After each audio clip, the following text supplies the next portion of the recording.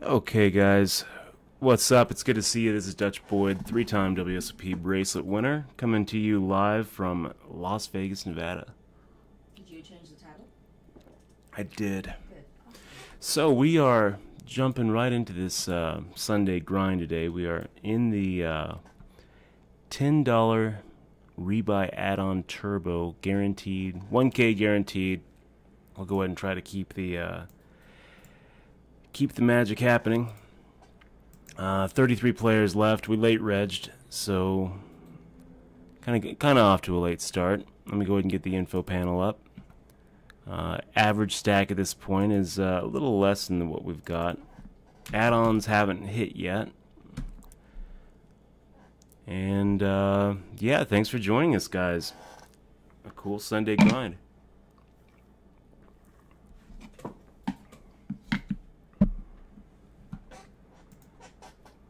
And this isn't really what we want to happen. We don't want to be taking hands up against three people. Well, jeez. Okay, so let me go and get the chat up here.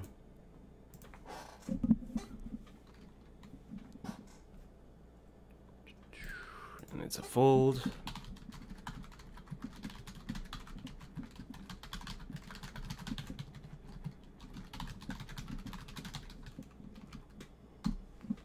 I'm gonna go ahead and do a little tweet blast.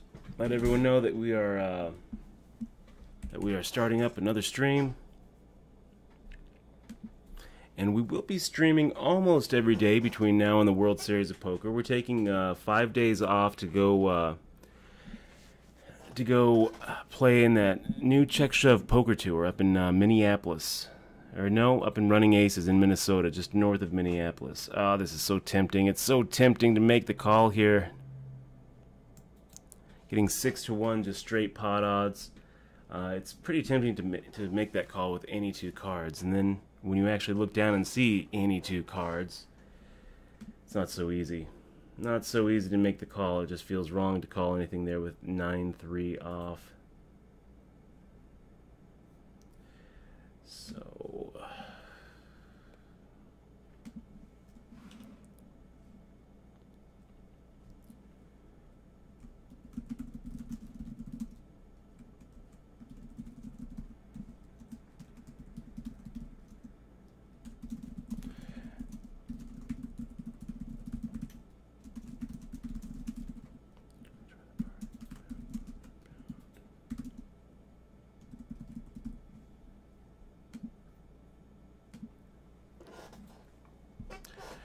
and we can make this call. The fact that we've got this dead big blind makes it a little easier to make the call. Okay, not a horrible flop for us. It's better than ace 7-3. The fact that there's two aces makes it actually a little less likely that he has one of them. And it's going to be pretty hard for him to continue without an ace or without some sort of pocket pair. When he has the pocket pair, a lot of times sevens are better, so we'll go ahead and make a stab at it, and if we're wrong, yeah, we'll go ahead and just take the rebuys, and start from scratch. Nice hand there, T2 Sue.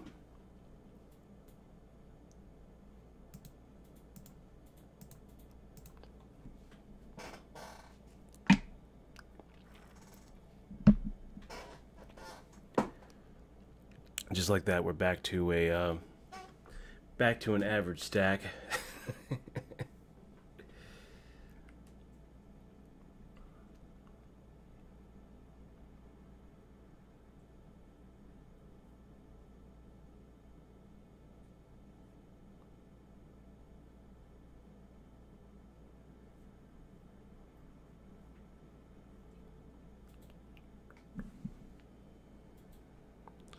And it's a fold.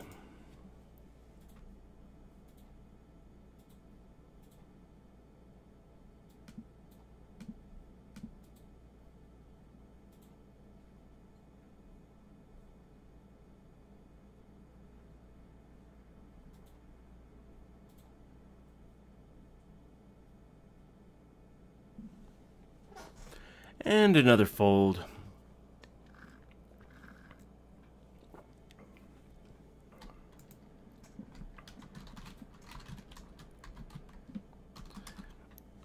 Hey, good to see you, mustache guy.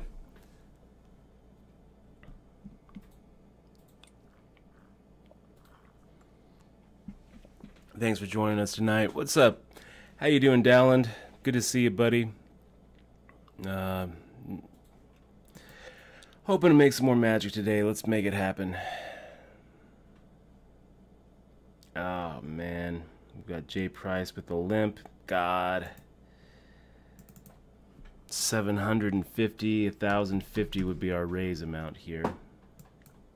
We'll just fold.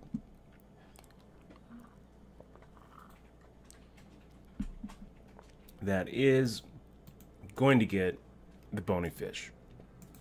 J Price 1999. When you open limp in a tournament, especially at this stage of the tournament, you are going to get a bony fish next to your name. What's up, Mickey Towers? What's up, Vitamin C? What's up, B-Trail? Sticky Rice 1, The Legend, Vitamin C. Good to see you guys.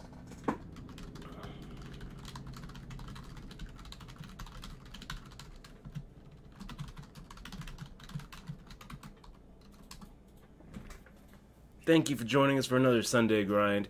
Another grind session. To those about to grind, we salute you. Let's try to make some magic happen. Let's try to win some money. So far, we've been doing pretty good as far as getting to final tables. Last night, we made 2 final tables out of 3 tournaments, but somehow we missed the money in both of those final tables because it paid, I think, 6 and 4. Brutal. Just brutal. But, it's okay.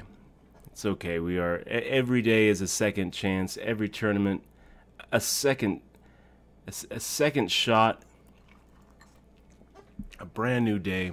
But I did have waffles yesterday, so I was happy. That's true. Go ahead and make that $700 bet. We will keep with the game plan, tapering down our pre-flop raises. In 17 seconds, when it goes up to 200, 400, and 50, we will be making it 900. And eventually get into that, just that straight 2x. Keep on just adding 100, 2x plus 100.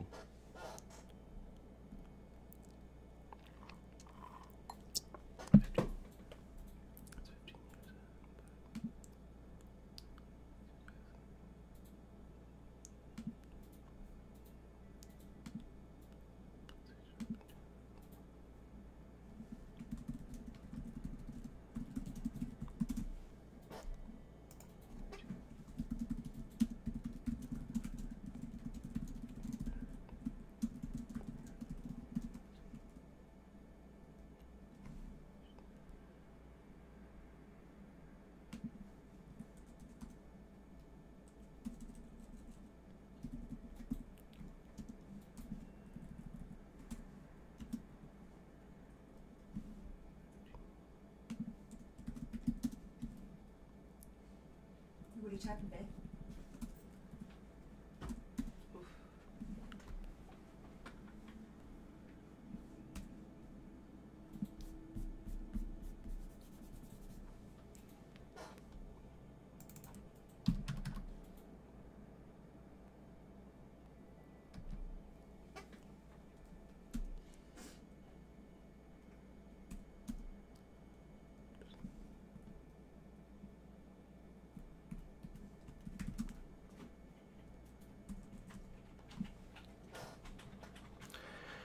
Okay, we go for a little $900 fire out.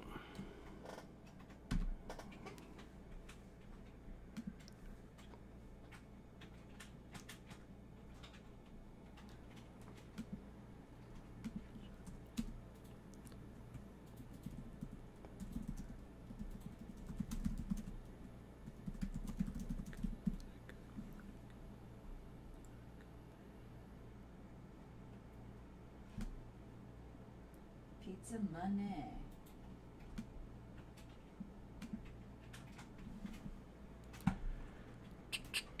Real gaming, easy pizza monies.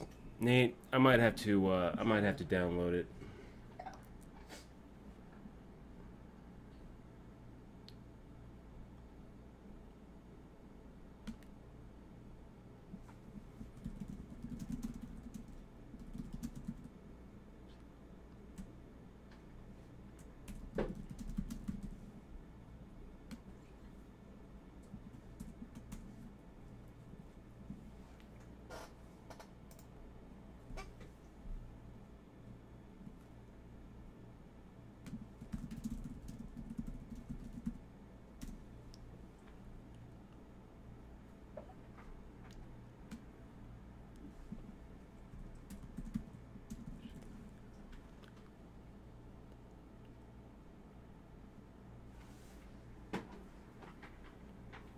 texting there? Just responding to some stuff on Twitter. Thank you so much, Jackosaurus. We've got Grinding and Grounds. We've got Nate Dowland giving us the little retweet love. Yeah, gonna try to make some magic happen, guys. Nice hand there. Nice hand there. Luscious Crow. Pocket Kings versus Pocket Tens. You can't really blame someone for shoving with tens, right? Kind of weird they wouldn't go for the rebuy, though. Got Vicious just shoving in, just... Too much, bud. Too much to shove in there. Little 16 big blinds. It's an overshove. RJ's in the house. He's in our chat too. You know. RJ? Yeah, see him. Yep. He's in there. Gave him a I little saw that fist said- bump. I said that you said hi to him in the chat too. See, and I just don't think this should be allowed. I don't think that they should allow players who are sitting out the option of winning the hand. Well, it could be kicked off. You were kicked off. It doesn't matter.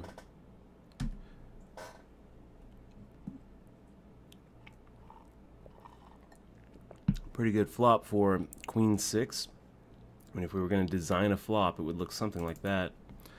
Go ahead and go with our standard C bet.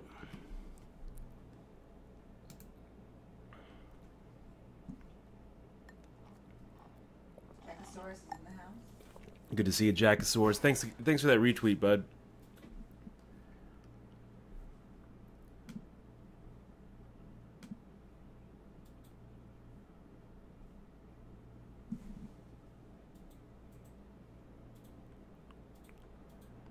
Ah, that's tempting.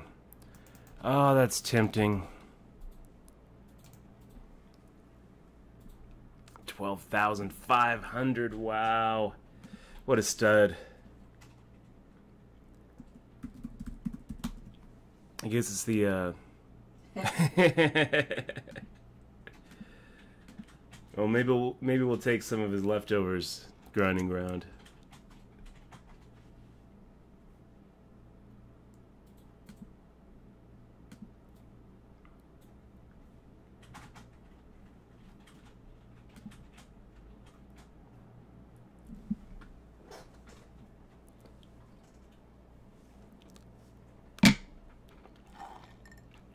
So we're playing a turbo. It accelerates everything. It forces us to make more moves than we'd really like to. With a turbo, you just don't get that. You're going to get short stacked, so you're going to have to get real comfortable with those shove call charts. Let me see if I can't find a link for you all.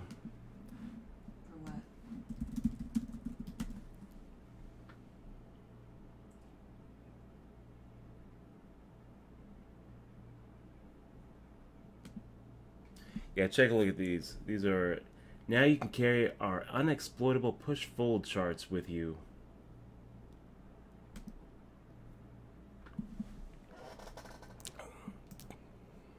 We'll go ahead and take that add-on.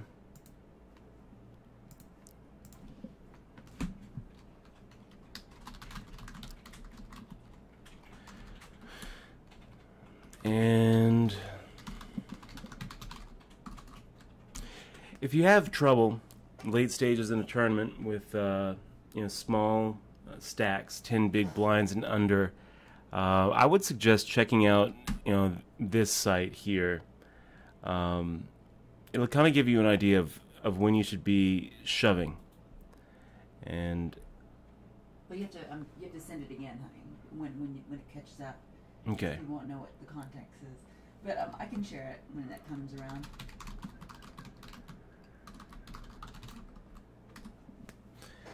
Yeah, so I would check that out. And I don't know if there's call charts here. These are just the push fold charts. There really should be push fold and call charts, but I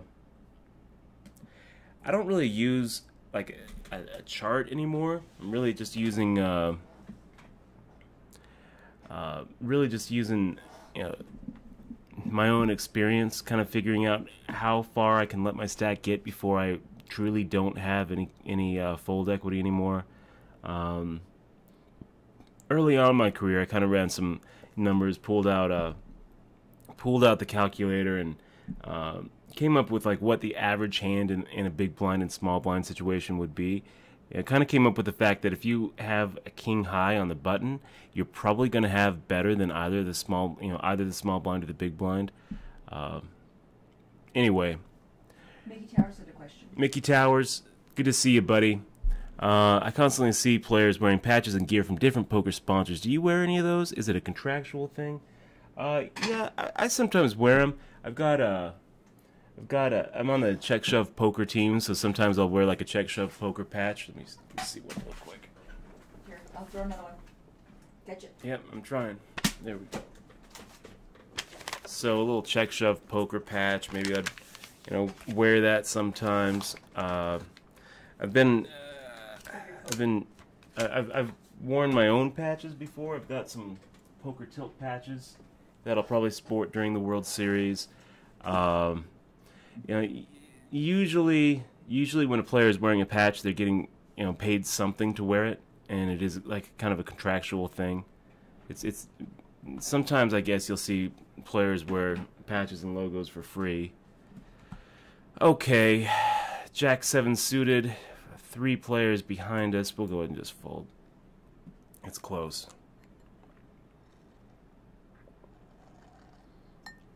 Nice job, Jackosaurus. Is Carbon connected to Lock? I know Lock's been having problems paying out their players for a long time. Are they connected at all, or is it just because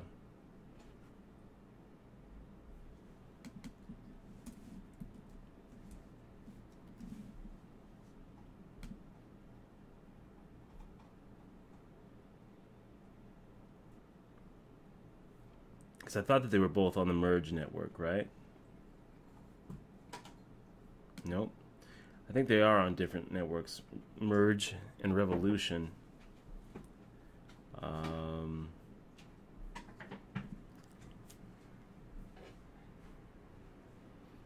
Hey, congratulations, Jackosaurus. I hope that you're able to run it up.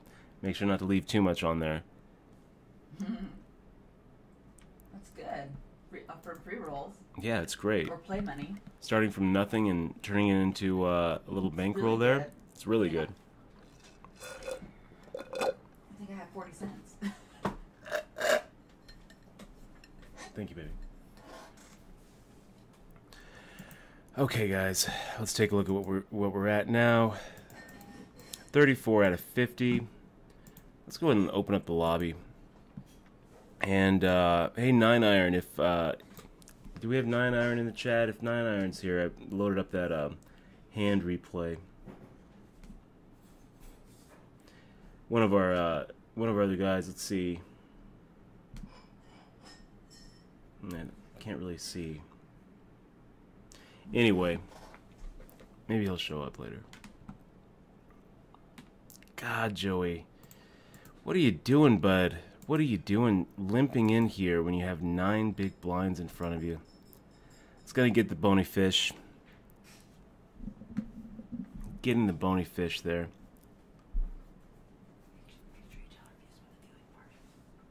Oh, yeah. Hey, so Mickey Towers, Jackosaurus. Everybody was here, but especially the subscribers, Vitamin C, B Trail, Mustache Guy. We're doing our HPT viewing party, the second one tomorrow. So if you aren't doing anything, I hope that you can join us. If you're gonna be busy though, make sure to check it on the replays, because I feel like we got a lot of good info from last week watching that Majestic Star one. Really actively watching, not just kind of chilling out and enjoying the live stream, but actually actively like pausing and rewinding and pausing and rewinding. And we'll get a little bit better at it this week because okay, so this is going to be a raise. 1100. 4, 5, 6. What's up, the Bob Hatter? Good to see you. And Gold 34 Ice. I mean, I'm always interested in $500,000, but I don't play on Bovada. Imrod, thanks, man. Definitely appreciate it. God. So 26 bigs. I feel like it's too much to make that shove. I feel like she's better off raising smaller. Vicious, I'm gonna go ahead and give her a note.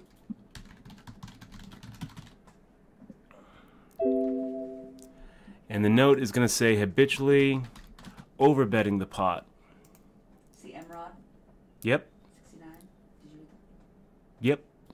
I said thank you. Thank you very much for the yeah, I mean blackjack is one of those, you know, rare games at casinos that you can actually have an edge in. If you're not using some sort of you know, some sort of count, if you don't have a few blackjack books on your shelf and, you know, counting software that, you know, you've been able to train yourself up to just like know like a high-low count cold or the knockout cold. You know, if you know the difference between high-low and knockout, and you know, you've got to, you know, usually you're gonna need some sort of team with you to kind of signal the count and maybe even engage in some of those other advantage plays at the blackjack table. But you know, I definitely wish you the best of luck in it. I know that, you know, if you're not doing those kind of things, stay away from blackjack, man. Stay away from blackjack unless you know you have an edge. You don't.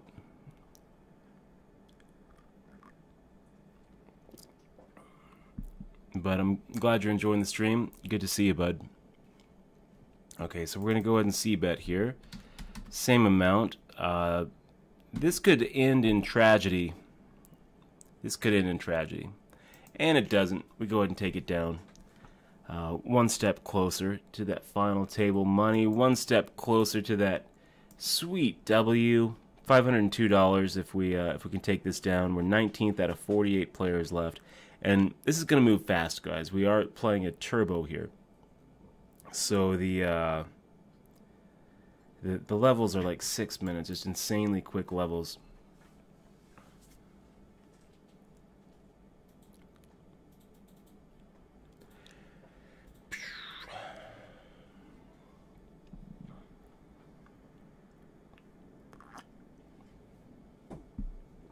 Okay, I want everyone to take a look at what Joey 900RR has done. This is how you don't want to play a tournament. I never saw him open raise. I only saw him open limp, and he kept on open limping and letting himself get smaller, smaller, and smaller until now, where this is going to be his swan song probably. Yeah. Wow. Wow. He waits and waits and waits, and then he finally gets it all in with a 4-outer. Okay. Good to see you, Mighty Sourdough. Fist bump. Nice to see you in the chat, man. Should be about 3 p.m. Pacific Standard Time, B-Trail. That'd be good. Hopefully we'll get you know, a lot of people in here. It's going to be subscriber only chat. But anybody can watch. You know, if you just want to, you know, if you're just viewing and you're not a subscriber and you want to just kind of chill out and watch, no problem at all. But you're not going to be able to join the discussion unless you're a subscriber. Maybe. I think that I'm going to try to set those up for when we get back.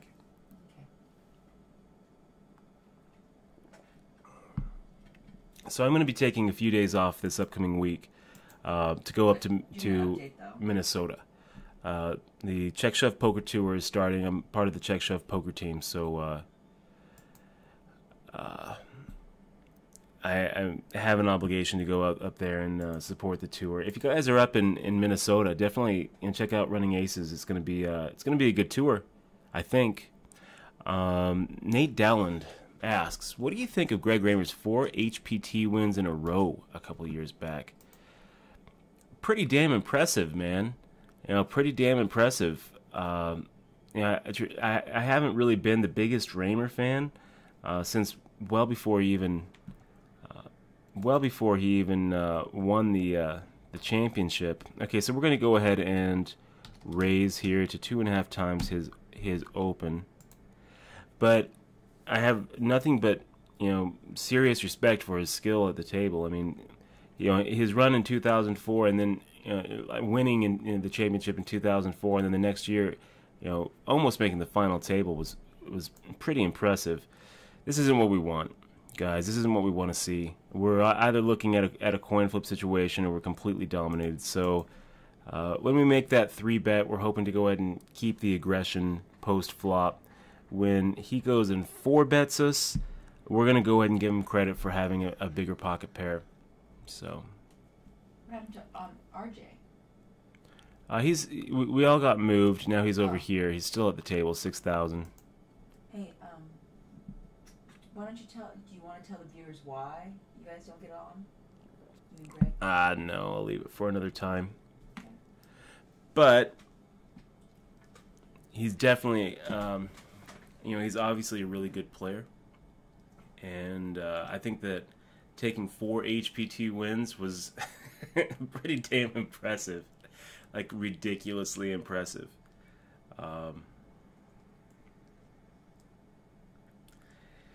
Pretty rough there, RJ. Sorry to see you go out. Every tournament's a second chance, man. Hopefully we'll make a final table in one of these later tournaments today.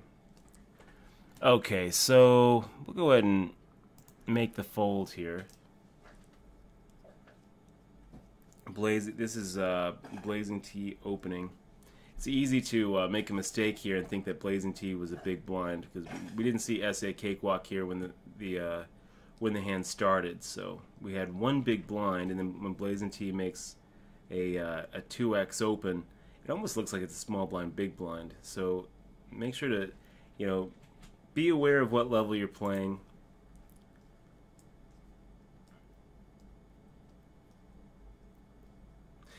I'll tell you guys too. What's up, Dottie? It's good to see you. I'll tell you guys too. Let me give you a little bit of trade craft, a little bit of a little pro tip. Right, is when you're playing a live tournament. A lot of times you'll see this when you're playing a live tournament. And let's say the blinds go up from 400, 800 to 500, 1,000. And there's a player who's pretty aggressive, you know, pretty decent, and also very comfortable. And he's been making it, you know, at the 400, 800 level, he's been making it, we'll say, 1,700. Or let's say he's been making it 1,800. Right? So it goes around to him and he makes it 1,800. Goes around to him and it makes it 1,800. Now the limits go up. The the tournament director announces blinds are now 500, 1,000. You guys have played maybe 2 hands, right? He played the button and it got raised and re-raised and he folded. The next hand it gets raised and he folds. And then the next hand comes around and he's just kind of not paying attention. He's chilling out. Up to him. He looks at his hand and he makes it 1,800, right? All of a sudden, someone's like, "Oh no, we're at 500, 1,000. You have to make it at least 2,000." He's like, "Oh, I'm sorry." He makes it 2,000. It doesn't matter what you've got. If you're in that situation where you're next to act or you're in one of the buttons, raise that guy. Make that 3-bet. Nobody makes that kind of mistake when they have aces or kings. No one makes that mistake with strength. What just happened there is that the guy, got into a situation where he felt like, oh, this is an obvious, steal spot. Looks down, decides to raise, and fell into that last level. Anytime you have somebody who's playing the last level, re-raise them. Trust me on this. It's such a tell of weakness. I've only not had the guy fold one time in my career. In that time, it ended up the guy had queens and was so clueless that he just had no idea what was going on. Okay, so we're going to go ahead and make a check raise here. It's the same situation as we had a little earlier when we had the 7. It came ace, ace, 7. Now it comes ace, ace, 3. And we're thinking that we're ahead. It's kind of it's harder for him to have an ace when there's 2 of them out.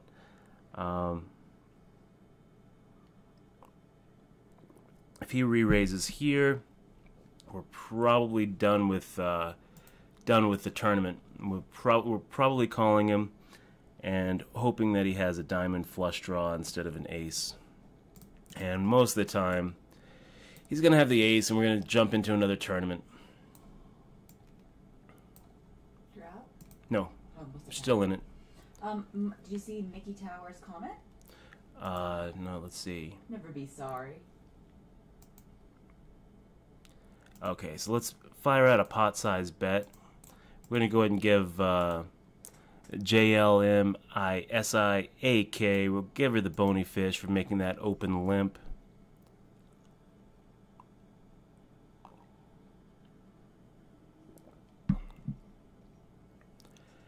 And we think that ace-9 offsuit is probably the best hand here.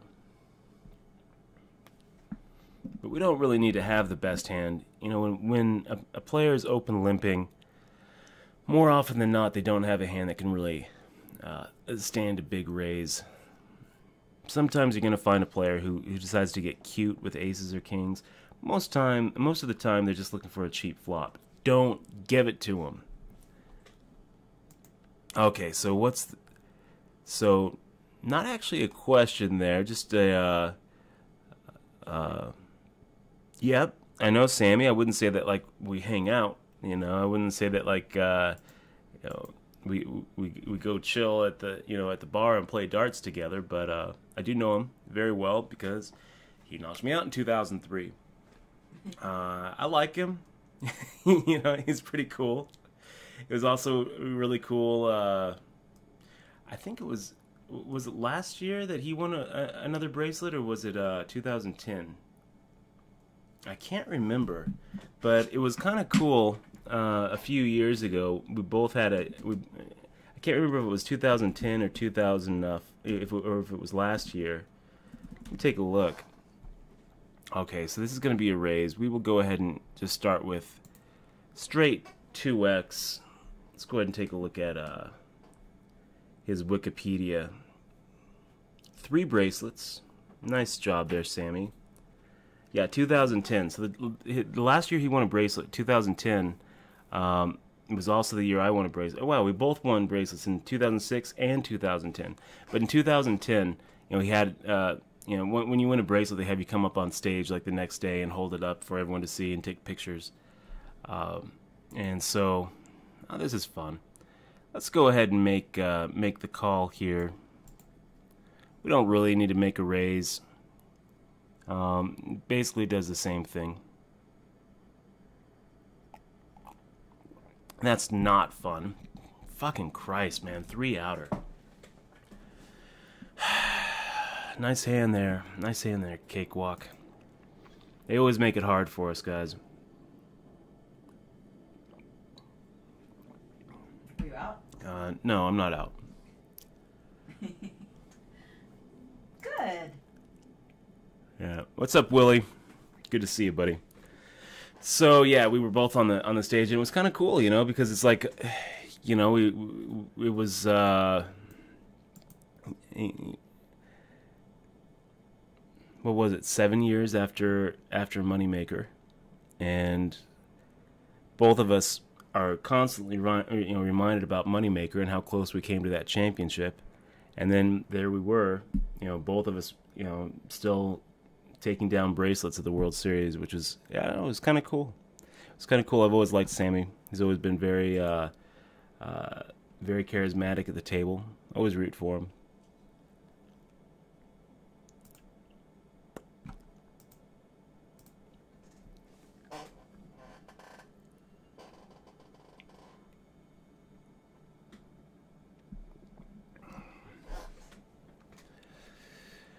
Okay, guys, we've got a break coming up here in 2 minutes. I don't suppose we got 9 iron in chat. Can you see who's in chat, Michelle? Yes, I can. I don't think he's on chat yet. Okay, we'll wait. We've got a hand history he wanted to go over. Hey guys, if any of you want to go over like a hand, or you know, got a tournament replay or anything that you want to go over during the Twitch, by all means, hit me up. And you know, if we've got some viewers here who haven't hit that follow button, please do hit that follow button. I'm gonna go ahead and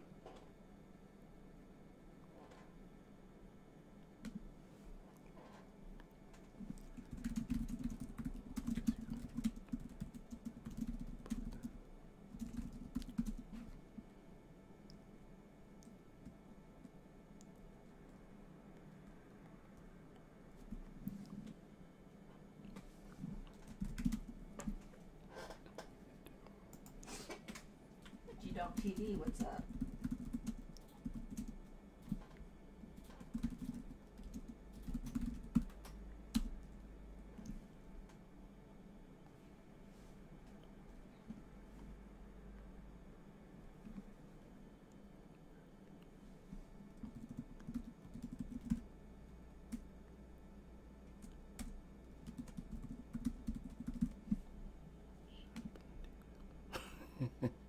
Fucking asshole.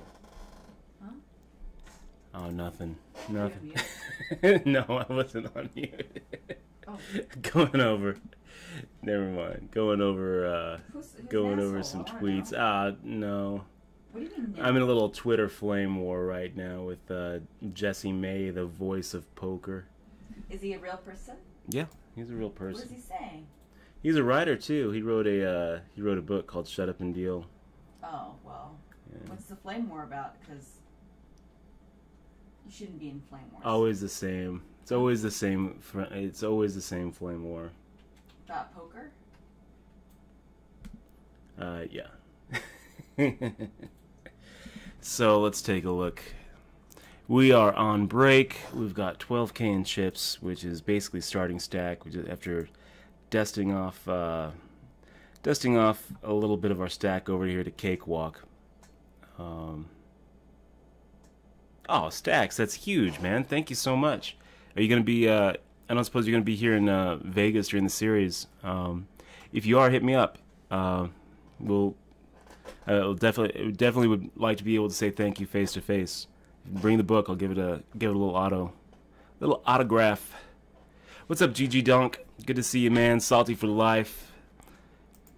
Jacob Diaz in the house. It's very good to see you guys. I'm gonna go ahead and we're on break for 4 minutes. I'm gonna go ahead and shoot a couple more Twitter blasts. Struggling in the Sunday grind fest so far. Come watch live. 3-minute delay. Come watch live on twitch.tv/DutchBoy pound poker pound.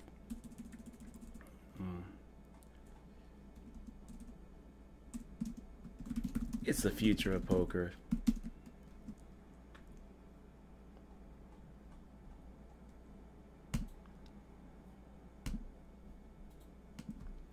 If you guys have some Twitter accounts, want to show a little retweet love, that'd be much appreciated. I'll be back in 3 minutes and 7 seconds. So wiener walking. Have you ever witnessed a fist fight break out a poker table? If not, what's the worst thing you've seen? I one time saw a guy get knocked out of a tournament. This is in L.A. Well, I one time saw a guy actually die at the poker table in Tunica. That was probably the worst thing I ever saw. Just dead of a heart attack right in front of us. He wasn't at my table. He was at the table right next to us, and he was in the 1 seat.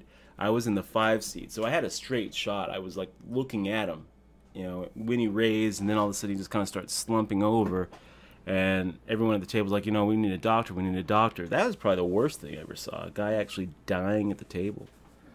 I've never actually seen a fist fight break out, but one time in LA I saw a guy pour a whole cup of scalding hot coffee down the back of another guy who knocked him out of a tournament.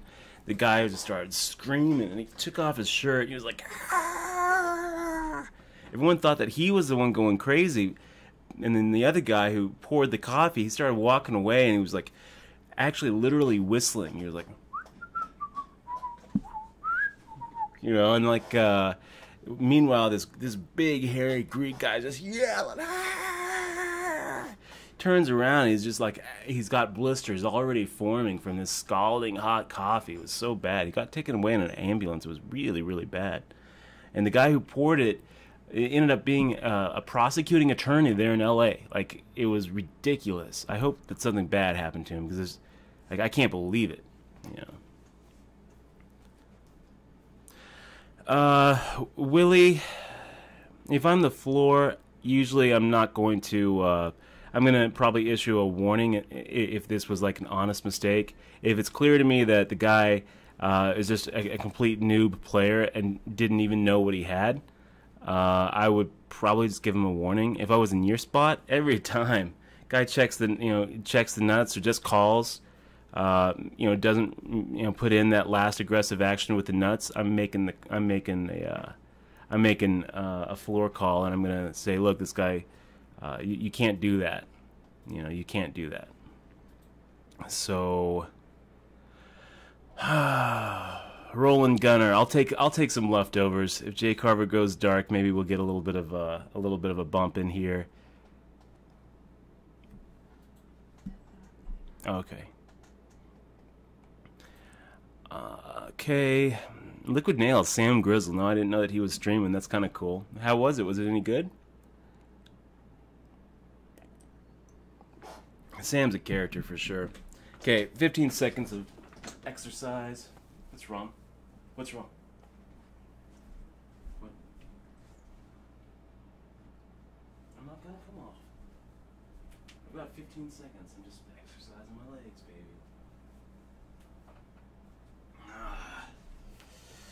Okay, and we're back. And we're back. With the Ace Jack offsuit. Looks pretty decent to me. Looks pretty good.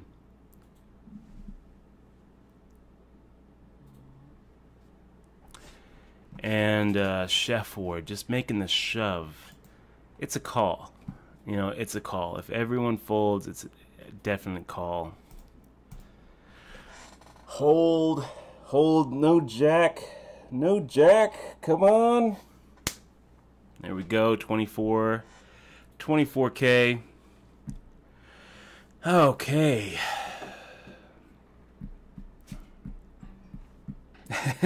Marmax 81. I don't know. What's the fair market value?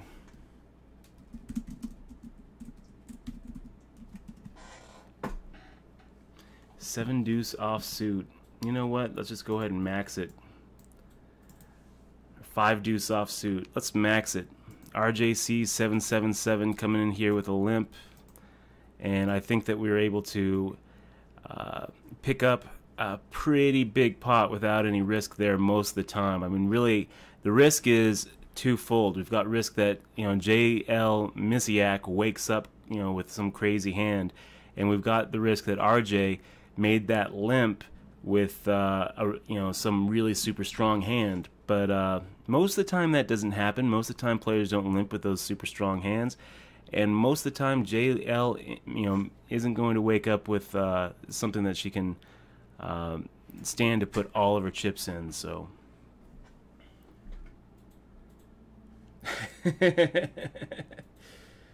that's awesome. Toque. Noun, a woman's small hat. Typically having a narrow, closely turned up brim. Man, that was a mistake. I'm supposed to c-bet there. What do we do? What do we do, guys? Now we've got king, queen, ace, ace firing out.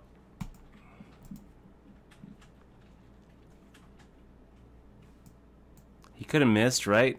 Could have missed. No. Yes, that was horrible. A small cap or bonnet having a narrow brim worn by a man or woman. There you go. Man or woman. What is it worth? Fair market value. I picked it up for $10. So I mean it's worth more or less. I don't know. Let's take a look. Ace 10 offsuit. Under the gun. We'll fold. Just finished your book. Oh, nice, man. It was not what he expected, but he liked it. I'm glad to hear it. I'm glad you enjoyed the read, man. You're coming up with a new book. Yep, coming up with a new book that was going to be more strategy. Yep. Poker Tilt was supposed to be a strategy book, sourdough, and instead the bio just kept on going longer and longer and longer. So we finally decided, you know what, we'll just make this the bio book and come up with the strategy book down the line. And what do we think now? We've got pocket tens. What a horrible, horrible flop for pocket tens. I mean, could you design a worse flop for pocket tens? I don't think you could. We're still going to go ahead and c-bet, though. You know, I mean, maybe we can get him off of something. If we can't, we still probably have 4 outs, at least 6 outs, maybe.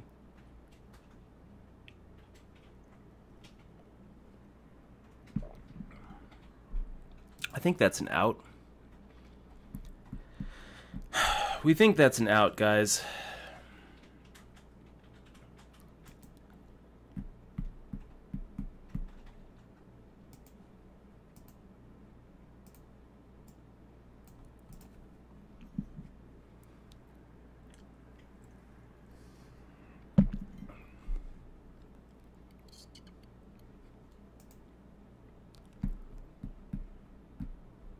Yeah, I'll tell you what, Jackosaurus. If I'm a floor, I'm giving 1 warning. That's it. What was the warning for, may I ask? Because I didn't really get what the warning was for. All I did was hear you just tell him that he would give him a warning. For checking the nuts on the end. Oh, checking the nuts. Yeah. Okay, so that was the... What would you do as a floor? What would I do as a player? What would I do as a floor? As a player, call the floor. You know, it is against the rules. It is against the rules to check down the nuts or call the nuts, not make a last aggressive action.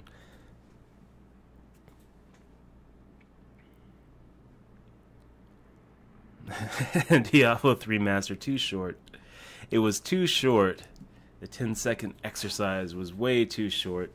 Odds of Phil Hellmuth ever streaming? I bet it's pretty good, man. But I'm gonna be surprised if I'll be surprised if you know, he keeps streaming. It's not actually an easy thing to do. I mean, it may look easy, but actually, you know, actually trying to, you know, do running commentary for 8 hours straight is, you know, your voice starts kind of your throat starts getting sore and dry, and guys, what do we do here? 21K. We're getting almost 3 to 1 to make, or you know, 3 to 2 to make the call. 1.5 to 1 to make the call. A lot of times we're ahead here, but we're not much ahead when we are ahead. I don't know, guys. I really don't. I mean, I feel, you know, part of me feels like it's an obvious call, but part of me also thinks that there's going to be better spots if we make this fold. You know, certainly if we call and we're wrong, sometimes we're just straight up dominated with 6s, 7s, 8s, 9s, 10s. When we're not, we're flipping, and when we lose that flip, we just don't have any fold equity at that point. I think we just go ahead and make the fold.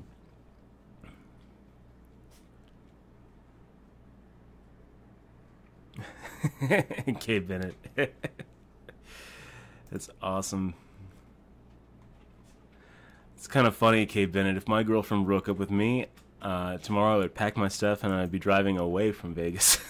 I'd be going to like Mexico to play online. Oh, look at this Vegas Bell. Look at how tempting this is too. Look how tempting this is. I feel like so often we're able to just get that through. 13,800. Let's do it. Let's do it. I think that we might have to go ahead and run it up against RJC. Maybe not, though. You know, we might be able to get him to fold. It is for the rest of his chips. And, yeah, look at that. We're able to just pick up a quick, what was that, 40% of our stack without even having to see a flop. That's how you take down tournaments, guys. That's how you win big pots with 8-3 offsuit. What's up, Maynard? Good to see you, buddy. Good to see you in the chat.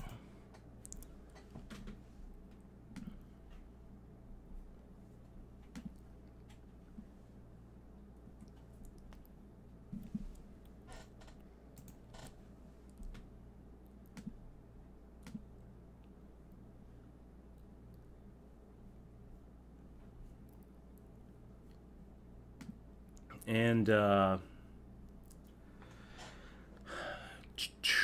guys, if you haven't yet, clicked on that follow button, please do. You know, we're closing up on 2,000 followers. That's our goal tonight. Finish the night with 2,000 followers. So, if you haven't clicked on that follow button, please do. Support the stream. Support poker on Twitch. We'll go ahead and make the fold there.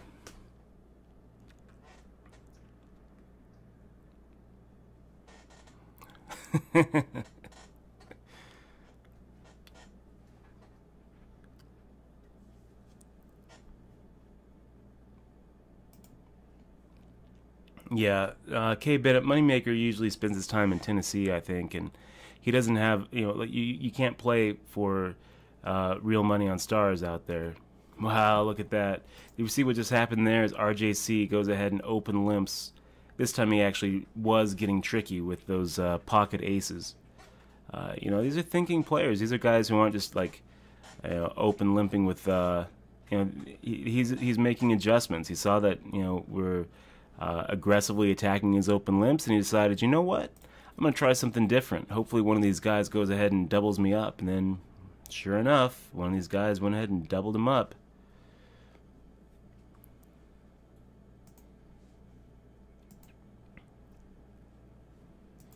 So 6th out of 24. Feeling pretty good, guys.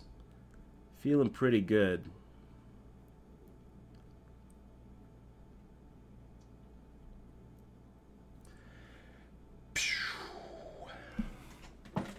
Ace 8 offsuit. It's a raise. Yeah, it's a raise. Go ahead and make that min raise that we're at now. That 2x. We finally tapered it down. King Queen Ace Ace talking about how he almost made the call with Ace Jack offsuit against G Poker G's just open shove from under the gun with 16 bigs. Okay, we go ahead and hit our ace. We'll go ahead and fire out that half pot bet and hope that when we get called our ace 8's good. We don't really want to be giving away free cards. And it ends well. 4th out of 24, guys. We're looking like now looking back on that pocket fives fold, I'm feeling better about it. Feeling much better about it.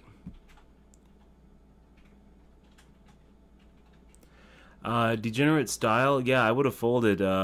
Except when the 10 hits. If the 10 hits, I'm probably not folding. I'm probably just gonna hope that he's got like a 2-pair hand. If he's got the jack, even when the 10 hits, when the 10 hits and we've got a set, even if he has the jack, I still have, I still have quite a bit of outs there. At least 10 outs to beat him, and then 3 outs to tie. So if he would have shipped it, I don't think I'm folding there. But obviously on the flop, if he check raises me on an ace king queen board and I've got pocket tens, I'm not calling it to for really anything when he check raises all in. If he were to like check raise there, ace king queen, I'm sitting here looking at pocket tens with a 6-outer, not loving it. I'm folding. I'm making that fold. So I guess it depends on when he would have shipped. Good luck, Donk. Good luck, GG Donk TV. I hope that you take it down.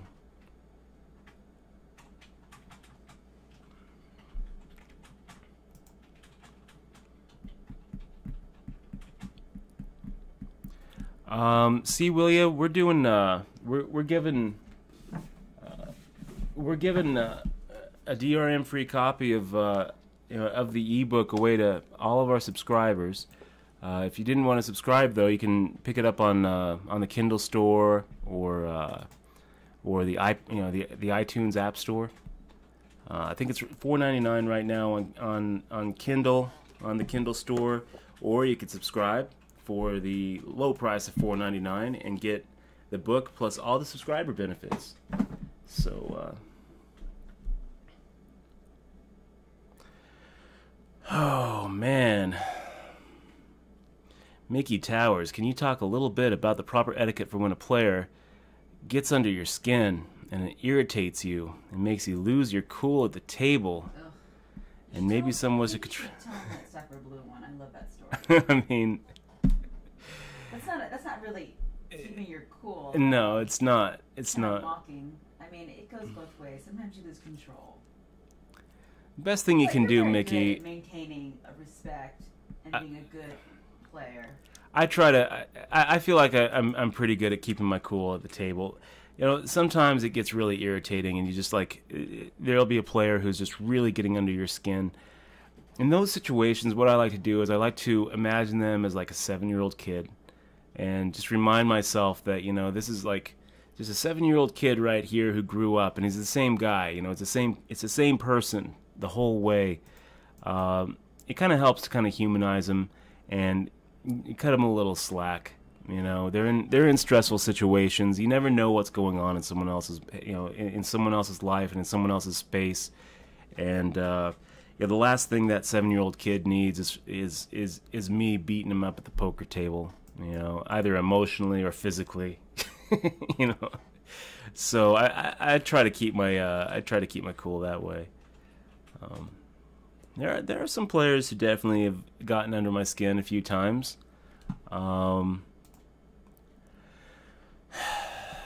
That's my best advice for when it happens. Oh wow, look at that. Can't really blame Terra Bob for getting it in with a straight draw there, I guess. How did that go? Let me see. They got it all in on the flop, right? And then yeah, and he just shoved the flop instead of letting Winco c-bet. Terra Bob went ahead and just shoved. And actually, this is one of those. I don't know if you guys saw what just happened. I'm gonna go ahead and show you guys what just happened, because this is a really interesting hand, and demonstrates one of those rare exceptions that we talk about, right? Because generally, I'm always you know, bashing players who make a donk bet. This is one of those spots where it's not so bad. So we've got Terra Bob making a. Oh wow! So are we at 2K 4K? Yeah. So we're at 2K 4K. We got Winco limping in for 4,000, which I hate. I hate that limp on the button. Terra Bob goes ahead and makes a call, and then or a check. So Terra Bob didn't actually put anything in. He's got Jack 8 offsuit, and then just fires out 17,000 into 13-6. Now this isn't so bad. You know, most of the time I talk about you know, donk leading is a bad move, but when you've got too few chips where if you check raise, the guy is never going to be able to fold a hand, then just shoving in these kind of spots where you don't necessarily want the call is probably better than going for a check raise. Now in this spot, especially since you can't, you know, this doesn't even really count as a donk lead since we go ahead and make the fold here.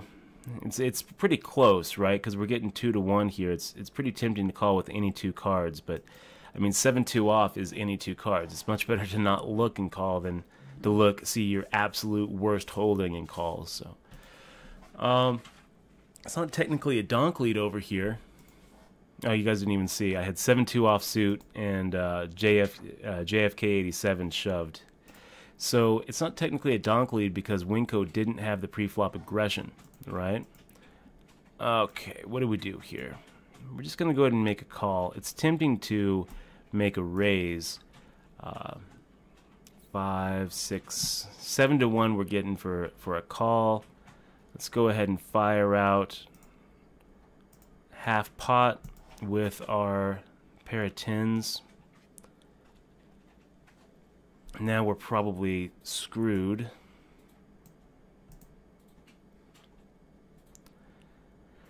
I don't think that we can get him off a better 10. I think that we're done with the hand. Nice hand there, Winco. I wonder if he folds if we raise pre. So yeah, back to this. It's not technically a donk lead. But let's change it up really quick, and let's say that it was 1,000, 2,000. Winco had made a min raise, which Terra Bob called, which wouldn't be a bad call. So this was a donk lead. This is actually one of those exceptions to the rule, because you know, we talk about how bad donk leads are, but this is one of the exceptions where if you check, the guy goes ahead and makes a standard C bet, and now when you raise, he can't really get away from anything, because he's basically priced in. So in that spot, I don't think that I would have really, I don't think I really hate the donk lead there. Didn't work out for him. Okay, so this is going to be a tough spot because SA Cakewalk we've seen is going to make that shove with all sorts of hands that A7 is slightly ahead of. But there's just not really any chance of us being dominate, like being in a dominating position. So we'll go ahead and give it up. GOC, thanks for the follow, bud. Really appreciate it, man. Look at that. Look at that. The Queen 8 suited versus the Ace 8 suited. It's a lot easier for Winco to make the call than it was for us because Winco is actually in a big blind. He doesn't have to worry about the people behind him waking up with a hand. He doesn't have to worry. He already has a little bit committed into the pot, so he's getting slightly better odds than we were. And this is probably a mistake. We're probably at the point where we should be shoving instead of min raising.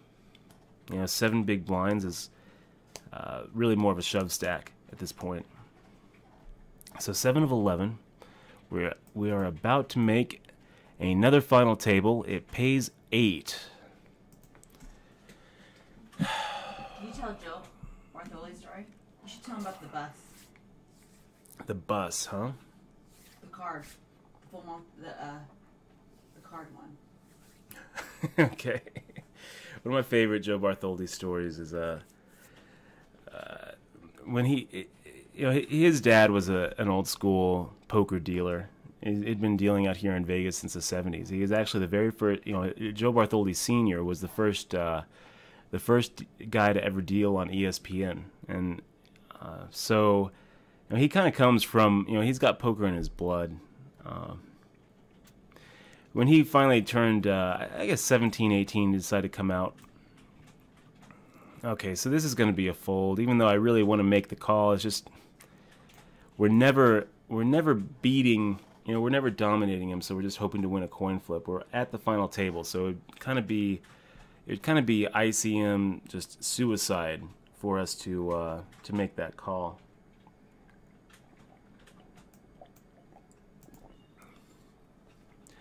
So Joe Bartholdi comes out, and his very first, he's just like fresh off the bus, he's just walking around downtown, and he sees these guys doing 3-card Monty. Oh, God, okay. Good luck, us.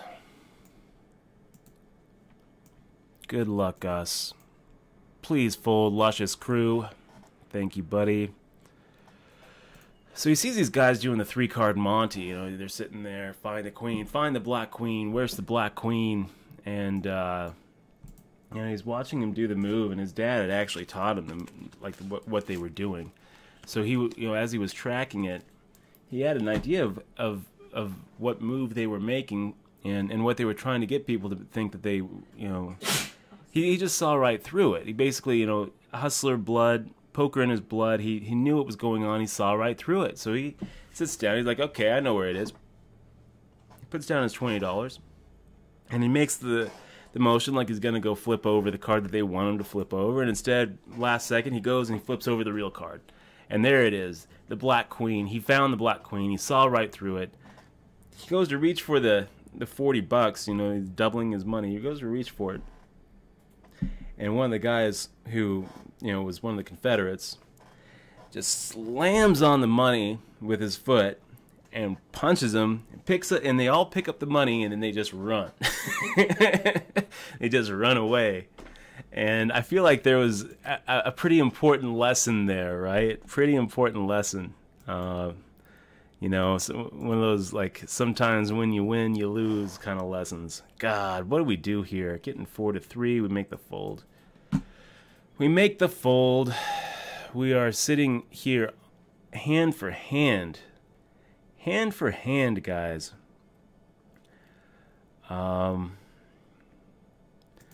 Looking at 7 big blinds with a king 4 offsuit. Is it a shove in this spot? I don't think it is. I think that we can just go ahead and make the fold here.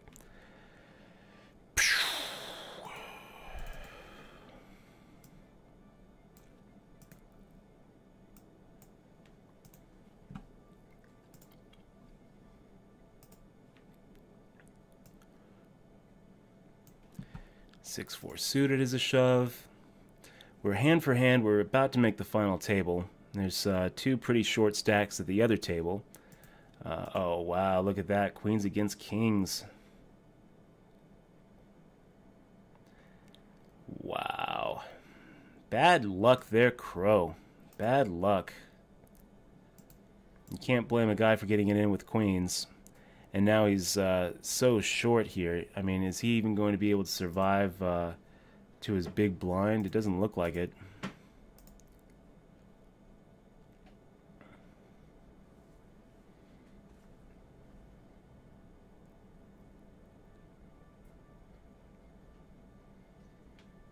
Did you get Wendy Texas or Wiki ID Texan? Read your book? Phenomenal read for poker enthusiasts. Love the lock and magician smoke. I didn't see. Yeah. DPAG. DPAG is the new one. Okay, so here we are. Look at this. Just starting it out with the aces. Let's just go ahead and shove, I guess. You know, we've got it's a less than 6 big blind shove, so raising the minimum just seems kind of stupid. Hopefully we get a little action here, and hopefully we get a nice little double up. But we don't hate just picking up the blinds and antes. I mean, we're right on the money bubble, so losing with aces is kind of gross. Jack 10 suited. I guess if JD candidate shoves, we'd be making a call. I guess we call anyway. I mean, we don't really want to lose here, but I also don't really feel like we're giving up much by taking a very cheap flop with Jack 10 suited. A lot of times we're going to be able to just crush the flop, and when we check, we're going to be able to basically go for a double up.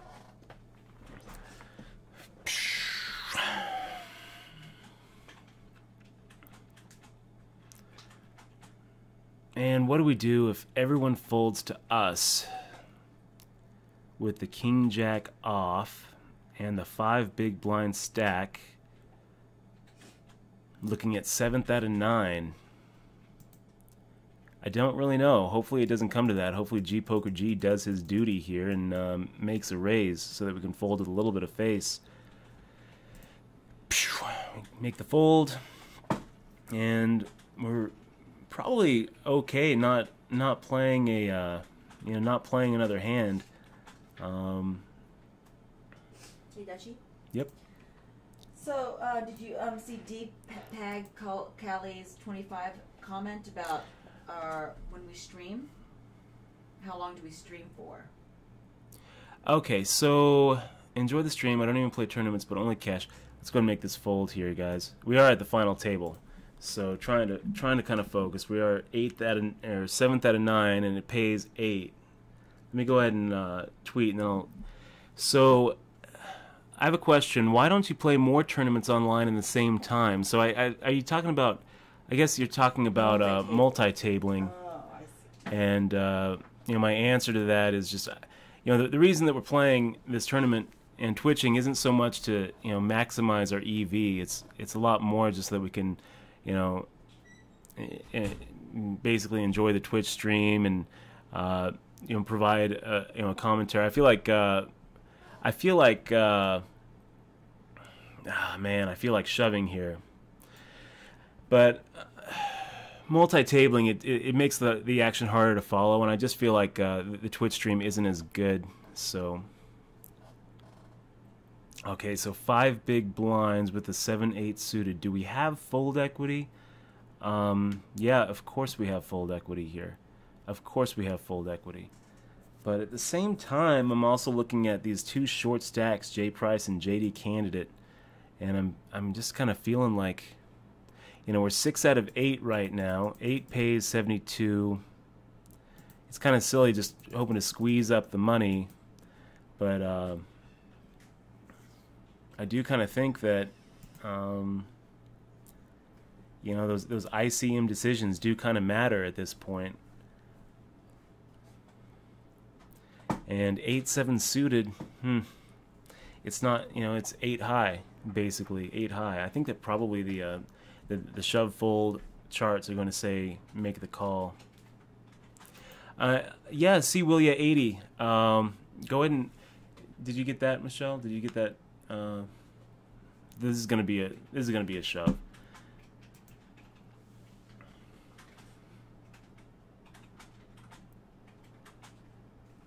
Yeah, I'm set resending right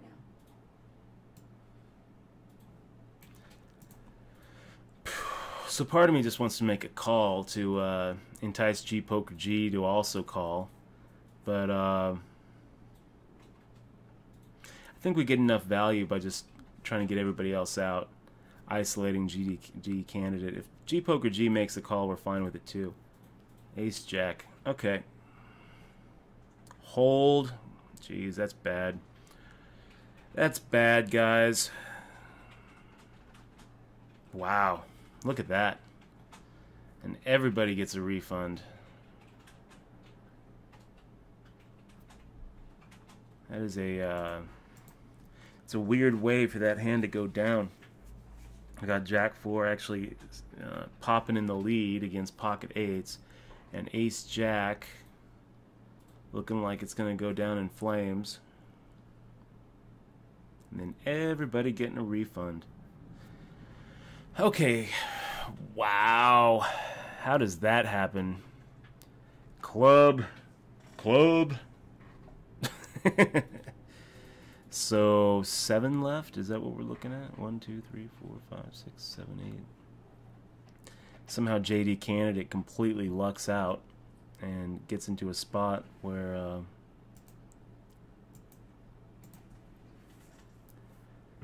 he's able to just pick up aces there. It's amazing.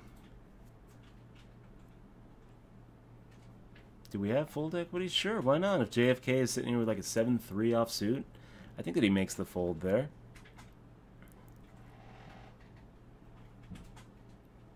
And looking better now, guys. I'm going to go ahead and tweet another WSOP final table. 4 of 7. Come watch the live stream.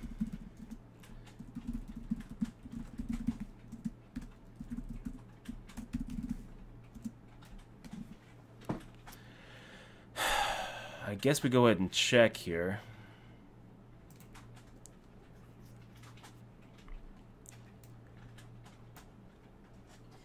Hey, Dutch. Yep. Server of Booze 12 asks, why do you care so much about making the money? Shouldn't you be trying to accumulate chips rather than folding? Well, Server of Booze, yes, you always should be trying to accumulate chips, okay? But when you are in a situation where you are on the bubble, I mean, the biggest money jump basically is 0 to something. And it's a pretty big mistake to bubble. It really is. I mean, sometimes you're just kind of forced into it, but it's an equity disaster. You know, think about it like this. You know, if you're ninth, you know, if there's 9 players left, like there was just now, and it's paying 8, and you've got a stack like I had, 35,000, so you're like 7th out of 9 or 8th out of 9.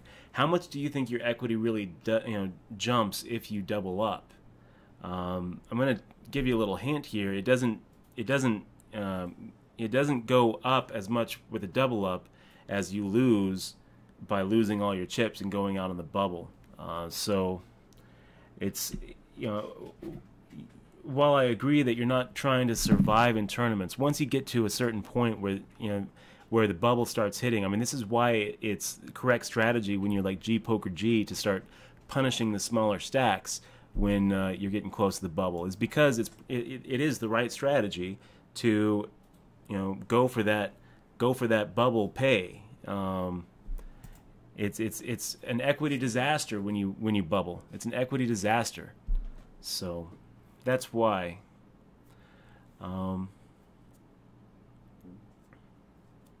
Yeah, I agree, Dottie. I completely agree. Okay, so we'll make a fold here.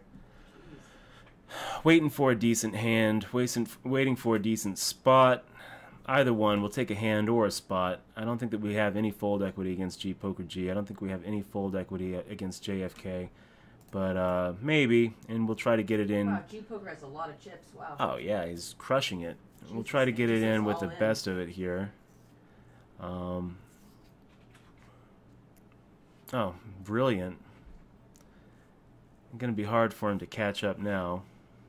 Okay, look, we're right back in the thick of it. 3 out of 5.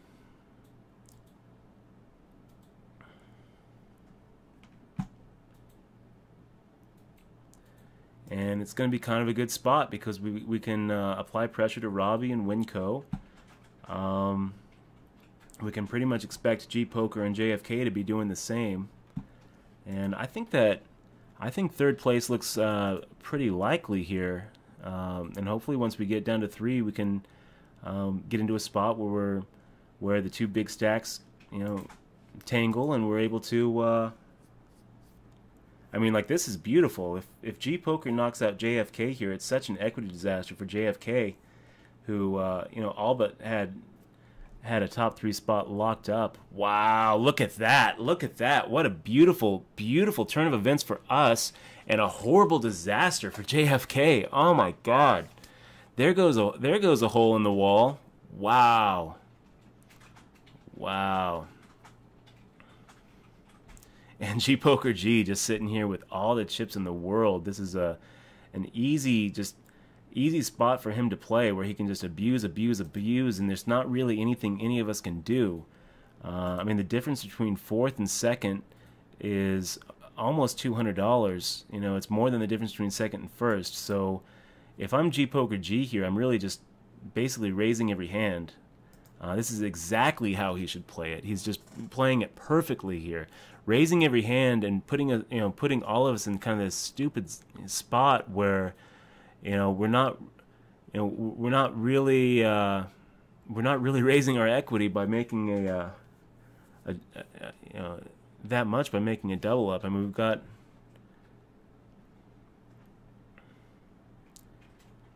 Does he keep it up? Yeah, he's just keeping up the pressure. He's just really playing it well. This is exactly what he wants to do. 7. No. We don't get the 7. That would have been awesome. Yeah, just playing really well.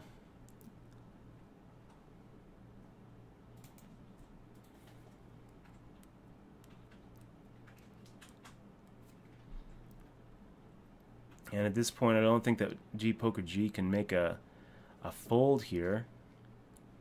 He's getting just way too good of odds.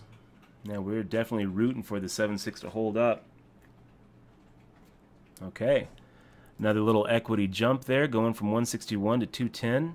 The next equity jump is 210 to 340. And we are 3-handed here. I mean, really, with the short stack, so. If you're G Poker G, I mean, you have to apply pressure, but really he should be worried more about applying pressure to Winco than me. I mean, ideally what would happen is G Poker G would keep on pushing us both down.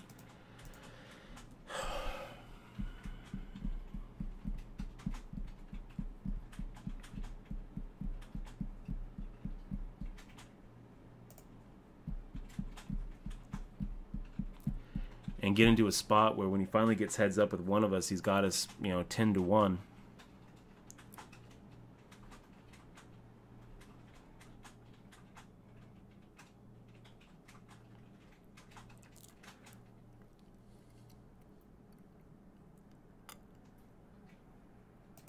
Go ahead and hit that time bank and try to do a little time management here. Make sure that Winco hits the big blind when it goes up to 15,000.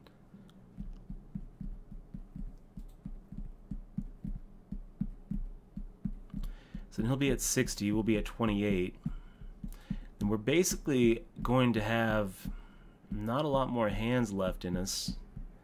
Unless Winco makes just a horrible mistake here, we're looking at having to win our big blind hand. And if we win the big blind hand, then we're probably looking at least coming in second. Okay, so now we fold.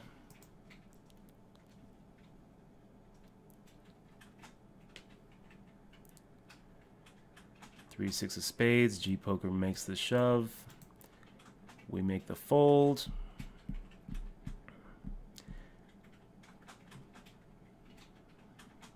We make the fold here, and we go ahead and try to make the hand here.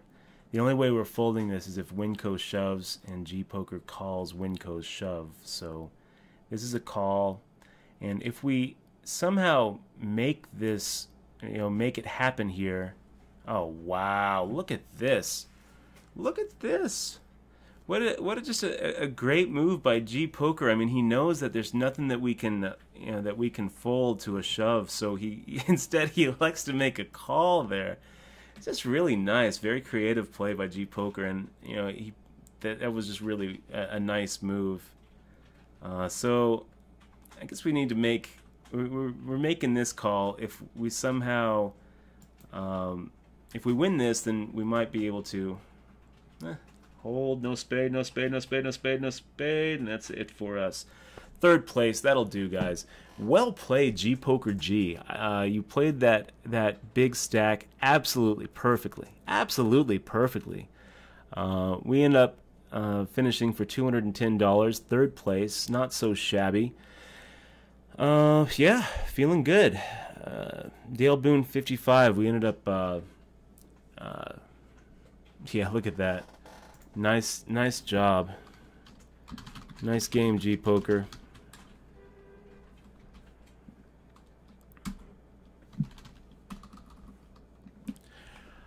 Okay, so let's go ahead and jump into something else, and we will go for the W. Let's see what we've got. We've got a $20 freeze out, and we've got a $30 six-handed. With the rebuy and add-ons, and we've got a $5. We've got the 100. We've got the 10. Let's do this one. Let's do this 1K guaranteed. Deep stack, rebuy and add-on. Just started on. We'll give this one a shot.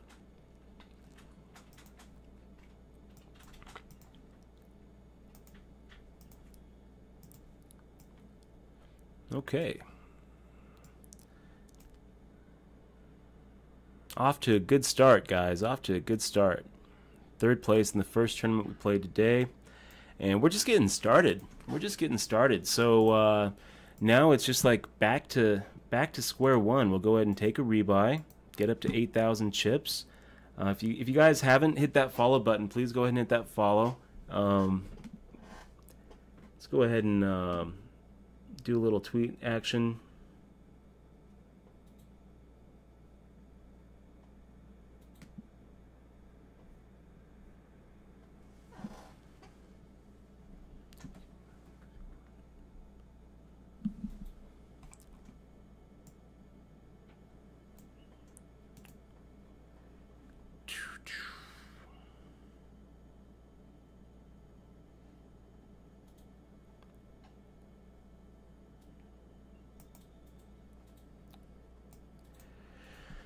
Okay.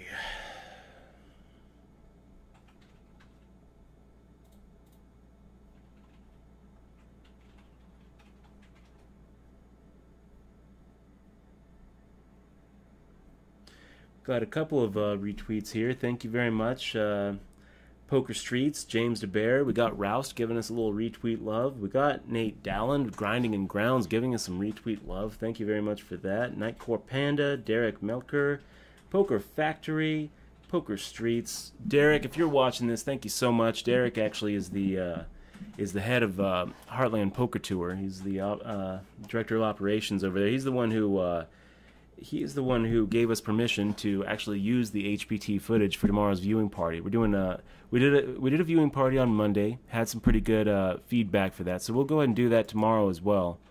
What time do you want to do that tomorrow? We'll get it started at about 3 p.m. I guess.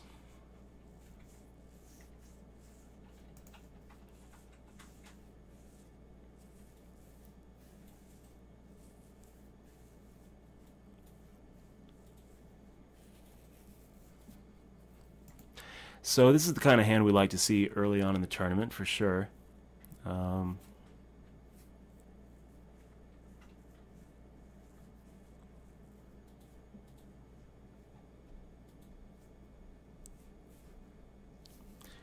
We will make the just check. You know, we talk about this a lot about what our game plan is for early on in the tournament, and it's pretty much the same as if we were in a cash game, really. You know, we're trying to play hands that can make really, really good second best hands pay us off, right? So ace 7 suited is exactly what we're looking for. You know, we're looking at you know, if we're able to hit our nut flush, we hope that one of these guys has a you know, a king high or a queen high flush, and that he's going to just pay us off.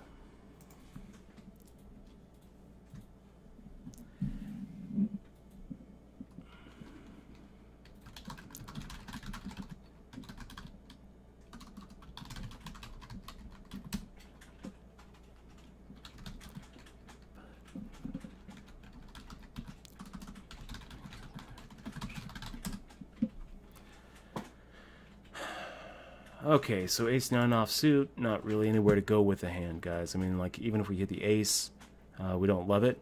It's one of those situations that, you know, is on the other end of the equation that we just described that can make a really, really good second best hand and end up stacking off to B. Shriver, one of the top players on the site. So we're not going to go for that.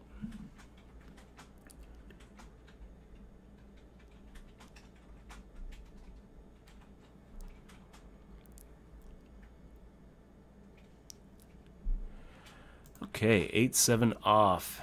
Yeah, I don't really feel bad about third at all. I mean, even though I would have liked to get first, and I would have liked those fours to hold up. You know, I would have liked to have that little free shot with Jack 10 suited actually lead to something. I would have liked those queens to hold up against the King 10 offsuit, but screw it. Coming in third, especially, you know, when we were going into the final table at the very bottom, we're okay with it. How much was third? God, I can't even remember. 200 something? Is that what that was? It wasn't that much, guys. You know, it wasn't that much. But it definitely is going to, you know, it's going to definitely cover all of our buy-ins today and then some. Makes up for all of the misses yesterday. So we'll go. You know what? We're going to go ahead and raise this one. We'll go ahead and make it 2.5 times Runner-Don's raise. And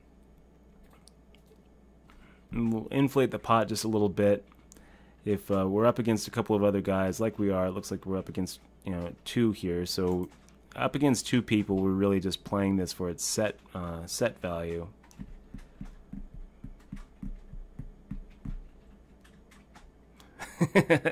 Thanks, Mickey Towers.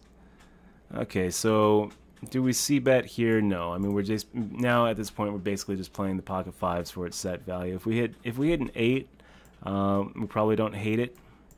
And 9's not horrible either. We actually might have the best hand here. Yeah, I think that maybe we just make the call. I think a lot of times Bastar has, you know, court cards, Jack 10s, just making a stab at it. So ace 4, yeah, nice hand, Bastar. I think Bastar might actually be one of our viewers. So it's going to be 3 p.m. Pacific Standard Time goal. It's going to be, you know, as far as chat goes, it's going to be, you know, subscriber only chat, but anybody can go ahead and, you know, chill out. Dale Boone 55 asks, just wondering, do you follow competitive eating? Joey Chestnut's hot dog contest, Sonia Thomas. A little bit. We got Kobayashi right up there, you know, representing the Japanese. We got Joey Chestnut, our own homegrown champion. I remember a couple of years ago they had, you know, like a world championship here while the World Series of Poker was going on, and there was a big, like, you know, big hullabaloo with Phil Hellmuth challenging Joey Chestnut at the hot dog eating contest. So it was kind of funny. No, Reg, I'm a big fan of Butters. I'm pretty sure he's a fan of me. I don't really think that there's any bad blood between me and Butters. I do think that there's a couple people on Twitch who decide to try to cause drama between Twitchers, but as far as I know, Butters is fine with me. I'm certainly fine with him. Every time someone asks about Butters, I point out that he's, you know, the #1 ranked player on WSOP.com.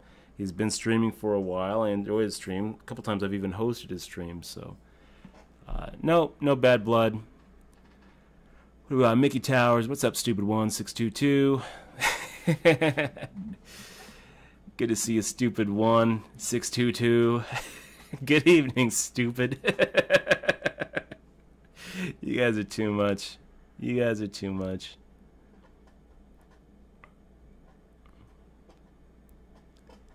Oh yeah. No spoilers. No spoilers, guys. If you spoil, you're definitely getting shoot. We ought to just make it. We ought to just make it subscriber chat only, Michelle, because people are gonna spoil that show. What you know, show? people are gonna spoil that show. What show? Walking Dead. Today? Yeah. Doesn't What's matter. going on now? Okay, we'll keep it open. We'll keep it open. Why not? Doesn't matter. It's, if they want to spoil it, then whatever. Where's A Coke? No spoilers, guys. Or R.I.P. Carol. I thought it was Carl. Carl. Carl. We're here to play poker. Yeah, 9 Iron 12. Dale Boone, 9 Iron 12 gave me a Big Dog's Pocket 5 hand history the other day. I have it loaded up, ready to talk about. He played a really interesting hand where he made like this crazy float on the flop and on the turn with the plan of taking it down on the river. It was a really cool hand, and 9 Iron 12, one of our subs, shot it over. It's okay. Let's take a look at this free roll, Kyle. Not sure if we're eligible, but we'll find out.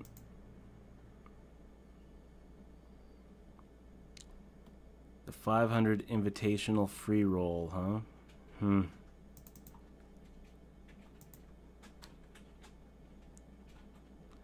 Pretty sure that we are. Okay, we'll go ahead and just kind of keep that open on the side. Why not?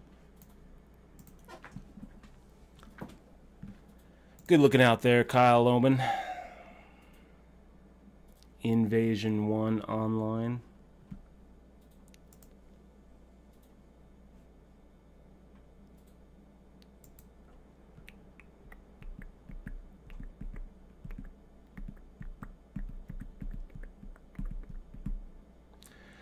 Okay, so 10-6 suited.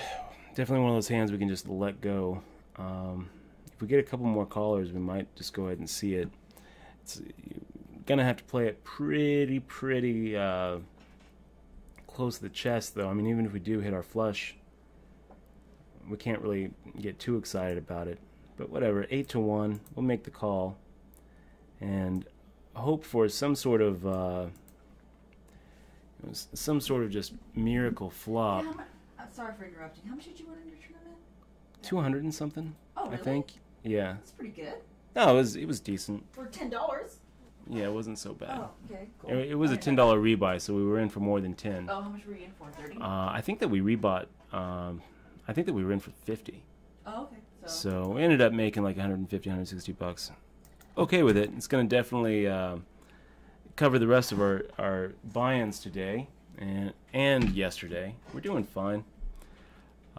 Puts up another mark in the final table. Really impressed with the way that G Poker G played that big stack at the end. It was really nice to see someone actually do the right thing and just force us into really awkward ICM negative calls.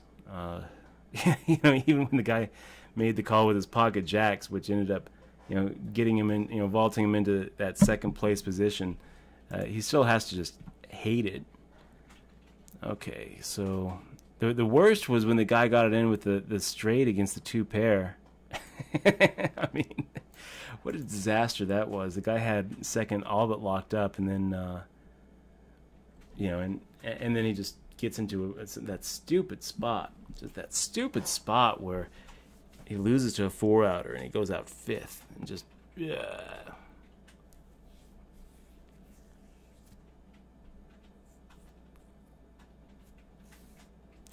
You gonna be out for that that Nathan's hot dog eating contest, Dale Boone?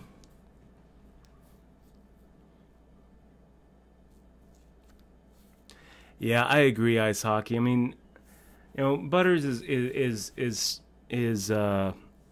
streaming with a little bit of a different mindset. He's really he's crushing it on WSOP. So he's not really trying to he's not trying to maximize his Twitch value. He's trying to maximize his EV at the tables. Um, I'm really just trying to maximize the Twitch value. If it weren't for the fact that we're Twitch streaming, we wouldn't really be playing these tournaments. Would be down on the strip. So yes, please do, Dottie B. Please do.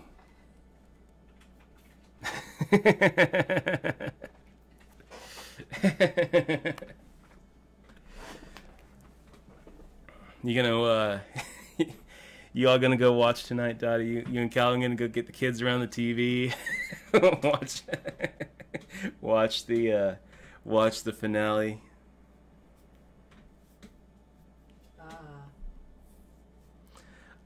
So DPAG Cali 25, the older streams are available, but they're only available to subscribers. I did highlight a good chunk of them, and a couple of them we also exported to YouTube.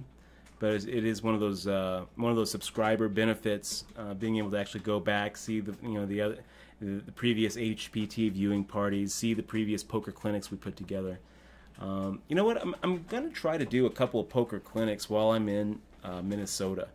So. Did you do that? No, I didn't. No, I didn't. Who hopes who dies? Hope Daryl dies. And Dottie B. Oh, that's funny.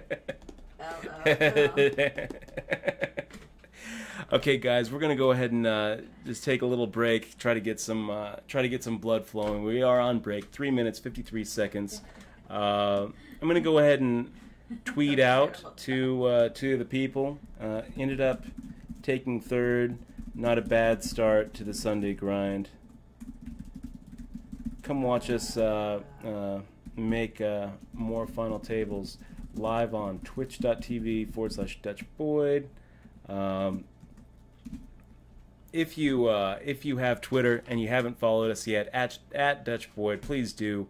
And give us a little retweet love. And for all of you viewers out there, let's click on that follow button if you haven't already. It doesn't cost you anything, and it definitely supports the stream. It definitely supports poker on Twitch. If you want to go that extra step, if you want to go ahead and hit that subscribe button, we are going to go ahead and ship all of our subscribers the DRM free copy of Poker Tilt. We'll give you the download link. It took me more than a year to write. Got some pretty good reviews, and I think that you'll enjoy the read. Shoot, we also have some other subscriber benefits, some pretty cool emoticons that you can use. You're going to be able to join us in the subscriber chat viewing party tomorrow, the HPT viewing party. You'll be able to see some of the previous poker clinics and HPT viewing parties in the Twitch stream, our past videos and past streams. Plus you're supporting the stream. If you feel like you're getting some value out of it, if you're enjoying the enjoying the play and feel like you're getting any sort of insight into poker or just entertainment value, there's really no way to support what we're doing here more than actually clicking on that subscribe button. But thank you guys for joining us. Mickey Towers says, by the way, I took your advice and stayed away from the Mardi Gras. Found a place right next to the Rio. No, Extended Stay America. That's a good spot. I was staying there in 2007. I made 3 final tables, I think, that year. It's good. It's just like a quick walk right across the street. And you're going to have your own little kitchen and a fridge. So Mickey Towers, that's a good spot. Anyway, I'll be back in a little bit. And 2 minutes, we'll hope that you're here with us. I wanted to know if you're using the WSOP online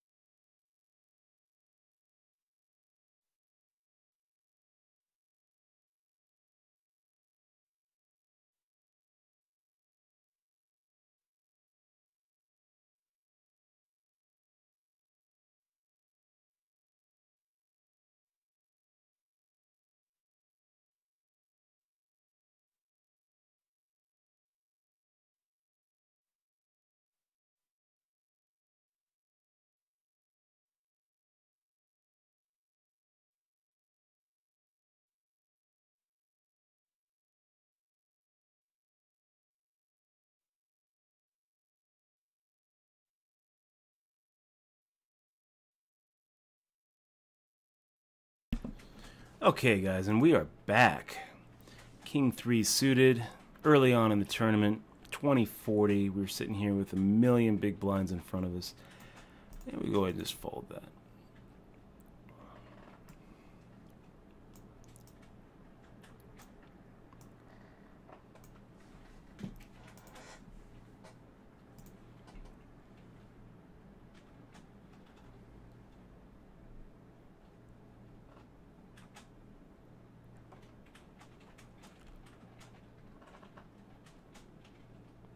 Hey, CPAL90, thanks for saying so. You know, we are just keeping it at one table, keeping it light, and I feel like when I watch other people's streams, people who are trying to breeze through 8, 9, 10 tables, I feel like I lose quite a bit as a viewer. So yeah, I just made the decision to do one table here. Let me go ahead and take a look at the Twitterverse right here. We've got a couple of people giving us a little bit of tweet love here. Go ahead and make the fold. Noah Rash gave us a retweet. Thank you, Noah. I really appreciate the Twitter love. We got Poker Factory retweeting us. We got Dan Hook retweeting us. Ryan Norton, Egan O'Day giving us a little favorite. And James Bear, good to see you, buddy.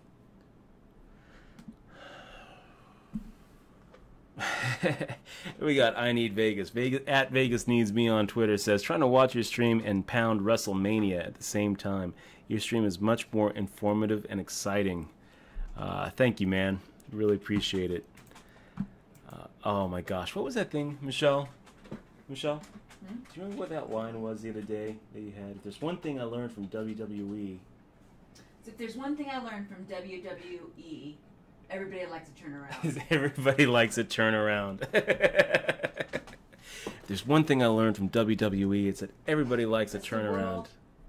What is it? The World Wrestling Entertainment. So, Chinch Dog, thanks for the retweet, love, buddy. Your poker guide.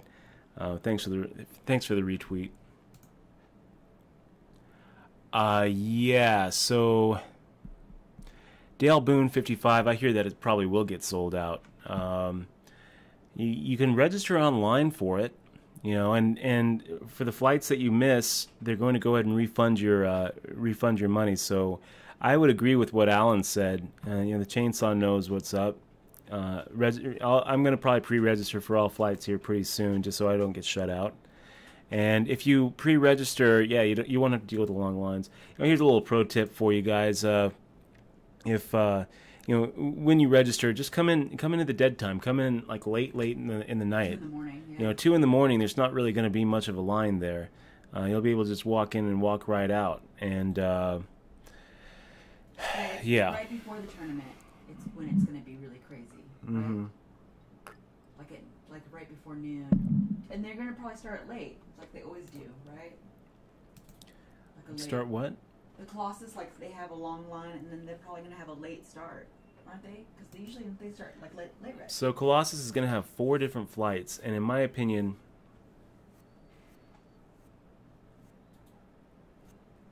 they're probably going to sell out. Yeah. It's probably going to be a sold out situation where there's not going to be late reg. They're not going to have alternates. They're just going to be flat out sold out, and then they're going to have alternates, like a long list of those. I mean, they're planning on 27,000 entrants, Michelle. 27,000 entrants. It's going to be really fun. It's going to be amazing. It's going to be a zoo. I can't wait. Yeah, I can't wait for it, you guys. I can't wait. God, I'm counting down the days for the World Series of Poker. So how many flights can you have? How many rebuys? Like, there's no rebuys in it, but there's 4 different entries, 4 different flights, so you can have 4 different bullets. Are you going to use their bullets if you need to? Yeah, absolutely. Pretty good flight here for Ace Jack, or pretty good flop here for Ace Jack of Hearts, guys. We'll go ahead and fire out a half pot size bet. Definitely one of these flops and situations where someone else can hit a really strong second best hand. Ace 9 of diamonds, feeling pretty good. No idea what you're talking about, Dale Boone.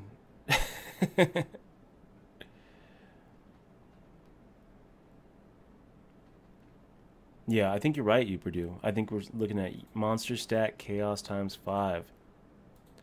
And Dale Boone, I agree, especially if you're trying to keep up a Twitch stream. Um, I lose a lot of focus just twitching and playing one table. The brain just isn't hardwired to multitask. We don't have 5 or 6 processors in there. Look at this. We got Runner Dawn making some sort of stupid limp re-raise here. We are in the rebuy period, so I almost just want to shove it up his ass. Instead, we're going to go ahead and just make the call, hope for that. Hope for this kind of situation where we've probably got just a huge... We probably have minimum 12 outs. We might even have... Yeah, look, we've got... Now we've got a 4. Come on, let's hit it. Diamond, ace, 4. Hit it, hit it, hit it, hit it. Ah! Nice hand there, Runner Dawn. That's how you get kings cracked. But they held up for you, so nice hand. Okay, so sitting here with pocket queens now. Feeling pretty good about this. Pocket queens, we go ahead and make a re-raise. We'll go ahead and make it 450, 3 times his raise. Usually we're going to make it 2.5 times, but since we are out of position, we'll go ahead and go for the 3x. Now we'll make it half pot. Oh, 9 iron 12. Good to see you, man. When we're between hands 9 iron, I imported that hand into a hand replayer. So let me show you guys what we've got here. It's pretty cool, actually. So we'll fold that. Actually, you know what? Let's just go ahead and sit out so we can focus on the hand. Where is it? Where do we got it?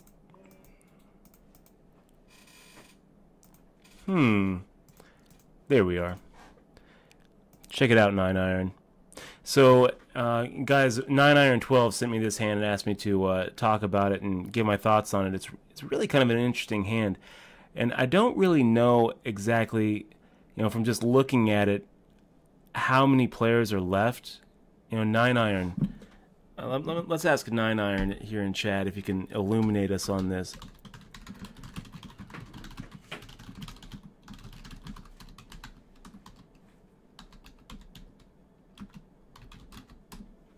So I'm pretty sure this comes from Big Dog Pocket Fives, who's also a Twitch streamer on here. Pretty talented guy, grinding every day on Poker Stars.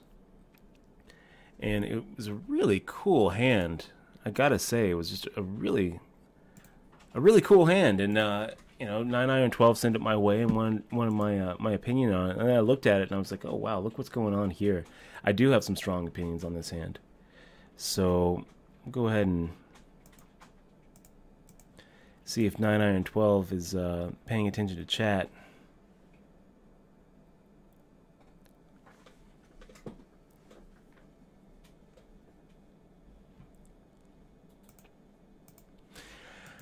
Okay, well, we'll just keep on going. We'll just assume that, just know that they are super deep into this thing. And here's Big Dog Pocket Fives with the old 10-7 offsuit. Really not a playable hand. Unless you're playing the spot, which is what he ends up doing. Definitely the mark of a higher level player. So what happens? It's 20,000, 40,000, and he fold, and now Big Dog Pocket Fives raises. First off, let's look at his raise amount. Love it. He's at the point where 2x is going to get through a good chunk of the time. The only thing I don't really love about it is you've got a pretty big stack in the big blind, so you got to expect that you're going to get called here, but it's okay. Keeping the pre-flop aggression, a lot of times you're going to get called, but a lot of times you're going to be able to just take it down with that simple c-bet. So what happens? They all fold to the Jack-4 offsuit, and the Jack-4 offsuit makes the call. So I don't hate the call. Jack-4 offsuit, he's like, okay, let's play a pot. We're getting pretty close. They're obviously already in the money. They're this might even be a final table. So I don't hate the call here. And now a flop comes 9-2-2. So what would you expect Wallabra to do? If you're big dog pocket fives, you'd almost expect Wallabra to make a check raise stab at this pot, which is probably what happens, right? Let's see. He checks. Big dog pocket fives goes ahead and makes the raise here, which I like.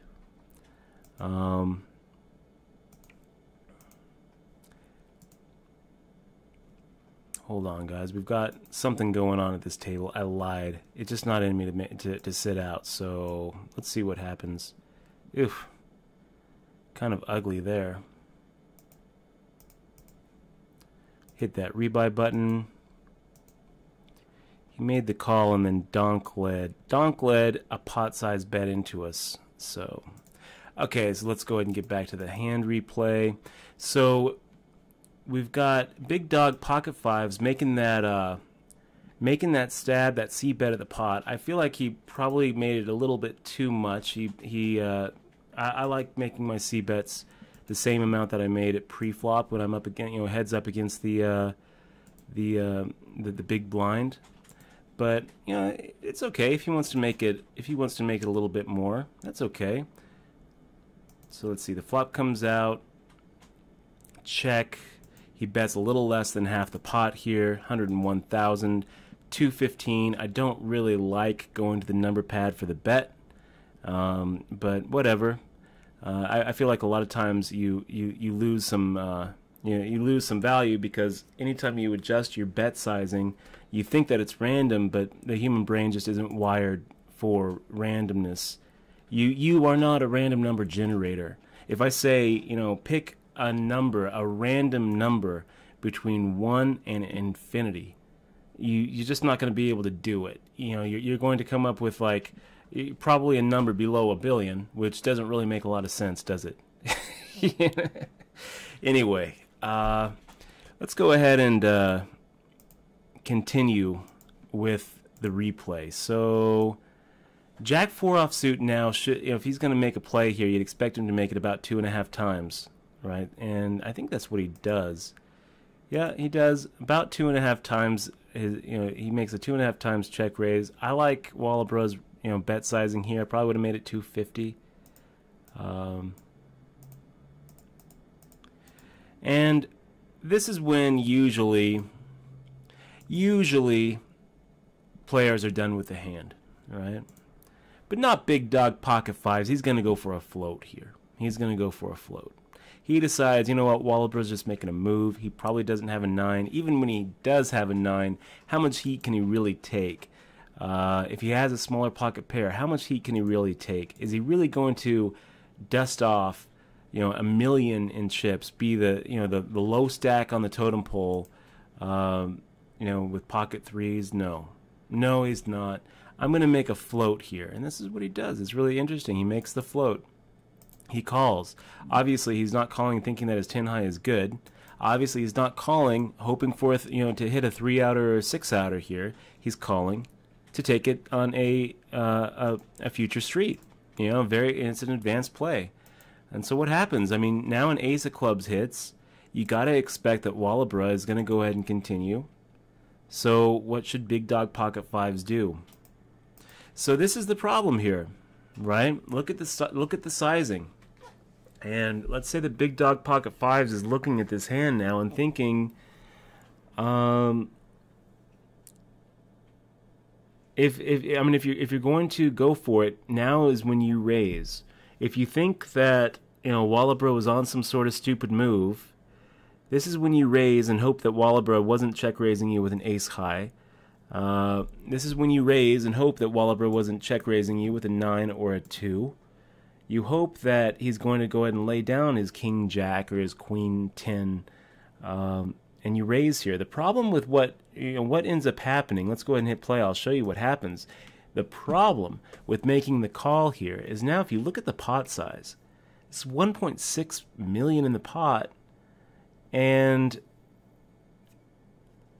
this is a float again. The only way this float's going to work is if Wallabra checks and Big Dog Pocket Fives can shove the rest of his stack in, and Wallabra's going to fold.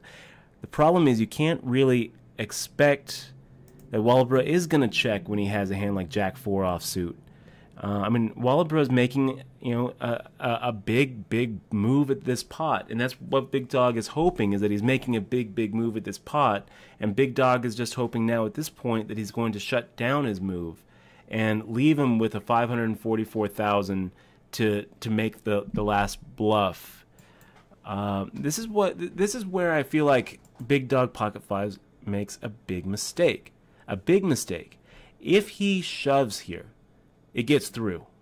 If his plan was to float on the flop, so the way a float usually works then is you expect that Wallabra is going to check the flop and Big Dog can go ahead and take it down on the flop. Take his stab, go ahead and fire out a half pot size bet into Wallabra and hope that that Wallabra was just on a stupid move and didn't hit his ace. But now when he makes the call, I mean, obviously he's trying to represent a nice hand, but you just can't really expect that Wallabra is going to play along and shut down and check fold.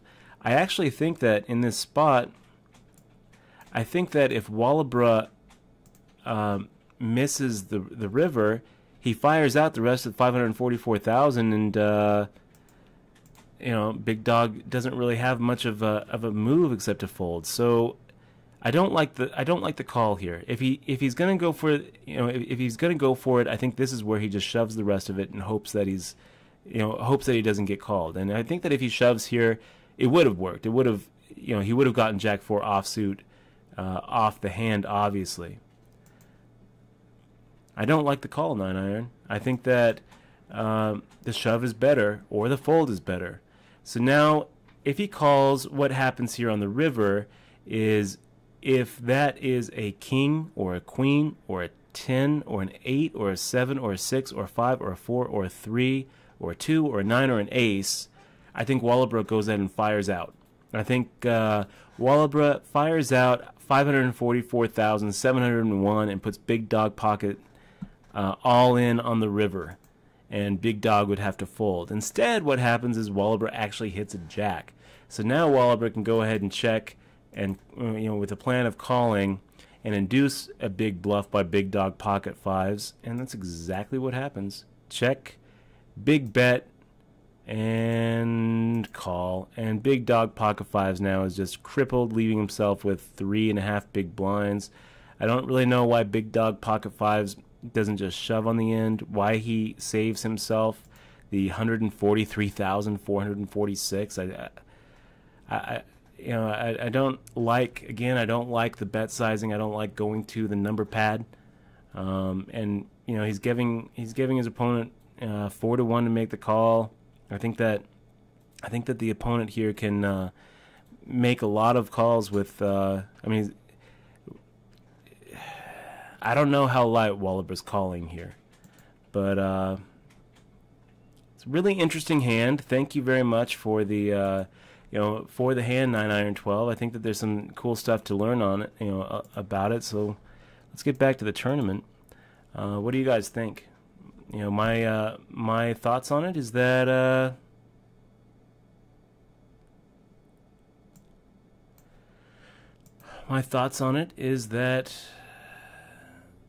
Big Dog Pocket Fives was making a really good float on the flop and should have shoved on the turn, or he should have folded to the check raise on the flop. That's I think that those are my thoughts there. I don't like the call on the turn, just for the fact that you're letting the pot get away from you, and you're putting yourself in a real awkward position where the other guy is going to have an opportunity to shove on the river, and you're really not going to be calling. So thank you for that 9-iron 12. And I'm pretty sure that wasn't a play money, right? That wasn't play money. That was a tournament. That was a tournament on Stars, right? Pretty sure.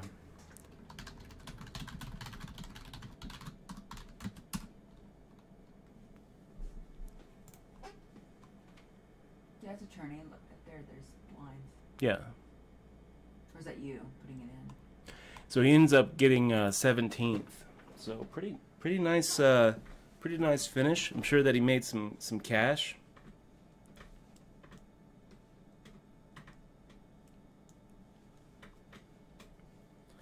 But not where you really want to be.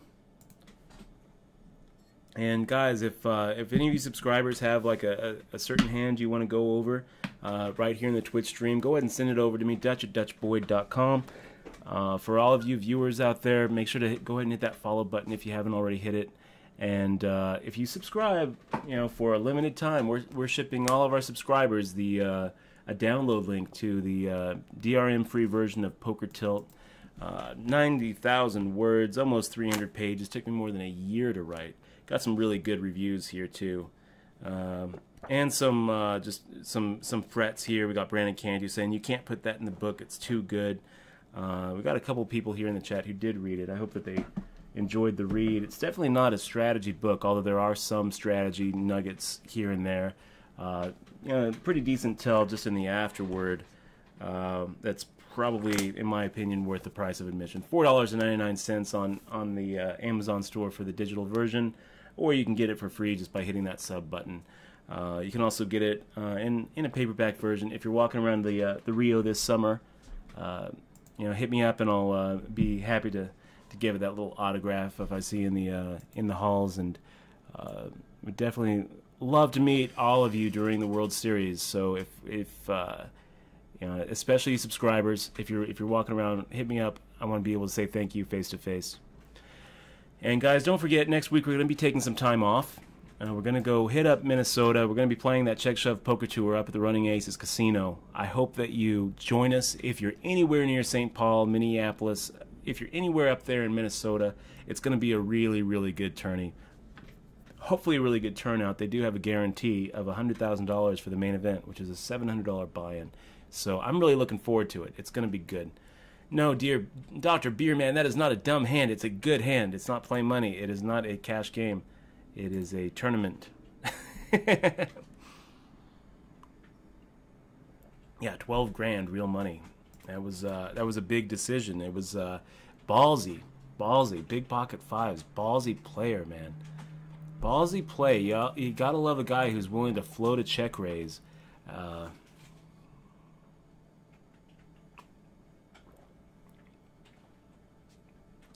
So here we are, back into what's in front of us, the 1K guaranteed deep stack rebuy and add-on WSOP.com. Let's take a look at, we're not at the add-on period yet. Thank God I didn't miss it. I would have been really kind of upset if we were paying more attention to big dog pocket fives past than our present. Yeah, Dale Boone. If he folds, if he shoves on the turn, that was the right move. That was the right move. I mean, if you're making the call on the turn, you know, just doesn't work. It doesn't work because the pot at that point is big enough where you're kind of just inducing the guy to bluff into you on the river, and then you're not really going to be in a spot where you can do anything. Okay, so look, guys, this is another donk lead. I hate these donk leads by by this guy. The last time he donk led into us, he had 2 pair, and he was doing it with 3-2, and he donk led the full pot. Now he's donk leading into us less than full pot. It makes me kind of suspicious of it, but we're going to go ahead and just fold anyway. It's not the flop we want. Jay Davis, we ended up taking 3rd. Thanks for joining us. Ended up making a little bit of cash, so felt pretty good at it. Good way to start the Sunday grind. Going to be playing a lot more. Let's see. Kyle Lohman asks something about a free roll. Let me take a look. I am in the free roll, Kyle. We just kind of have it on the other side here. I got pocket kings in the free roll too. So 9, 9, and 12. Yeah, that was for you. Fist bump.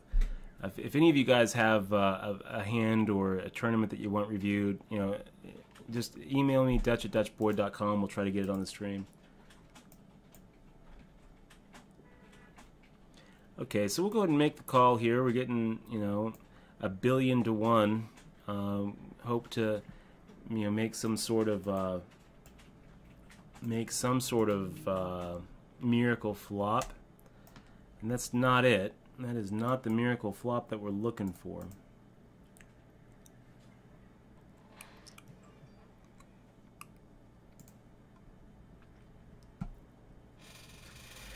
Okay, yeah, Grinding and Ground. I'm gonna try to get that. The next book, Poker Tells. I'm gonna try to get that out by the holiday season. It's gonna be much more of a strategy book, right? It's gonna have a real long section on tells, obviously, but also talking about the kind of tournament strategy, changing gears, chip inflection, chip inflation.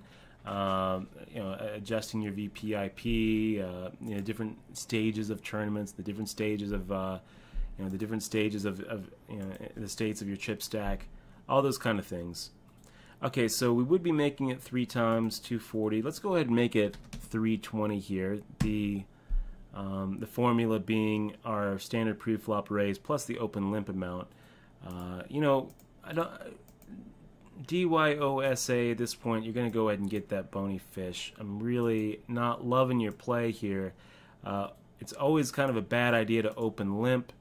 Of course, it's a worse idea later on in tournaments, but even early on in tournaments, it just doesn't make a lot of sense to me. So you get the you're going to go ahead and get the bony fish here, and we also just because of the open limps and also because of the donk leads, we don't like those donk leads, buddy.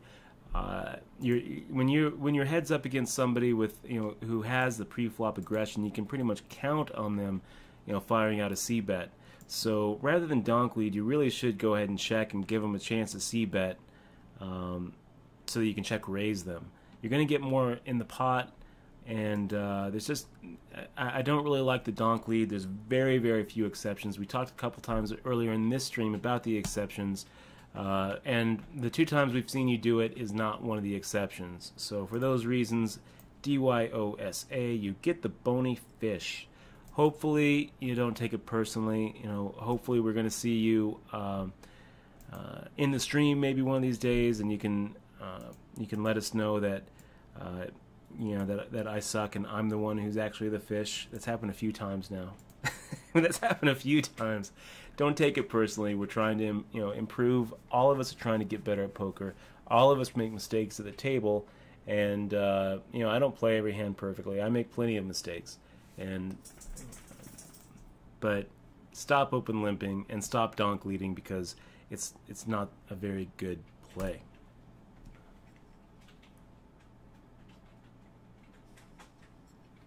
Oh, we got a subscriber. Oh, look at that. Garbage all the time. Garbage all the time. That is our first subscriber of the night. Garbage. Yay. Fist bump, man. Welcome to the crew. Let's hope that... God, I hope that... there we are. Thanks, Garbage all the time. Welcome to the crew. Wow, that's not really a very good... it's pretty small, isn't it? Thank you very much, Garbage all the time. Welcome to the crew. Thank you so much for your subscription. We're going to go ahead and ship you that download link for the DRM-free copy of Poker Tilt. I hope that you enjoy the read. That's yours free for subscribing. You're going to be able to use all these emoticons that you see here. More emoticons to come. Kind of going, we've got a couple of our subs here. Tressel, thank you. Big shout out to Tressel who hooked us up with the bony fish.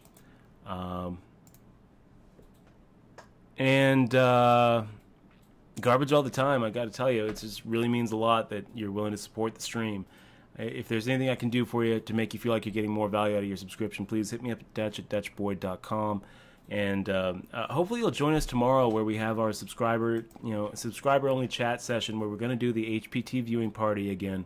Heartland Poker Tour has given us permission to use their episodes and comment on them right here on Twitch. So last time we did it, we got some. I feel like we learned something. We learned a little something about ourselves. Learned a little something about each other. I think it was a good experience. We got some good feedback from it, and when people ask how I improve my game, that's how I do it. That's how I do it. Is I'm pretty much caught up on most of the poker literature. I still have some books that I need to read, but for the most part, I improve my game by watching those kind of live streams. I was watching the EPT here on Twitch and the Global Poker Masters. Heartland Poker Tour is really useful because you get to see the kind of the caliber of player that that you're likely to face at a World Series of Poker day 1 or day 2. Not to take anything away from the skill level, because certainly they have some really strong players who have performed really well at HPT. But if you look at a WSOP final table, and those also are just great live streams. David Tuckman does a pretty good job at commentating, and it's good. No, you should pretty much never donk lead. There's very few times. There are some exceptions, and obviously Kevin Stamen is a great player. If he does it, I'm not gonna call Stamen isn't obviously isn't a bony fish, but in my opinion, donk leading into one opponent who has the pre-flop aggression, you can just count on a c-bet so often. In tournaments it's a little different. In live tournaments it's a little different. Not tournaments. In live tournaments it's a little different because sometimes you're able to exercise your live reads and know when a guy is not going to c-bet. And when a guy is not going to c-bet into you, sometimes donk leading is okay live, but online, not really a big fan. Okay, so let's go ahead and fire out. This doesn't really count as a donk lead because we're up against 3 opponents, right? And we can't really expect anybody to bet this flop for us. So that's not really a donk lead. A donk bet, let's get specific about what a donk bet is. What is a donk bet? Actually, I'm going to write this down because...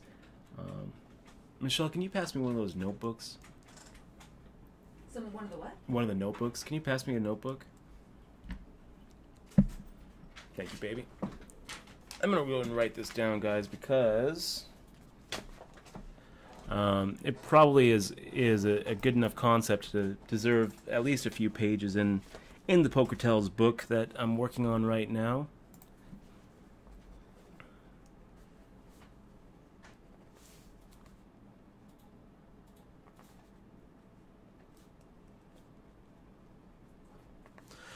So let's get real specific about what a donk bet or a donk lead is and what it's not.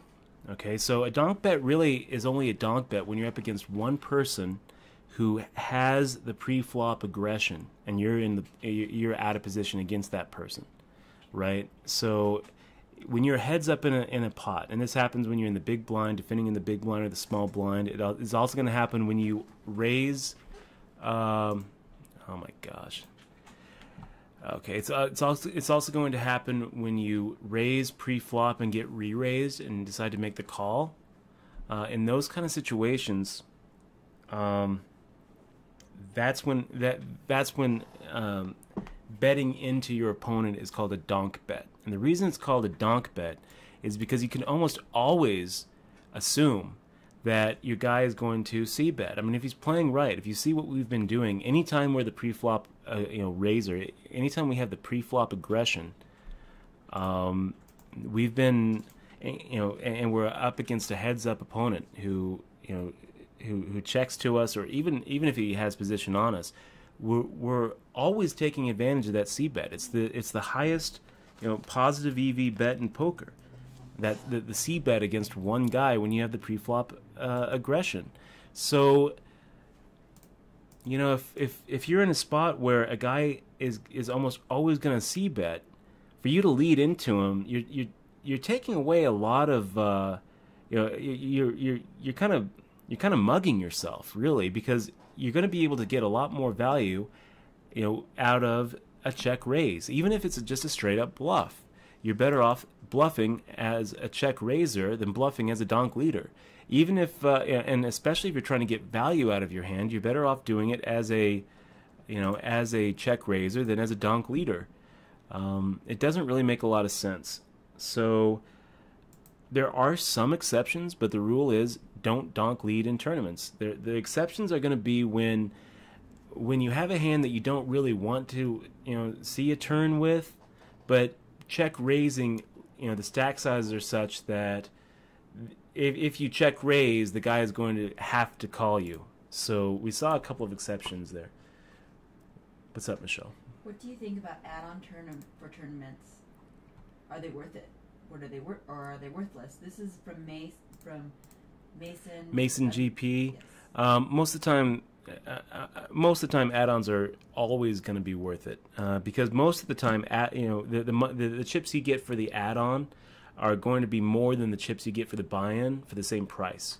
So you're almost always going to want to put that add-on onto your stack. I could think that maybe there would be some exceptions when you just have so many chips in front of you that it's not really worth the added equity. But for the most part, you should pretty much just always put on the add-on. What do you got, Exmoa? From King EPC. King EPC. Have you noticed a big difference in poker players from different generations as far as how they play, not so much how they act? Yeah, I would say that there is a big difference.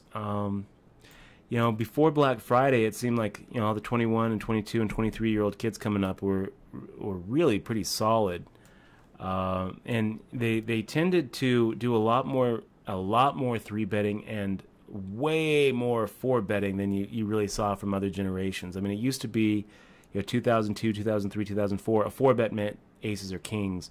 The younger generation kind of came out, and all of a sudden a 4-bet doesn't actually mean aces or kings anymore. You might remember that big hand where one of the guys, one of the younger kids gets into that situation with Eric Seidel, where he ends up like 5-betting with ace-6, and Eric Seidel has the aces. All right. So you definitely see a big difference. What do you got, Exmoa? Did you answer Kinch Dogs? Is Ace Jack the bottom of your under the gun opening range early on in the tournament? I would say no. Early on in the tournament, Chinch Dog, I'm basically going to be opening under the gun. I'm not really going to be playing position that much early on. We've got really, really deep stacks, so I'm going to be playing the small pocket pairs. I'm going to be playing any suited ace. So no, I would say that Ace Jack is not really at the bottom of it. Probably the bottom of my under the gun opening range at this stage of the tournament is going to be like an Ace 2 suited or Ace 6 suited, because Ace 6 suited would probably be better technically than Ace, or would probably be worse than Ace 2 suited. Okay, so he makes the call. Notice he didn't donk lead into us, which we'd almost expect him to do if he had an ace. So let's go ahead and try to get a little value out of this. We're going to go ahead and bet less than half pot and try to get him to call with a Jack 10 or a King Jack.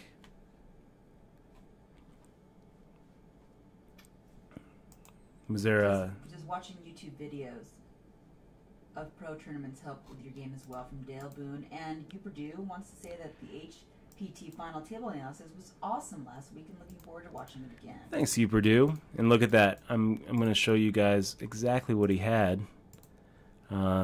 Always fun to put a guy on an exact hand and get him to pay you off. Jack 10. So fun little value bet there. Yeah, so watching YouTube videos of pro tournaments, that's pretty much what I do to improve my game, Dale Boone. At this point, I feel like I've, I don't really get as much out of the books as I used to. If you haven't read at least 100 poker books, that's probably where you should be starting. As far as trying to improve your game. Look at this. We got Bus Driver making a minimum. And I think that we're going to go ahead and fire it up to 600 here. That min raise is basically just him saying, "Hey, don't re-raise me." So we're going to go ahead and re-raise him, and we will fire out a half pot size bet here. It's going to be hard for him to continue without a king. And he continues. I think we're gonna go ahead and take another stab at this pot.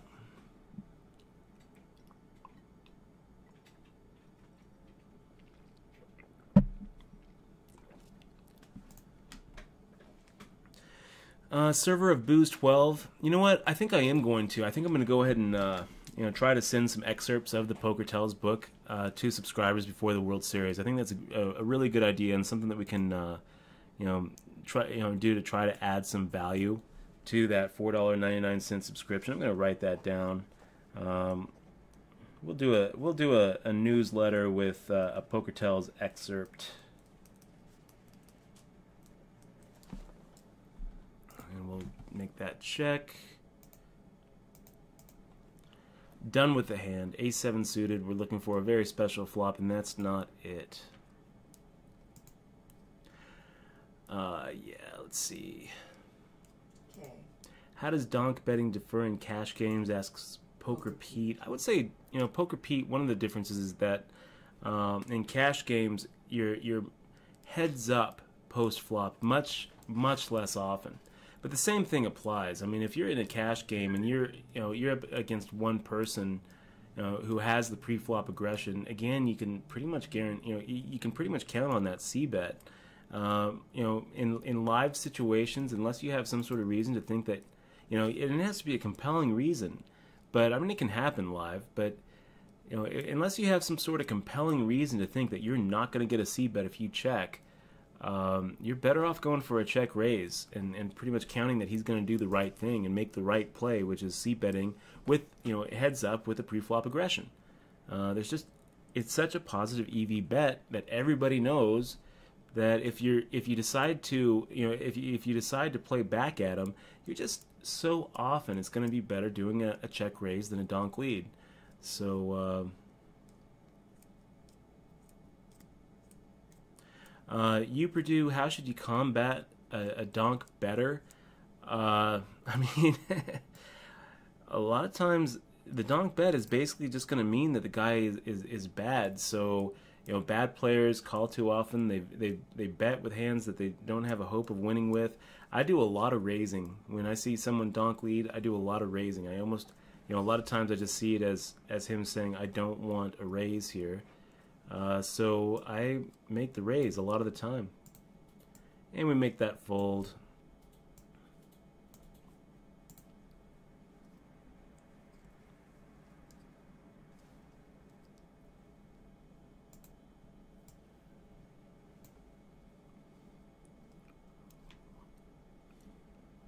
Did you do the c-bet by Dr. Beerman? Let's see. Dr. Beerman, if the player in position doesn't c-bet, if you still feel you're ahead on the turn, do you lead out to them or still check? Good question, Dr. Beerman. You lead out. You can't expect them to c-bet. If they give up their chance to c-bet, it's no longer a donk lead when you fire in. So yeah, lead out. And a lot of times I'm going to lead out even if I don't think I'm ahead. If they give up the aggression in the hand, I'm going to probably more times than not I'm going to take it away from them and count on picking up those bones.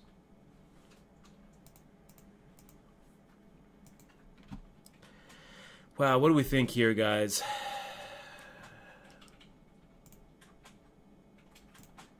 I think we go ahead and go for another half pot size bet here. If we get check raise, we're probably done with the hand, but I don't know. It feels odd that he would check call and then check the turn. I feel like we're well ahead with our a6, and he's probably looking at like a 12 outer.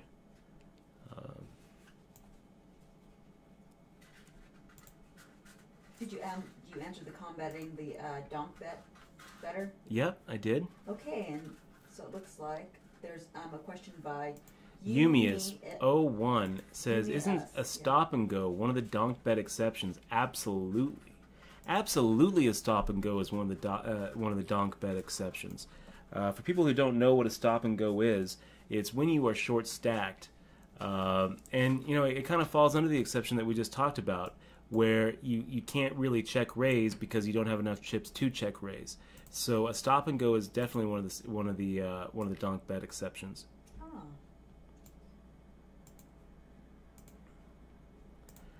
Good looking out. So what is a stop and go, guys?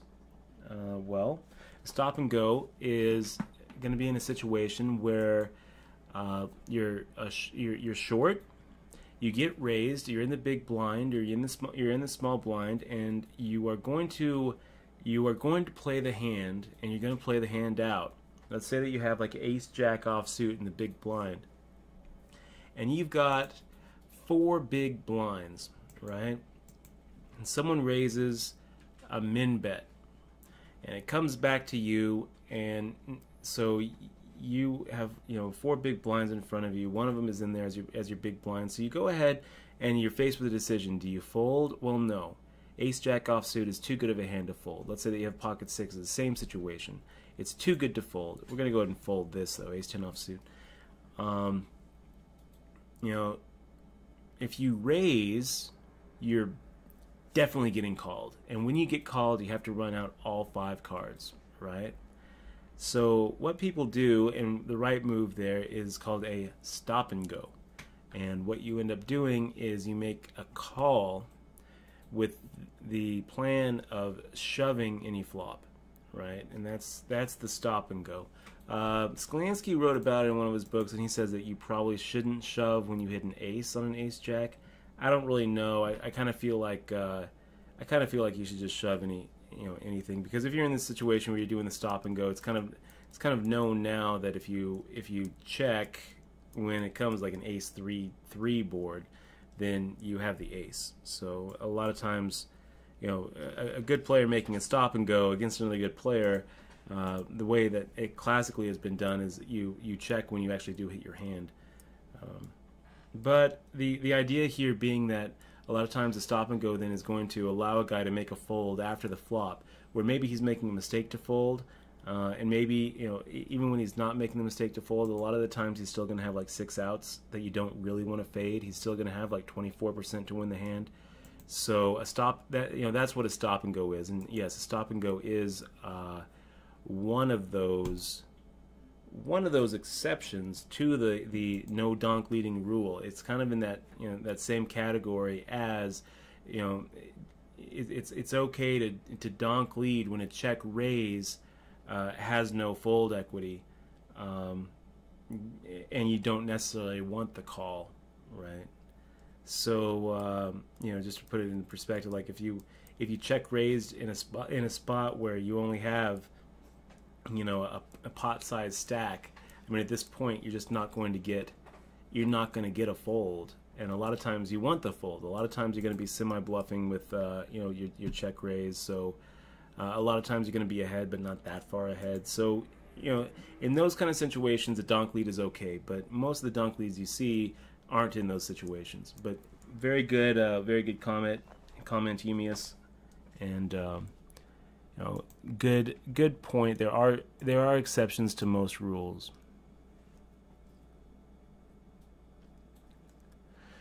Yep, Christy Arnett cashing for 3K. Good job, Christy.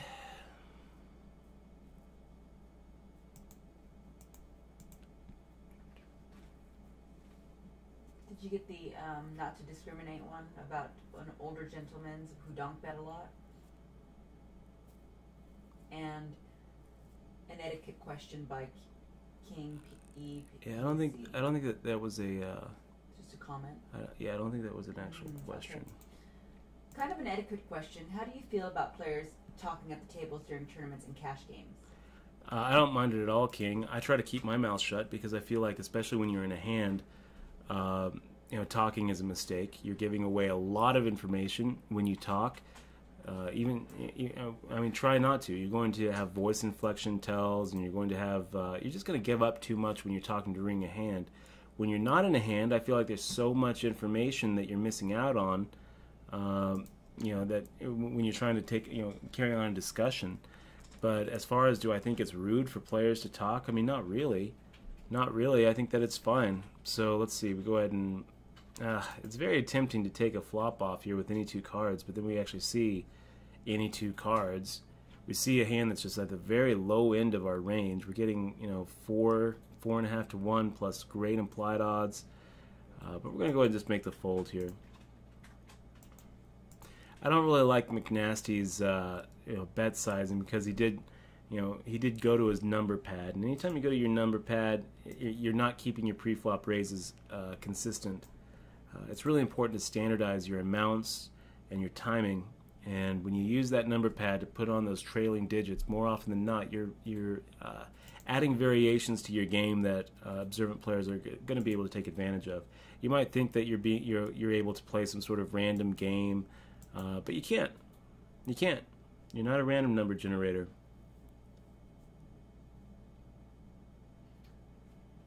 I don't mean to change the subject for us, but can I get the StarCraft 2 Heart of the Storm Collector's Edition? Okay.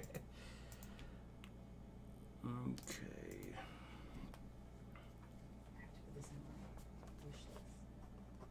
Heart of the Swarm. Yeah, because wow, my StarCraft that I have, if we bought it right now, it's like $300. No kidding. Yeah. If it's new, though. New. Correct. Used, it's like $52. Yeah. And then a collectible for $409. That's on Amazon. I got that right when it got out, so let's see. The Heart of Swarm looks really cool. Okay, so I feel like we're getting ready to enter that add-on period. It has to happen pretty soon, right? Probably in the next 3 minutes. And we've got 46 rebuys, 49 players. So we're not going to see an overlay in this tournament. It's been a long time since we've seen an overlay in a WSOP.com tournament. Started with some overlays though.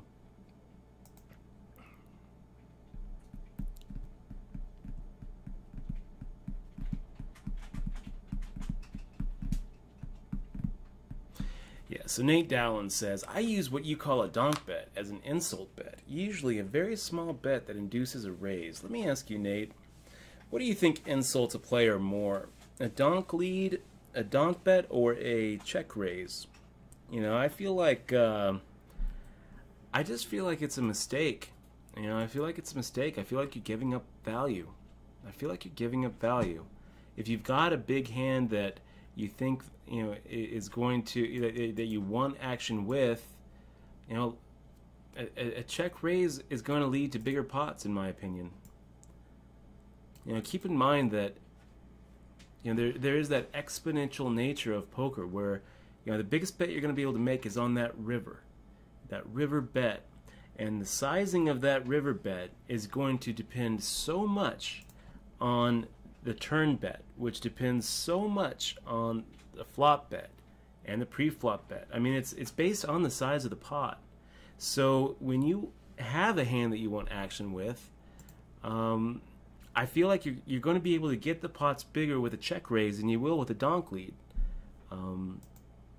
If it's working out for you, Nate, it's working out for you, and good on you. But in my opinion, I just think it's a bad move.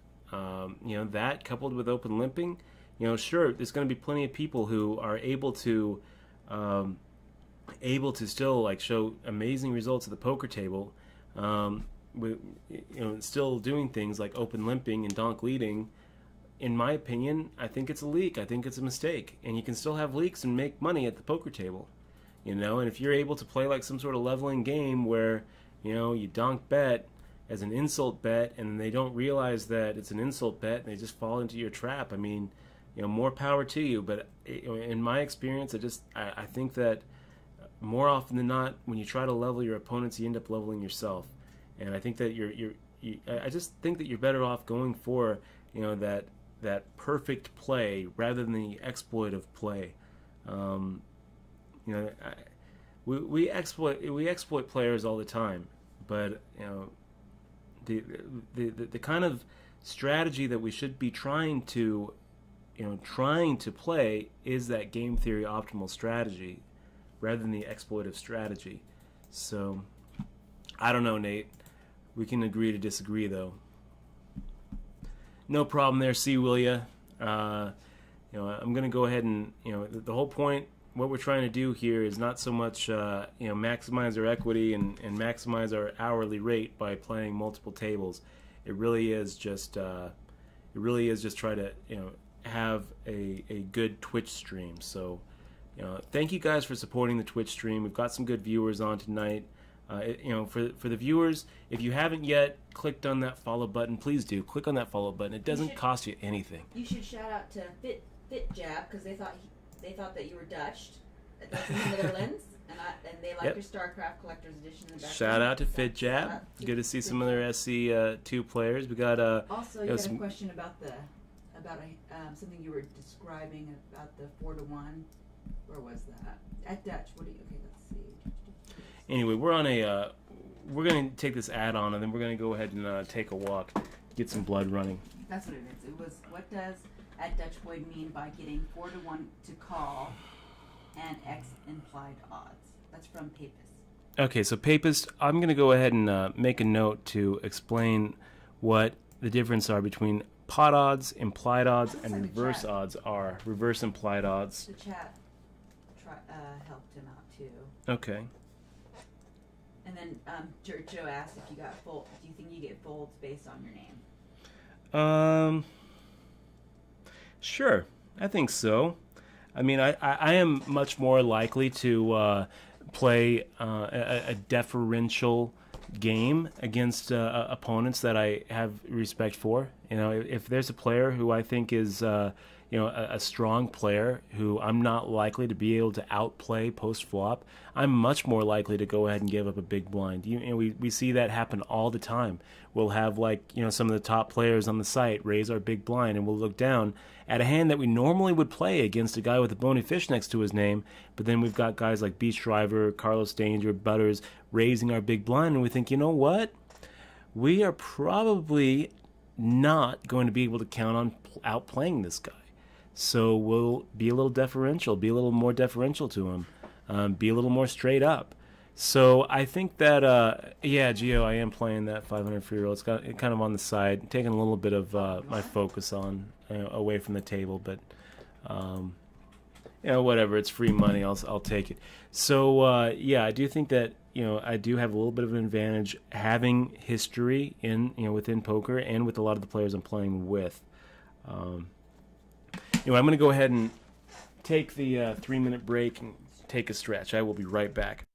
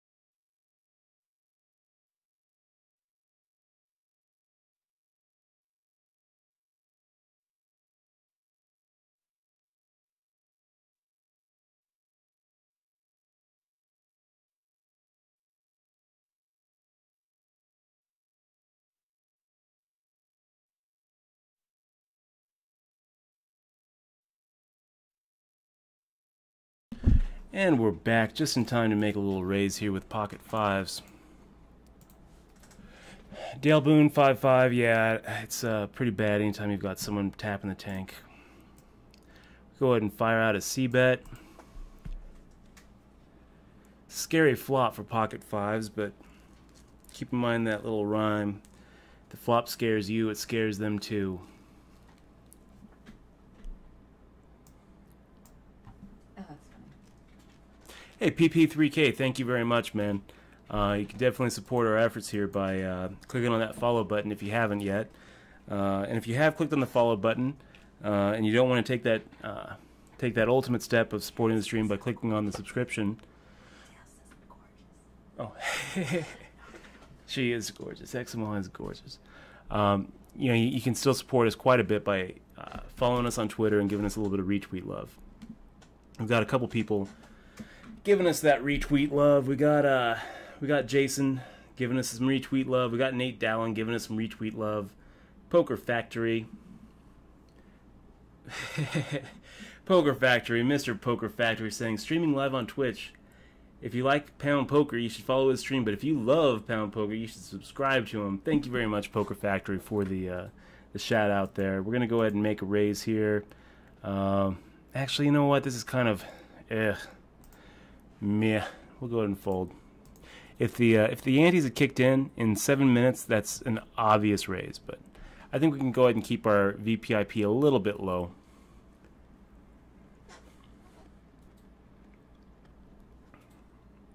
Yeah, so PP3000, we're gonna be streaming a lot between now and the World Series. We're gonna try to you know, keep up the Twitch streaming almost every day. We're taking a little bit of a break next week, but we still might stream. You know, I'm gonna try to do a little streaming up there in Minnesota. It's gonna depend really on our internet. On the internet connection we can get on a you know, an Indian reservation basically is where we're staying, I think. So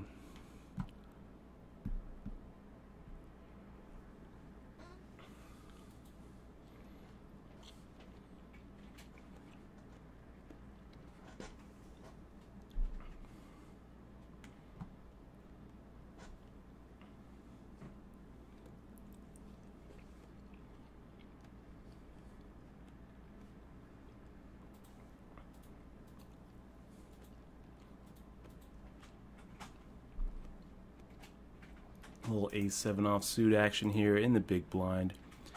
We've got McNasty coming in with that min raise. Very quick min raise, too. I feel like we're ahead, guys. I feel like ace-7 offsuit. That I feel like we actually have the best of it here. So let's go ahead and make a pot-sized bet. If we get re-raised, we're done with the hand. But if we don't get re-raised, we're going to go ahead and we just get called. We're going to go ahead and C-bet.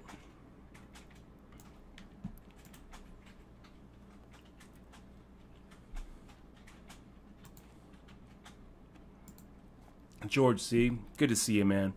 Good to see you in the stream. I see you right there. 1,800 chips. Good luck in this free roll.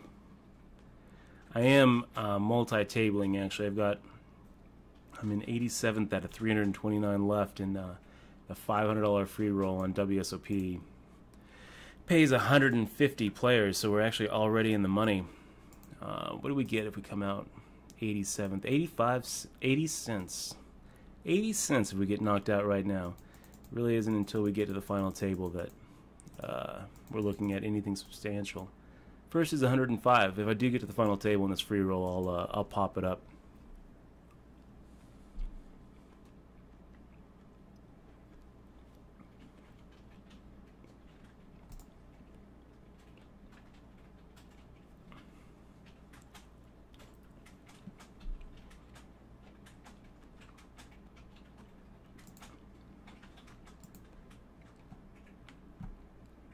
So just waiting for that ante to kick in, and we've talked about this almost every time.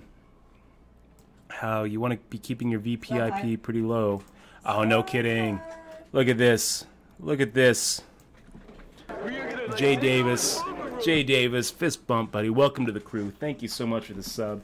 we're going to go ahead and hook you up with a DRM-free copy of our digital version. No, it came up. It came up. Thank you so much. We're going to hook you up with that download link. Check your Twitch inbox. It might be in the other box. For Poker Tilt, I hope that you enjoy the read. That's free for you just for subbing and subscribing to the stream and supporting us here on Twitch. I'm going to be also rolling out so many cool subscriber benefits for you, man.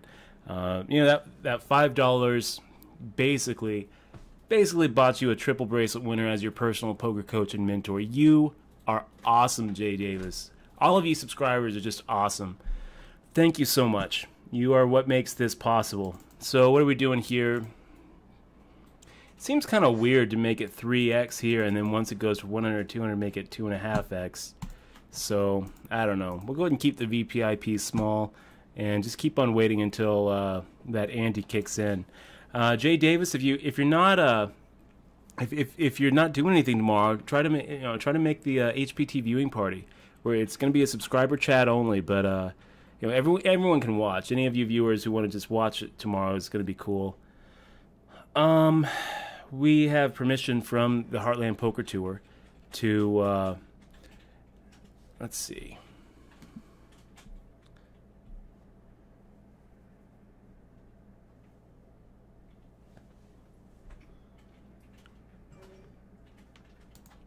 Let's take a look here. Ace 8 offsuit. We'll go ahead and make a little raise here. It does feel awfully weird to go from 3x to 2.5x, but that's what we're going to do, guys. As soon as the ante kicks in, we're going to raise our VPIP.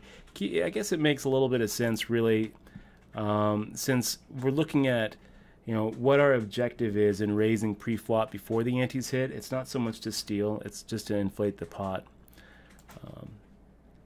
Okay. 9-10 offsuit's a fold. And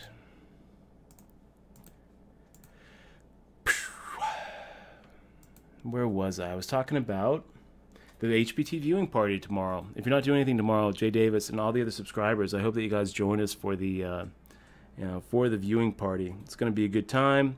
We've got permission from the Heartland Poker Tour to use their to use some of their footage and go over it right here on Twitch. So you're going to go ahead and see how I try to improve my game, using those kind of live streams and episodes and really analyzing them.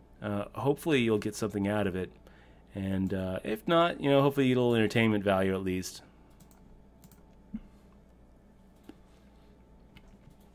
Ace King off suits, definitely a hand we're going to go ahead and play. We'll do that 3x. Server of Booze 12. If you want to send me over some hand histories, I'd be more than happy to go over go over some specific situations in the stream. Just I guess be careful. When you actually hit an ace and you don't have that great of a you don't have that. I have no idea what to do here, guys. A call just seems so timid. A fold seems wrong. A re-raise, I feel like we're going to get a little fucked up here. But we're going to go for the re-raise. I guess when you're in kind of a situation like this, it's best to err on the side of aggression. And we'll see what Roman Glad does. If he wants to put the rest of them in, we're going to go ahead and make the call. I mean, he made that raise so quickly that it's kind of hard to put him on a super strong hand. I think at best we're looking at like jacks or tens. Sometimes our king is going to have him dominated with like an ace queen. So let's see what happens.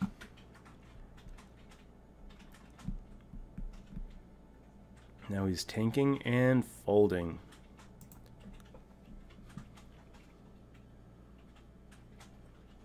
Now the real tournament starts, boys. We are sitting here, the ante's just kicked in.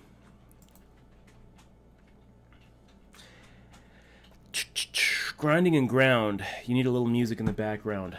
Okay, I'm gonna go ahead and make that note right here. Get a little music in the background. Maybe you're right.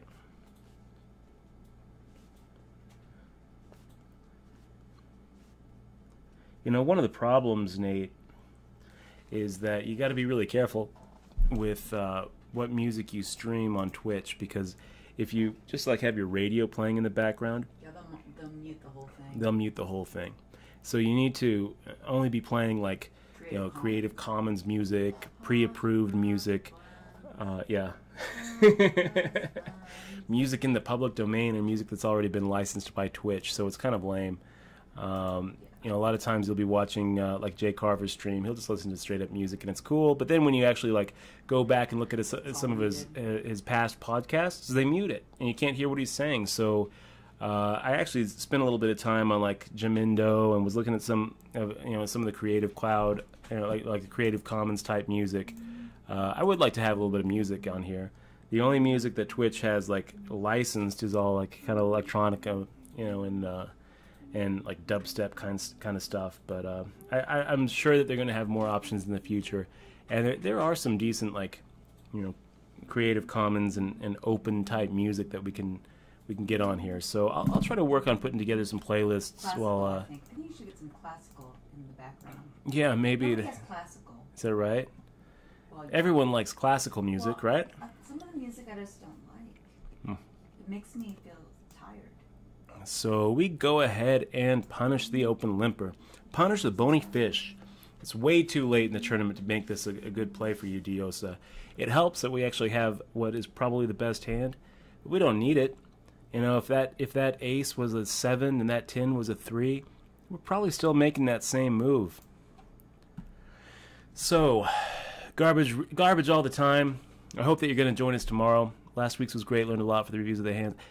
Thank you for the positive feedback. Hopefully you'll be able to join us tomorrow. If not, as a subscriber, you'll be able to go back and look at some of the, you'll be able to watch it whenever you want. Here, 300 with the 5-6 offsuit. We don't love it, but we're getting enough pot odds and implied odds to hope to just crush a flop. This is the kind of flop we do want to crush, and we're not heads up. We can't just assume that McNasty is going to fire out. So we'll go ahead and fire out a half pot bet, hope to just take it down. Again, this does not count as a donk lead because we are not in a heads up situation against a pre-flop aggressor. We're in a multi-way pot with a very, very vulnerable hand. So, most of these guys are going to have, something like. So here we go. We're going to go ahead and we would be making it. We would be making it 500. We're going to go ahead and make it 900. The formula being our normal pre-flop raise plus the open limps. 900 is the right amount here, and not a great flop for us. A very quick check by Never Die Easy. If he check raises, we're done with the hand, but we are going to go ahead and just try to take it here. Yeah.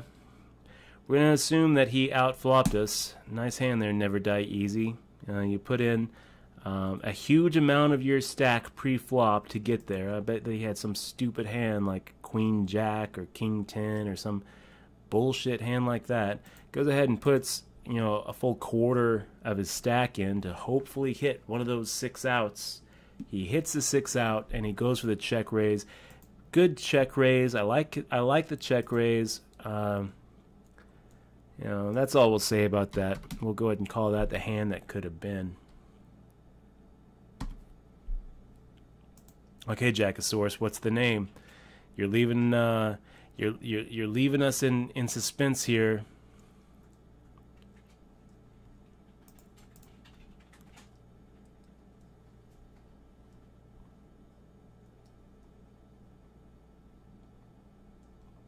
Okay, Roman Glad making a 3-bet here. Part of me just wants to pop this up. A call is wrong. We got to think: are we ahead or not? You know what? We're just gonna go ahead and make the fold here. Maybe Stone Rich goes ahead and gets sticky and puts the rest of it in, and we get to see whether we made the right move or not.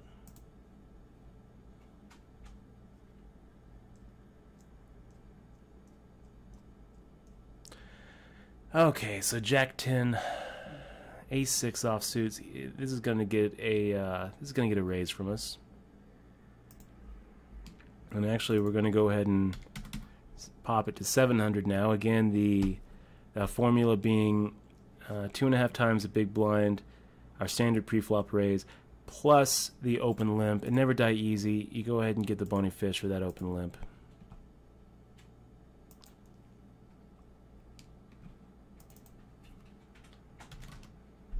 Five, 6, 7, 8. Fire out 700.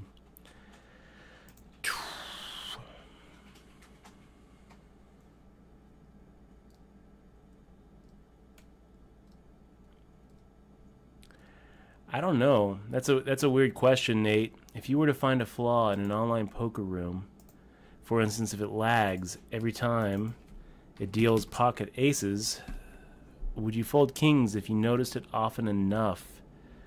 Probably not, Nate. It's a weird question, one of those weird hypotheticals. You probably have some sort of specific thing that you're talking about, but when you start looking for patterns, I mean, the brain is kind of weird in that it sees patterns a lot of the times where there's not actually patterns.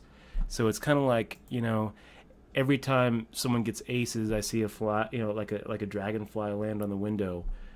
So I'm going to fold kings when that dragonfly lands. I mean, no. Okay, so we go ahead and fire out with that C-bet. And now what do we do when we get check called? You know, we've got a note on Whitey Slacks, and it says, gave us 3 walks. So I think that we go ahead and fire out again. If he keeps on continuing with his hand, we're probably done with it. But I think there's a decent enough chance that we actually were ahead with our ace high. Okay. I guess we're done. If he has a 4, he wins. If he has a 10, he wins. If he has a better ace, he wins. So any pocket pair, I don't think we're going to get him to move it off. Wow. Okay. Yeah. Well played there, Whitey Slacks. Well played. Wow, that's some timid play with those pocket kings.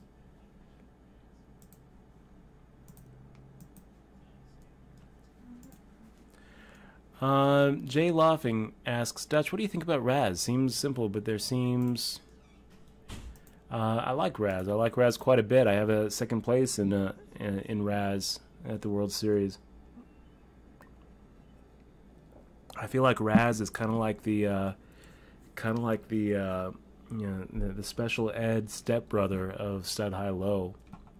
You know, if the first time I ever played Raz, I hadn't really had any experience in Raz, but I had a lot of experience in Stud High Low, and they play quite similarly.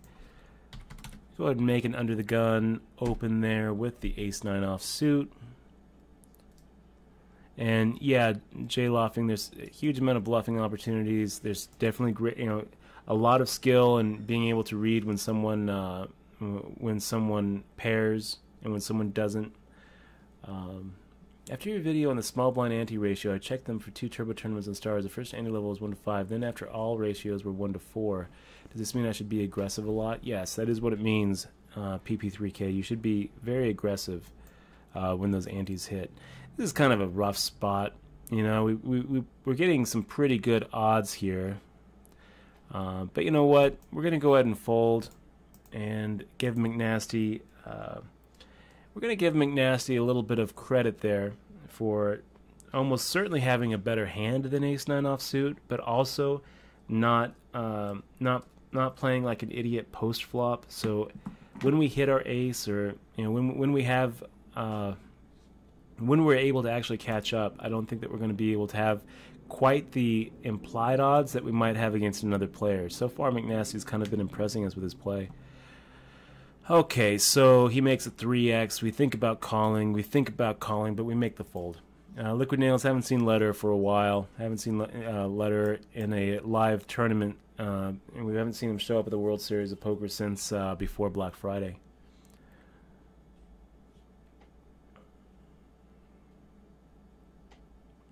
So...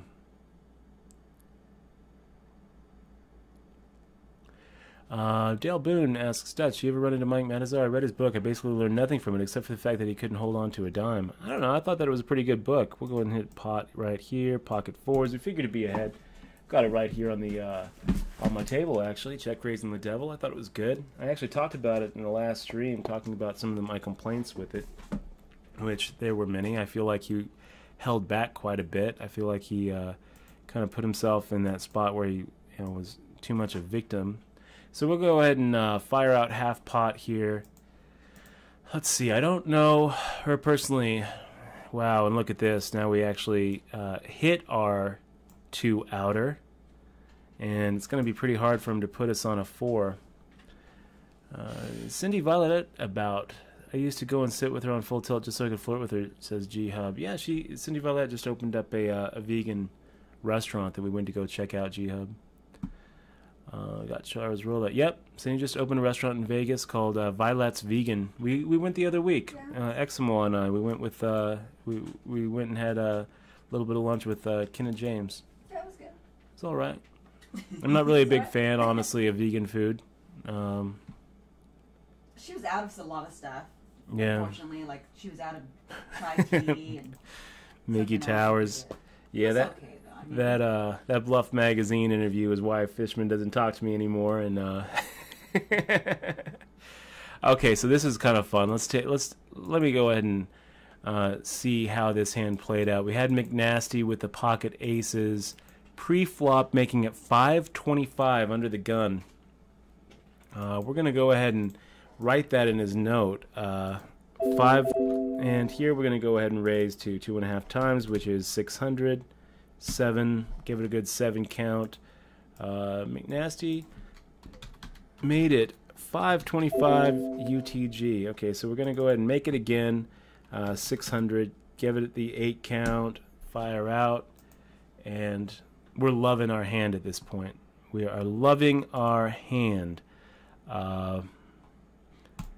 Go ahead and fire out another half pot size bet, and we'll go ahead and make another value bet here. If he check raises all in here, we probably don't love it.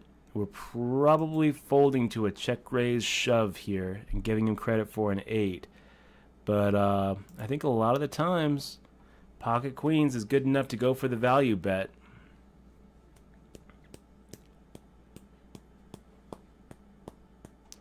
Come on, McNasty, give it a call. Give it a call, McNasty.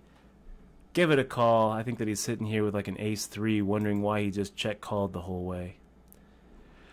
What did he have? What did he have, guys? 5s. And he's probably looking at that wondering, why did I just check call the whole way? That was a nice little boost for us. 7 out of 37 now. Feeling pretty good. Nice hand, buddy. Thank you, McNasty.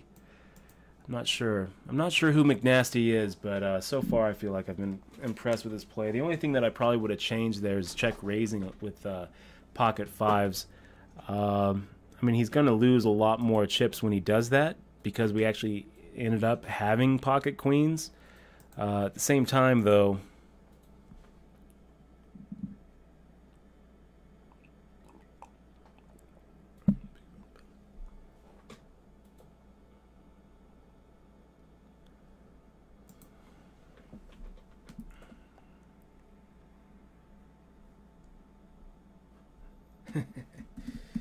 what exactly are you trying to pay me for again?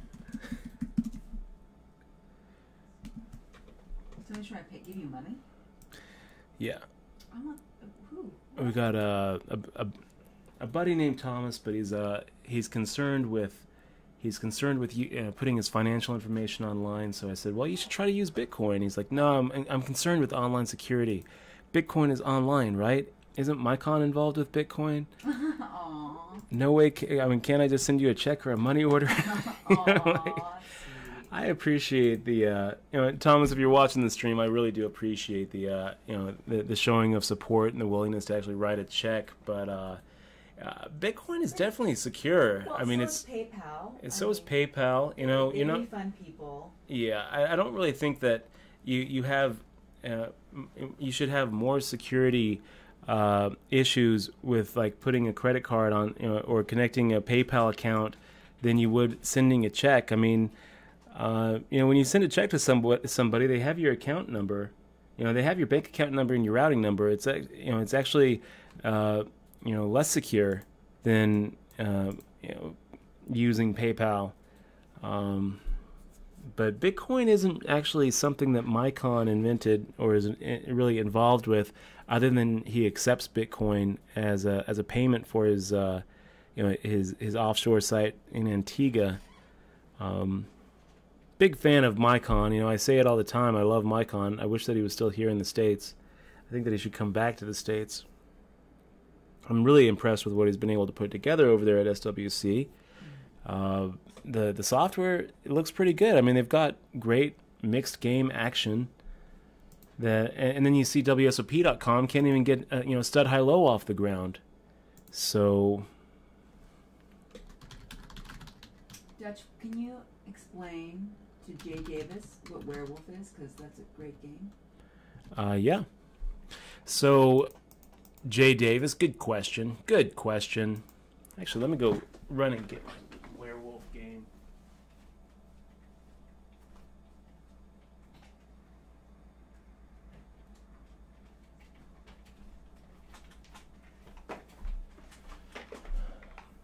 Okay, so Werewolf is it's basically kind of like a logic game, like kind of like it's a party game basically. You play it with a lot of people. It's known by some other names too. It's been called Mafia. These days it's called Werewolf. You don't really need to have like an actual set to play Werewolf. One of the first times we played was over at Jeff Madsen's, and he just pulled out a deck of cards and handed everybody out their roles. But basically, what it is you play on one of two teams, and you whatever you call it, Mafia or Werewolf or whatever it is. So, like if you're playing Werewolf, you're playing on either the Villager team or the Wolf team. You don't know what you're going to play on until you're dealt these cards, and that's when you have your secret role, either as a Werewolf or a Villager. And then there's a couple of other roles within both teams that are kind of specialized and have some sort of special ability. But basically, the game goes and it progresses, and every night, the wolves kill a villager, and every day the villagers try to lynch one of the wolves. And the way you basically sniff out what the different roles are by talking and interacting and seeing how people act. It's a really fun game, real fun game. Okay, so let's go ahead and man, I'm pretty tempted to go ahead and make just a pot-sized bet here instead of just take a free flop. I mean, now we'll go ahead and make a half pot-sized bet. Charisma 101. You guys remember this? He came out third in that tournament that we played the other day. We'll go ahead and make another bet here. Hope that Winco has like pocket 5. Well, now we don't know what we hope Winco has. Now I guess we hope that he has like an ace 10 or a queen 10. And what did he have? He had a king jack. So, can I give you that question that Papus had? Yeah, let me take a look. Okay, he was asking what was he referring to by an open limp, and why is it bad? So, Papus, an open limp is like what Winco is doing right now. We're going to go ahead and give him the bony fish. It's when you are first to enter a pot and you don't raise. It's pretty bad. It's especially bad later on in a tournament when the antes have already hit. There's so much equity to be had by, first off, just picking up the blinds and the antes without even seeing a flop. But second, by taking that pre-flop aggression and doing what we're doing right now, which is the c-bet. If you don't have the pre-flop aggression, your c-bet isn't going to really mean a lot. Wow, so what do we do here, guys? I mean, he made the call with the queen-queen. I guess we just give it up.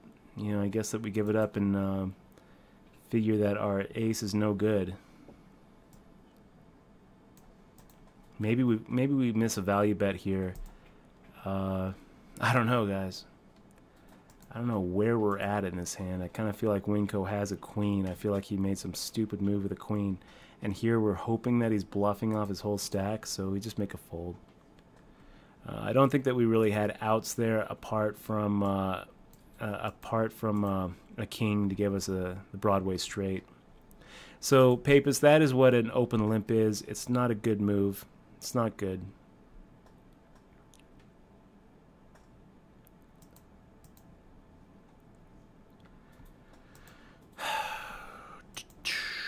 I wonder if we're still 7th now, even after that little hit.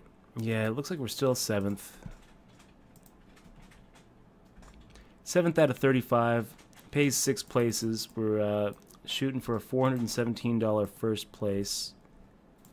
It'd be pretty nice to put up another W. It's been a few streams since we actually won a tournament. We've been having some pretty good luck making final tables left and right, but actually putting out that win and actually finishing it with the finishing it at the end. So Lucky I Am is open limping here. First to go ahead and put in money, and he just limps. So you guys are gonna remember Charismo. Charismo's the one who had like 700,000 when we were four-handed and everyone else had like less than 150,000, and then Charismo just basically like shut down. His VPIP was what you would expect at like the beginning of a tournament, not when you're sitting here four-handed with the chip lead. I can't believe that Charismo messed that final table up as bad as he did, and what we are going to get from that is that Charismo not only is like a pretty donkey-ish player, but he's also a super tight passive player. So when he makes those kind of raises like we just saw, we're going to expect him to have it more often than not. So BCM Claw, he's a good player. He's pretty decent. We've got some notes on him. He varies his pre-flop raise amount, and the only times we've seen him make those min bets, he's been able to go ahead and play back when we've tried to raise him.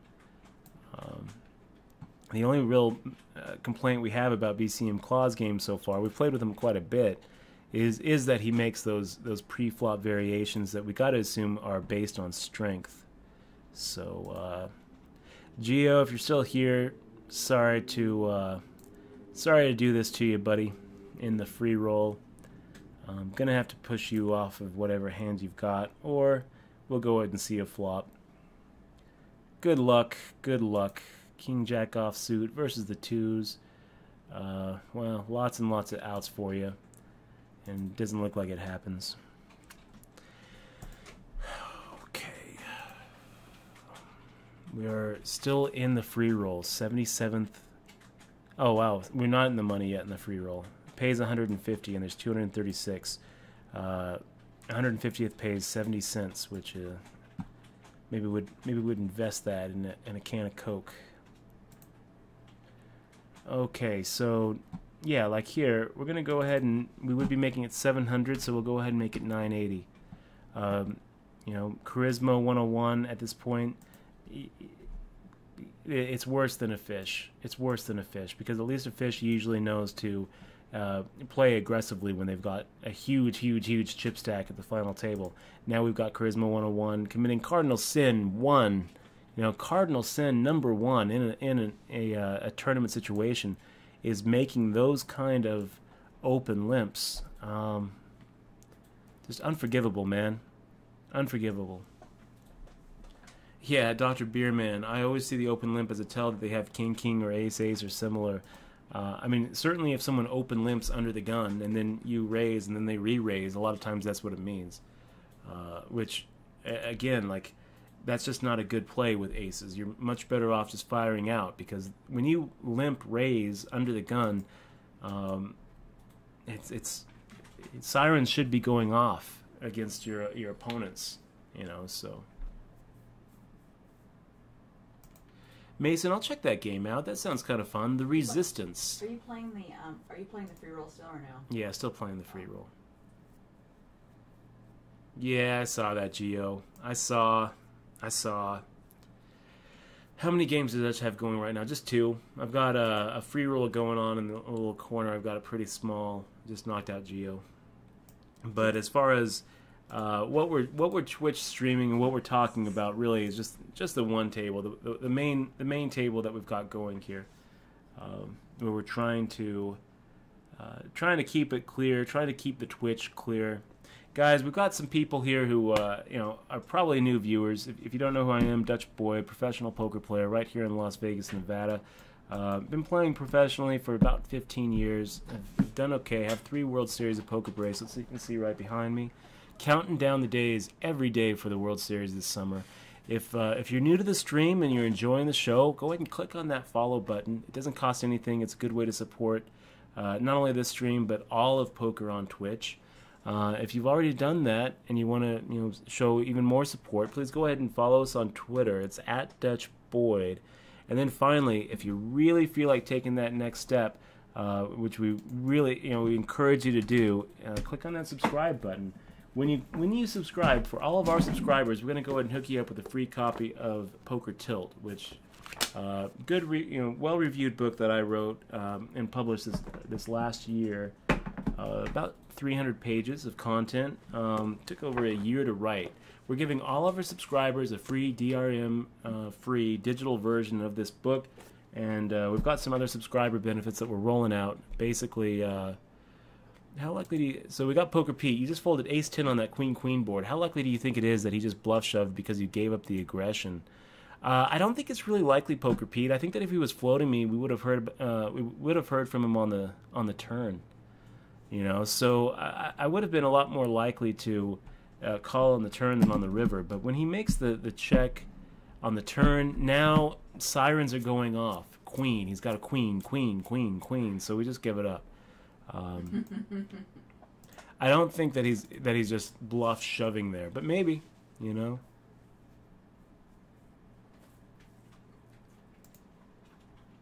And yeah. Dale Boone, I would have shoved, but then again, it is okay. We have a lot of we have a lot of different opinions here. We've got 250 people watching right now. That means that we've got 250 different opinions, and I don't play every hand perfectly. Obviously, I do think that a lot of times we're looking at that situation and we're going to be behind. So I don't feel bad about check folding in that ace-10 spot. Okay, so Bastar, what are you doing, buddy? What are you doing here? Did we just see that right? Did he? Okay, no. So I think what we did, I think he did fine. I don't think that he showed without having to show. So it was a call. He fires out 2,240 into a 10K pot. Made this real small value bet. And how much did Bastar raise pre? Oh.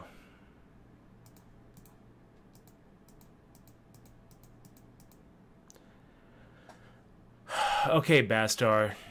I'm going to go ahead. Sometimes I think that Bastar might watch our stream sometimes. I'm going to go ahead and complain about the way that you played this hand. I feel like the problem with slow playing kings is a lot of times you're going to have been able to get Winco to put his whole stack in where pre-flop, where he's not going to put it all in post-flop. You were able to get some action off of BCM Claw, but I think that a lot of times you're missing out on so much equity by re-raising Winco and having him shove with like a hand like pocket tens or a hand like ace king, where you're going to be able to get all of his chips in. So I don't think that slow playing kings pre-flop is really the right move here.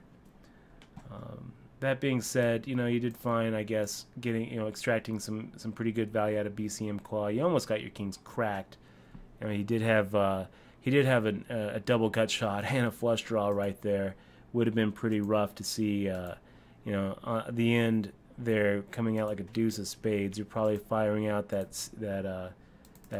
bet anyway, and getting a very rude surprise when he raises you.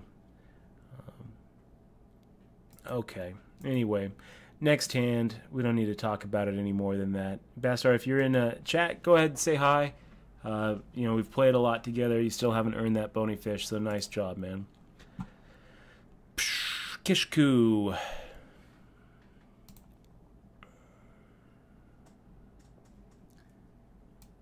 So we're going to go ahead and fire out 700. We're tapering down to just a pure 2x.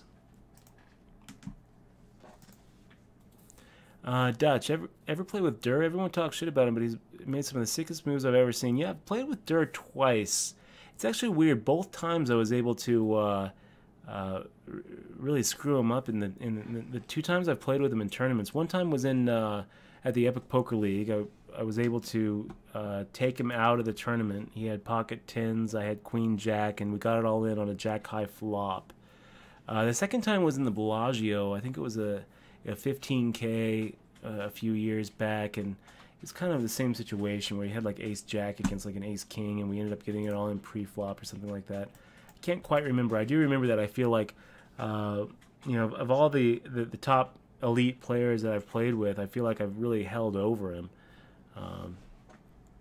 Yeah, so got BCM Claw coming in with an under the gun min raise. I almost want to just re-raise him there, give him a little test.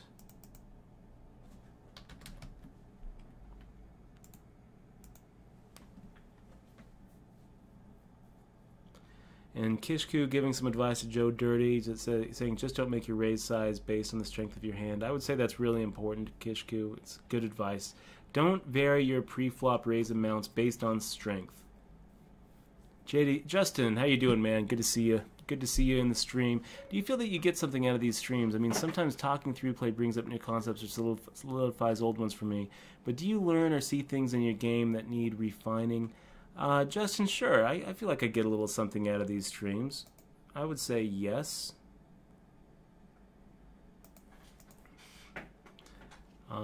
Definitely, and every time you have to explain a move, it reinforces those ideas in your head. Dale Boone asks, when you play online, you have raise amount dollar choices, almost like they do the work for you. When you play live, does the dealer instruct you on the same options? No, Dale. When you're playing live, you have to keep track of what the pot is and what the blinds and the antes are, and that's part of that when people compare online to live. I mean, that's one of the big differences is being able to keep track of effective stack sizes at the table, being able to there's so much more information, and in my opinion there's a higher level of skill live because of these types of things. If you're sitting here playing live and you can't close your eyes and say, number one, what level you're playing, what's the blind and ante level, what are the antes, what is the pre-flop pot, how much is in the pot pre-flop before anyone opens. If you can't close your eyes and tell, and just spout that out, you're not paying attention. If you can't close your eyes and be able to roughly say what all of the effective stack sizes are around the table, who has what, then you're not paying that much attention. And if as the pot is going on, you can't spout out pretty much to the chip how much is in the pot, you're not paying as much attention as you should be playing in a live situation. So yeah, the dealer is not going to make those things apparent for you. I would say though, when you're playing in like a PLO tournament, a lot of times you get to have those same kind of cheats where you can just say pot, and the dealer is going to be responsible for telling you how much that bet is. And I think that you can ask the dealer what the pot is in a pot limit tournament, but in no limit, the dealer won't tell you what the pot is. The dealer will spread the pot for you, but you can't say what's in the pot and have the dealer stack it up for you and tell you what it is. Just one of those things that you have to keep track of for yourself. Dr. Beerman, how many rebuys and add-ons did we take? We took 2 rebuys and 1 add-on. So I don't know if that means that we actually took I don't know what that means. I think that we're in for 3 bullets. I think that's what that means. So in for 30 bucks. We are in 9th place out of 31. Getting down to it. It pays top 6. First is 417. 6th is going to be $95. Already well on the start to a good Sunday grind with that 3rd place finish that we had in the first tournament we played. This is the 2nd tournament we played. And wow, I really want to make this call, guys. Can I make this call? Can I get your permission to make the call with this kind of multi-way action and just hope for some sort of favorable flop? I mean, if you look, we're getting almost 10-to-1 just straight pot odds. You factor in implied odds in this weird situations where that miracle happens and it comes like ace deuce 4 or deuce 4 6 or a 3-3 ace. I think it's okay to go ahead and count on being able to get a lot of value post flop if we do hit that magic flop. How many rebuys are you in for? 3. We got 2 rebuys, 1 add-on. So I think that means we're in for 3 bullets. I don't know that we took. I don't know that we had to rebuy. I can't remember. And we got Bastar. There he is. Bastar 71. He's actually a subscriber. You know what? we're gonna go ahead and give him a shark. Thanks for joining us on the stream, Bastar. I was hoping that was you. We've played a lot actually, and good job. You know, we've actually played a lot of tournaments together, and you haven't earned that bony fish yet. So nicely done, nicely done. I do think that, you know, I've already mentioned the Pocket King's hand. I gave you my impressions there. You know, a big reason why you don't want to slow play those big hands is because you often get into situations where the other guy is willing to go, you know, put his whole stack in the middle, but then your action gets chilled post flop, which is why you often won't see me slow play aces unless I have a real compelling reason to do it. But that's okay. You know what? You actually did get a lot of value, and definitely hats off for you know, firing out that value bet on the end. It's actually kind of interesting. You fired out a quarter size there, so. Wow. We'll go ahead and just check it down. If Zen Satori, what do we do if he checks to us here? I think that we're just done with it. I think that we're just done with it, guys. I don't think that we can get him off of anything, so let's just go ahead and fold. Yeah, I'll take second to you here, Bastar, of course. I wouldn't mind taking second to your first here. You've got the chips. You're looking pretty good. You're playing well. Getting hit by the deck, not really, but okay. So what do we do here? BCM Claw makes a min bet, and man, Charisma 101 comes along for the ride. Let's just go ahead and play our pocket fives for the set mining value. Part of me wants to go ahead and re-raise, but I don't really know what BCM Claw's range is here. We see that BCM Claw does vary his his pre-flop bet sizing.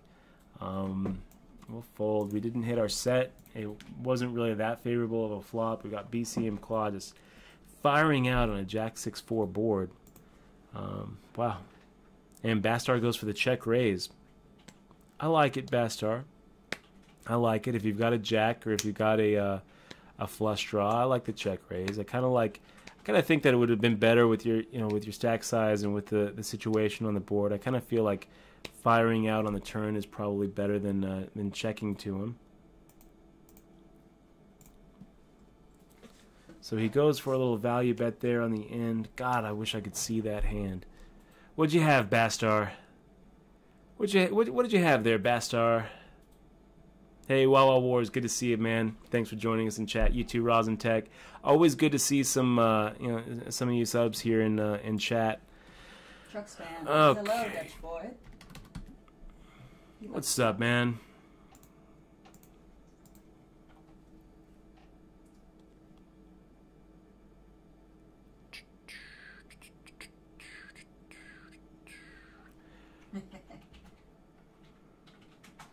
Russ, Dutch, do you think I'm feisty?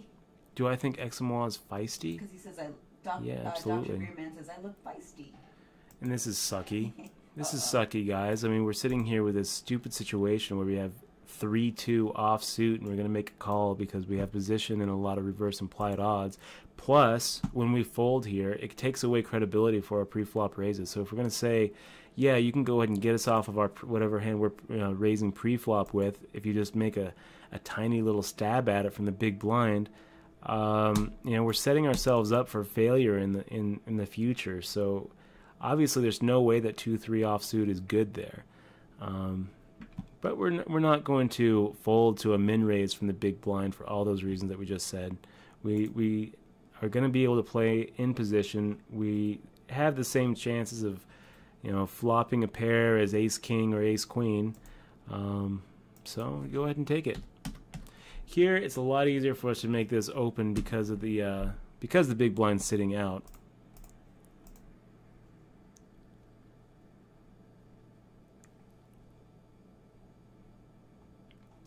Yeah, I guess it's kind of something like that, Dale Boone. I do feel like there's a lot more skill in live poker than there is in. Wow, look at this. For all those same reasons that we just talked about, it's a little different though, because we're not going to have position. We're not heads up. When we call, we can pretty much count on JFK 87 coming along. So we're getting 4 to 1 on the call with an 8-5 suited. Plus crazy implied odds. Yeah, fuck it. Let's go ahead and see a flop. I mean, 8-5 suited is basically the same hand as like Wow. Wow. JFK, how do you make that fold there? So, you know, now we're going to talk about the concept of reverse implied odds, right? This is those situations where you actually just crush the flop and, you know, end up losing a lot of chips. But we're going to go ahead and go for the check raise here. We did crush the flop. Even if he has an ace, I don't think that we're that far behind. We've got 3 8s, 2 5s, and the rest of it. Zen Satori, if you're watching the stream, you definitely get to see it later. Wow, folding pocket kings. You know, it's not that bad of a fold. I mean, the best case scenario is you're looking at a hand like what we had, and it's going to be kind of, you know, you're going to have to fade a lot of outs there. 14 outs twice. I actually think I might be a favorite over pocket kings if you don't have the diamond. Let's go ahead and take a look. I'll load up. I'll go ahead and load up the card player, cardplayer.com odds calculator, and let's see what this looks like.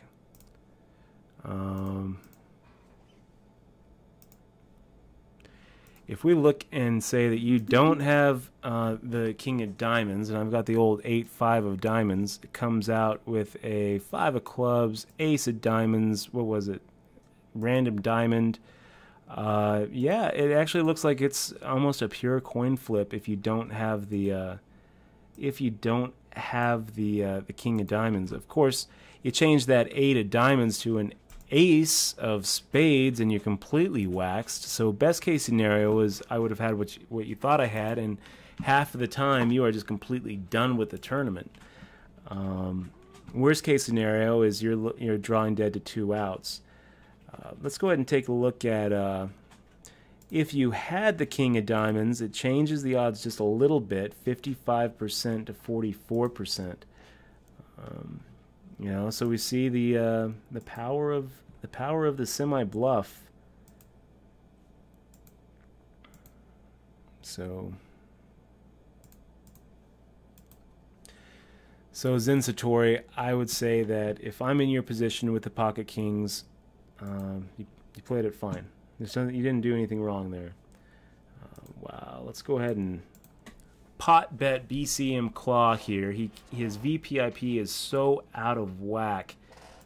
He's making a lot of really good pre-flop raises. So let's try to slow him down here with a pot-sized bet and just see what he does. Is he willing to just go the whole way with it? I think that a lot of times he's going to go ahead and just make the fold. I'd make the fold most of the time. We've got pocket 7s here. This is definitely going to be a hand that we play.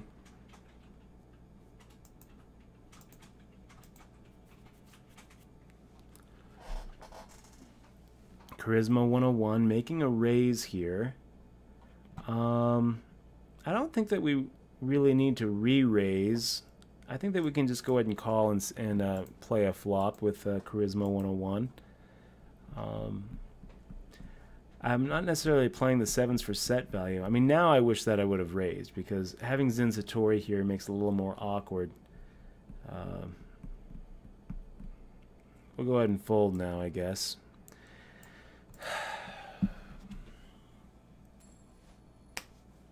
And I think that brings us to the break. Let's go ahead and take a look at what the where we're at. 6 out of 29.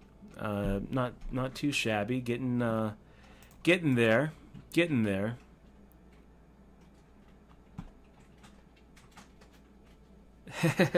Flatty28, if you're interested in hearing those kind of stories, I got good news for you. You can hear it.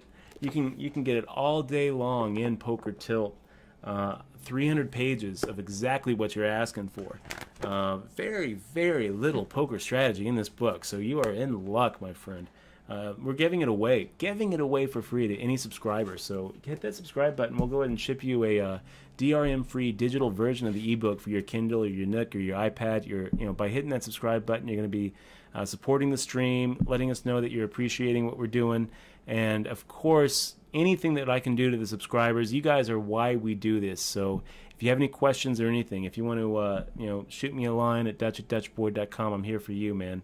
Everybody else, all of you viewers, thank you so much for watching. We're closing in on 300 people. If you haven't yet clicked on that follow button, please click on the follow button. It doesn't cost you anything. It takes 1 second of your time. Just click on it. Do we have more than 2,000 followers tonight? That was the goal. If we can get to 2,000, yep, we got 2,012. So we're gonna have to move those gold posts just a little bit further back. Let's try to make 2,100 follows tonight, guys. If you're not clicking follow yet and you're watching the stream, just do me a solid. Hook a player up with a follow, and if you already are, maybe you can go ahead and give us a little bit of retweet love on the Twitters at Dutch Boyd. Hook us up with a follow there, and maybe go ahead and give our last tweet a little retweet action. We've got some supporters right here: Martin Ludi, Evan Christopher, Grinding and Grounds. Thank you, Nate, your poker guide. Chinch Dog, another awesome subscriber. You subscribers are so awesome. Thank you so much. We've got Noah Rash and Poker Factory giving our retweet some love. Thank you guys so much for retweeting. It means a lot. 28 is I love is Jake Carver marry me. He has 2 counts.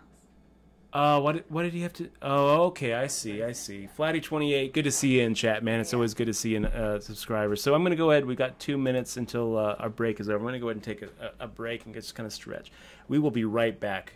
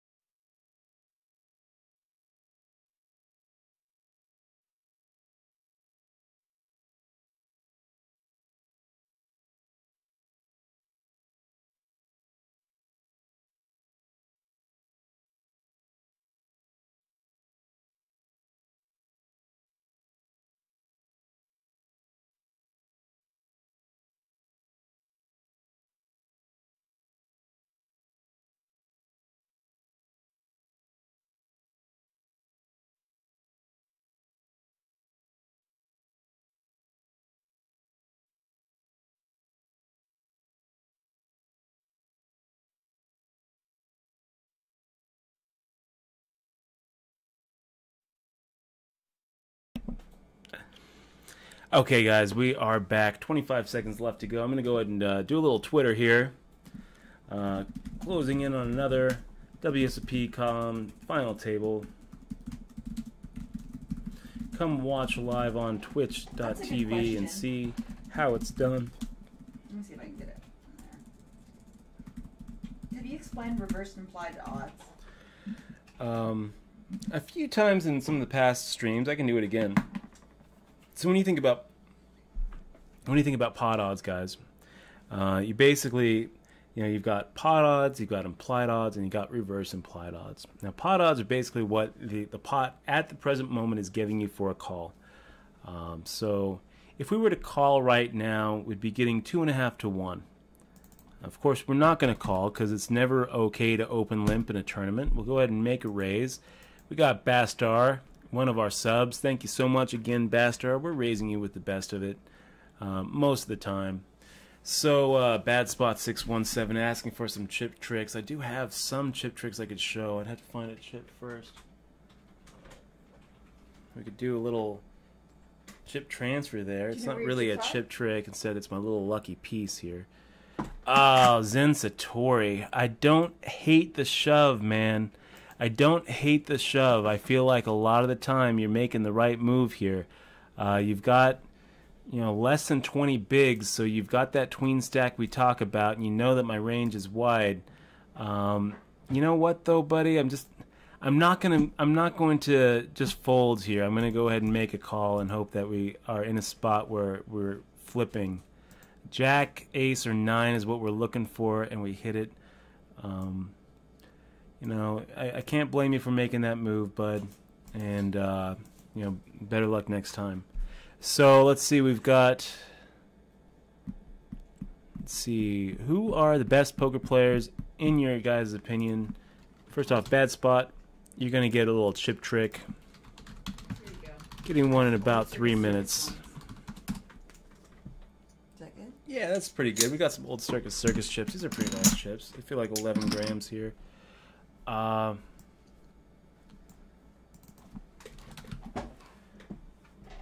We will. So here's a fun one. This is called a chip transfer. I don't know if you can see that. And lucky I am. You're gonna go ahead and get a C bet from me if you check. It's the kind of flop that we are actually looking for. We actually hit a pair, hoping that you don't have a pair. If you check lucky I am, you are gonna get the C bet 900. There we go. Firing out.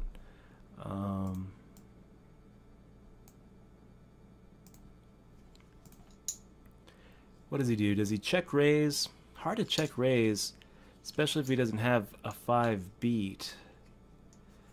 Sometimes he's just going to have a 6, I guess. Sometimes he's going to have a hand like a Jack 10, a Jack 9, 9, 10. And he fires out a check raise of the pot. Pretty tempting to make the call, guys. I feel like a lot of the time he doesn't have a pair beat here, but you know, we're going to go ahead and give it a fold because it's going to be kind of awkward to continue with the hand. So if he's getting us off of the best of it, nice job. Nice job. Diablo 3 Master. I am the best Diablo player. That's pretty good. You know, it's hard to be the best at anything. I wish I was the best poker player. Hell, I wish I was the best anything player.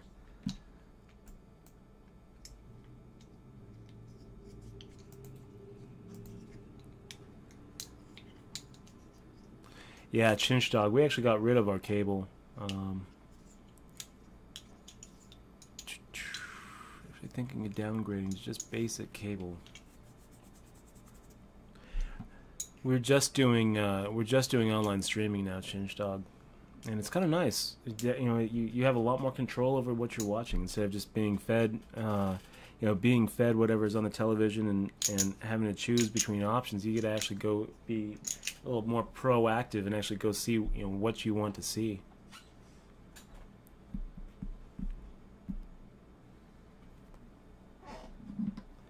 Wawa Wars, yeah, you know, we're getting really good implied odds there. So 8-5 suited plays about the same as any suited connector. I mean, we're not really loving it. We're not really loving it, but when we hit the, you know, when we actually just hit the hell out of the flop, we're going to go for the check raise. And I think that if you run it through an odds calculator, I mean, 8-5 suited is probably more of an equity favorite against kings than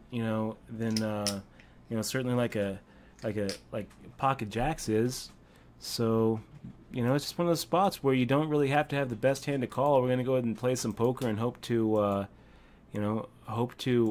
outplay our opponents when, you know, and get them to fold better hands and get the maximum value when we have a super nutty hand. I don't know. You know, looking back on it, also by folding, it takes away a lot of credibility, Wawa, from our pre-flop raises if we're going to go ahead and give him up when we get re-raised. He wasn't re-raising that much. I think it was even less than a 3x. So, you know, just straight pot odds we were getting 4-1. We were kind of, you know, expecting the guy to our left to go ahead and, you know, make a flat over us. So we thought that we were going to get even more pot odds and implied odds. So.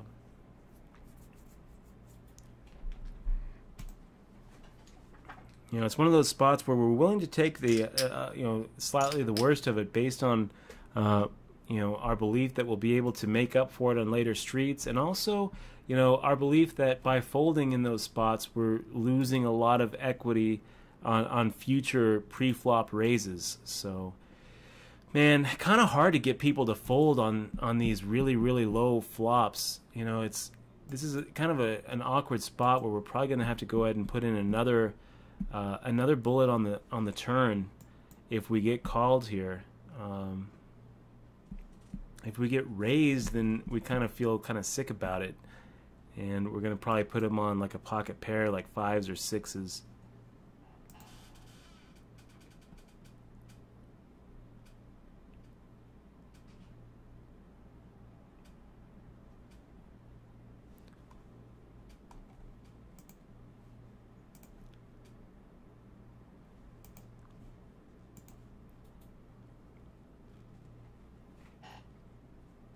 Did you do a chip trick yet, or you just? I did a couple of them. You did? Yeah, I did a couple of them. It's kind of hard to do chip tricks without like felt in front of you. I can't really do a chip roll. All I can really do is chip transfers. Yeah, because we don't have You it. know. Maybe we'll do a chip trick. And it's also kind of awkward Here, doing you it know what? like I'll right find up the- here. You know what? I'll find Yeah. a chip trick. But I like the chip transfer. You can kind of do a little chip transfer. Yeah, that's kind of fun. Of course, you can do a little knuckle roll and a knuckle transfer, right? But actually kind of lifting your arms and doing it is kind of awkward. Okay, so this is going to be kind of fun. We're going to be able to hopefully get one of these boys to give us a little pre-flop raise action. We'll be able to... Okay. Wow. A walk. That's something you don't really count on. And anytime you get a walk, it's good, you know. And let me give you some advice, a little bit of a pro tip, boys. If you are in the big blind and it folds around to the small blind and he just mucks his cards, don't look at your hand. Don't look at your hand. Nothing good can happen when you look at your hand. So, Frazzy Gaballer, I've said what an open limp is so many times in the stream. I'm just for you though, Frazzy, I'm going to go ahead and say it again. An open limp is when you are the first to enter a pot and you just make the call of the big blind. It's never okay to open limp in my opinion, but it is double, triple, quadruply worse to open limp in a tournament situation when the antes have already kicked in. So that is what an open limp is. If you are ever playing in a tournament with me and we're streaming live with a 3-minute delay and you see yourself at the table and you feel like you want to earn one of these bony fishes, that's all you have to do is open limp and I will give you a bony fish, because in my opinion it is one of the quickest, easiest ways to see what level an opponent is playing at. You hear that thing, that line all the time. If you can't spot the sucker in your first half hour at the table, then you are the sucker. So how do you spot the suckers? Well, the quickest way is with that open limp. When someone open limps, they are the suckers. So we're going to go ahead and raise here. 1100 plus the 2 limps is going to be 2100. And Lucky I Am, if Lucky I Am makes the shove here, maybe we fold, maybe we don't. We think about it. Now it comes King 4-4, and we don't really know what to do. But we're going to go ahead and continue with our drive here. Ace Queen is going to be ahead a lot of the time on this flop, and when it's behind, sometimes we can get a worse hand to fold. Really, the only hands that can continue here are going to be hands that include a king or smaller pocket pairs. And I mean, if you have pocket 3s in this situation, are you really loving it? Not really. I'm not loving it. We got Drew Pack basically saying he's willing to put his whole stack on the line. No reason to make him. We're going to go ahead and assume that he's got us beat and assume that we're not going to get him to move off the hand. So we just check it down. If he shoves like he just did, we go ahead and make the fold. We can't really put him on a flush draw, so nice hand there. Genu, law school tips, I would say, go to class. That's the best tip I can give you. Also, make sure work on your penmanship if you're still having to write your finals. If you're in a spot where now, maybe they switch to being able to type out the answers and work on your typing speed. And you know, in my opinion, most of those finals really are about, you know, you get points basically for spotting issues. You know, going with the whole IRAC, issue, rule, analysis, conclusion. Just make sure that you spot as many issues as you can, and even if there's not really an issue there, say that it's there anyway. You know, you are a lawyer, so you're there to basically create issues where there is none, and you're getting paid by the hour. So in real life, you're going to be trying to make big deals when, you know, if the glove fits, you must acquit. You're basically trying to create issues where there's none. So when you're, you know, writing those finals, first off, make sure you go to every class, make sure you know what the issues are that you're supposed to be identifying. And then, you know, when you're actually there at the final, I mean, most law school classes are basically just basically just graded on one final, where a lot of times you're going to get, 2, maybe 3 questions, and you have to write a long essay based on that question. The question is a fact pattern, where they give you a fact pattern and then ask you, you know, now what, basically. So you have to analyze the fact pattern. My advice to you is to throw as many issues out there as possible. Then go through the rule, go through the analysis, go through the conclusion, every single one of those issues. And even if there's not an issue there, you know, say it's there, argue that it's there, argue that, you know, the rule is this, the analysis is this. So my conclusion would probably be that it doesn't apply and it's not really an issue. But say that it's, you know, you're really going to be graded on your ability to spot as many issues as possible. So that is my advice for you. And I would also say, stay in school, get your degree. Even if you don't decide that you want to be a lawyer, there's a lot of advantages that come with having that JD.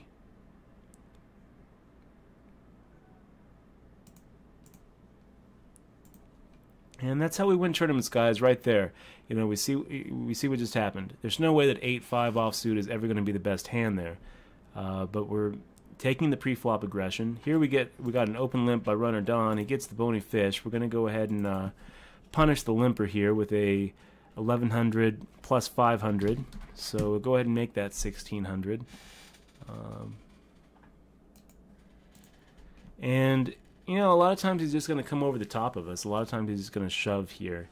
And when he does, we fold. But when he doesn't shove, a lot of times we're going to be able to take it right here with the same kind of bet. 1600, 5, 6, 7, 8. We go ahead and, you know, try to keep standard. And, yeah, you know, this is how we do it. We punish those open limpers. We put them in a situation where if they want to continue, it's going to cost them everything. How much is this going to cost you, Runner Don? Well, if you want to see a flop, it's going to cost you, 10% of your stack.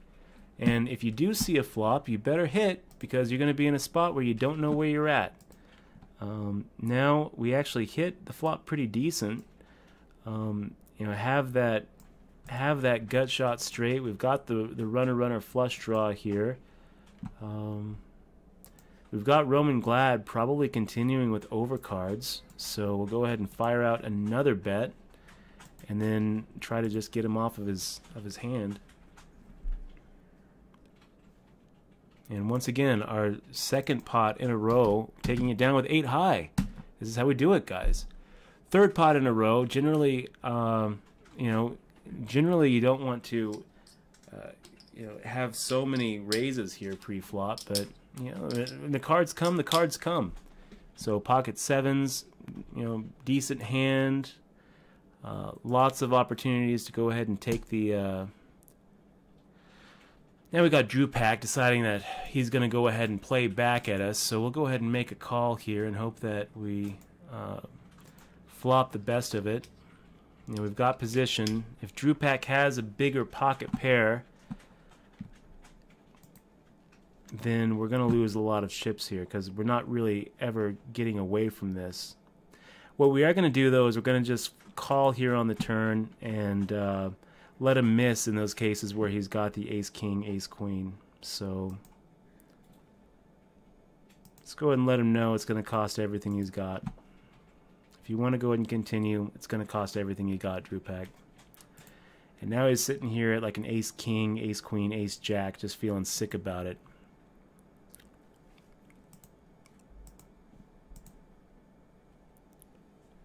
Oh, that's huge. Good for Butters. I gotta think that he probably would have been playing the main event anyway.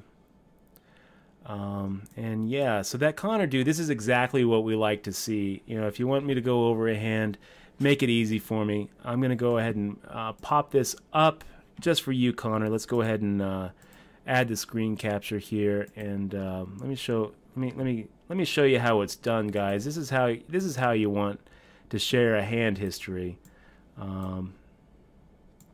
So Connor is in here, has $2 in front of him, playing the 1 cent, 2 cent. Let's go ahead and see what happens. You're in Connor's now? Mm-hmm. He's got pocket aces, everybody. Pocket aces. He really needs to be, you know, just jumping up and celebrating. But wait a minute. Whoa, whoa, whoa, whoa, whoa. Okay, I'm not really the biggest fan here of the... not really the biggest fan here of just calling the pocket aces. Okay.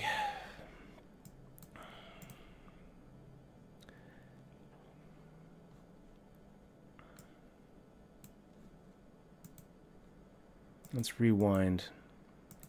So player 2 makes it 4x, and you decide that you're going to go ahead and slow play. Connor, don't slow play your aces. Just don't do it. Don't slow play your aces. A lot of times what's going to happen is you would have been in a spot where you're going to be able to double up, and instead the flop comes out and chills your action. You're also giving your opponents, you know, real nice implied odds to go ahead and you know, make this end really, really poorly for you. So when you make the call here, I don't like the call. I like the raise here. I feel like you should have been making it somewhere around like 20, 24, depending on what your pre-flop, you know, standards are. Go ahead and raise, get some more money in the pot there. With any luck, player 2 actually woke up with a hand like jacks or tens or ace queen, ace king, you know, kings, queens. Sometimes he's going to just shove with pocket pairs. So give him a chance to make a real big mistake there. You know, I think that I like the raise. I don't like the call. So now, whatever, we keep on moving. And now player 1 decides to go ahead and re-raise here and makes it 33 cents. So makes it 4 times player 2's raise. It seems pretty obvious to me at this point that if player 2 calls, you should be re-raising. You know, you gotta assume that player 1 and player 2 are going to be willing to go the whole way. If player 2 makes the call here, I think I just shove. I mean, there's enough in the pot that I just don't think they're folding. So you want to get as much in that pot as possible. You don't want to give them a chance to, you know, you don't want to chill the action by giving him a scary flop and letting him go ahead and get away from hands like ace king, ace queen, pocket sevens, you know, when the flop comes 10 jack queen, you know. So if player 2 calls, you raise here all in. If player 2 raises, you go ahead and shove. Really, no matter what happens, this should be a pre-flop hand and nothing more to talk about. Instead, we got player 2 calling, so I guess at this point a shove is right. And you shove, that's fine. And player 1 should probably makes a call. Maybe he makes a fold. Either way, it doesn't really matter. Player 1 makes the call. You get the guy to put it all in. Well done. We don't really need to see how the hand plays out because the rest of the hand doesn't matter. You were able to get him all in with way, way the worst of it. Well done. Hats off to you. So let's go ahead and take that off. I hope that was as informative to you as it was to the rest of our viewers here. We go ahead and fire out a c-bet here. We've got the pre-flop aggression. We've got the overcards. Asian guy aces could easily check raise here with pretty much anything. And if he does, we have a decision to make. He doesn't, though. He goes ahead and gives it up, and that's fine with us. We appreciate you giving that up. Runner Don, do we go ahead and fire out? No, we'll just give it up. What are we at here, guys? 3 out of 22? Feeling pretty good with our stack. Thank you very much, Michelle, for that. A little bit of blood sugar.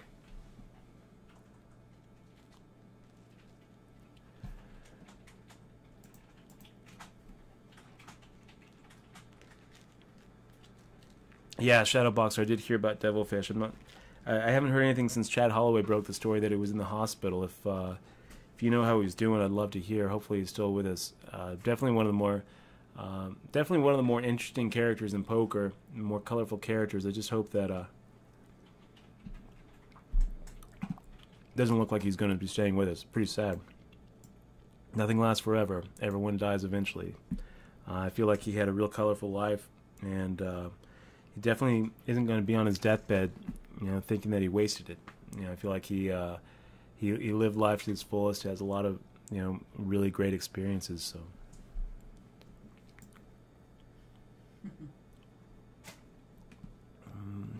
What do we do here, guys? I think that we go ahead and make the call, hope for a flop that we crush, and go for a check raise. Instead, we get a flop that sucks for us, and we go ahead and just check to him. It's going to be kind of interesting if Asian Guy Aces makes a check here. I think that we are going to go ahead and fire out. It's a very scary board. It's a very scary board, but when both of them check, I mean, I kind of feel like, Dranic's giving up the pre-flop aggression. Let's go ahead and try to take it. Asian Guy Aces makes a call. I think that we can probably go ahead and fire out a 3/4 size bet and take it here a lot of the time. Of course, we're not going to be able to get him off of a flush, but if he doesn't have a flush, I think that we just are able to take it. Sometimes we are. Sometimes he looks down at the 7 of clubs and thinks, you know what? This kind of sucks. I don't really like his call there pre-flop, honestly, guys. We can make the call with the 7-4 suited there because we're in the big blind. But his call pre-flop, I don't love it. I don't love it. So let's go ahead and make a 3x. If Team Volcic makes a call, we'll go ahead and c-bet.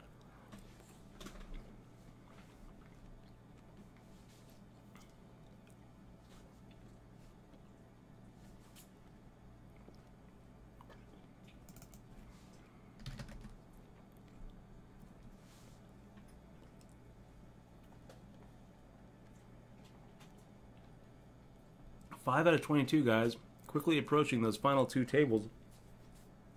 Going to keep up with the game plan, which is putting a lot of pressure on those blinds. Try to get it heads up with the pre-flop aggression, or even better, just have them all fold and we don't even have to see a flop. Do we go 2 times in a row? I think that we do. Yeah, let's do it.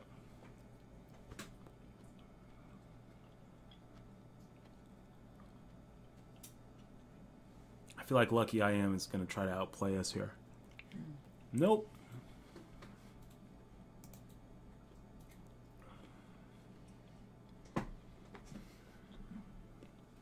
Well, Ira Gary, what do you think happened?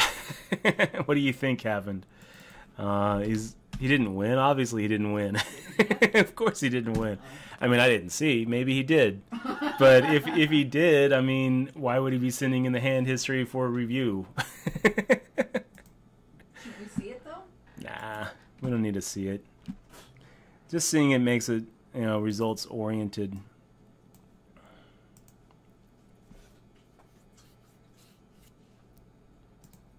What do you do, team? What do you do, Team Voch? I don't blame you. I don't blame you. Making a raise here is okay. A lot of times we actually have the best of it here. We'll go ahead and fold.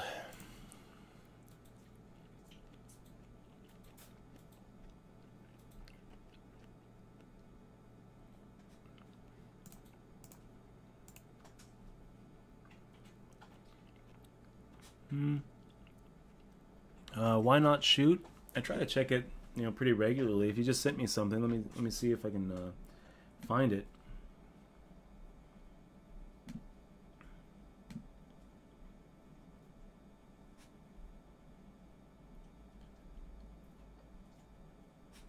He lost. Just thank you, Connor, that dude. Oh, okay.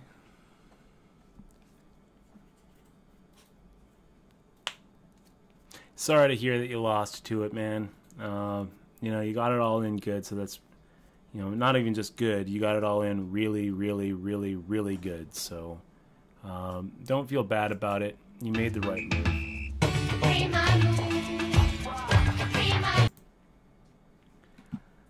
Okay, so we'll go ahead and make it 1700 here. It's a lot easier for us to get through with the big blind sitting out. Of course, we also got to think that everyone else knows that we're looking at that big blind. Our VPIP has been pretty high. Even so, what are they going to do? How do you defend against a guy who is very loose aggressive? It's not really a good way to defend. You know, because you're going to be getting yourself into these real tricky spots. 7, 8, 9, 10.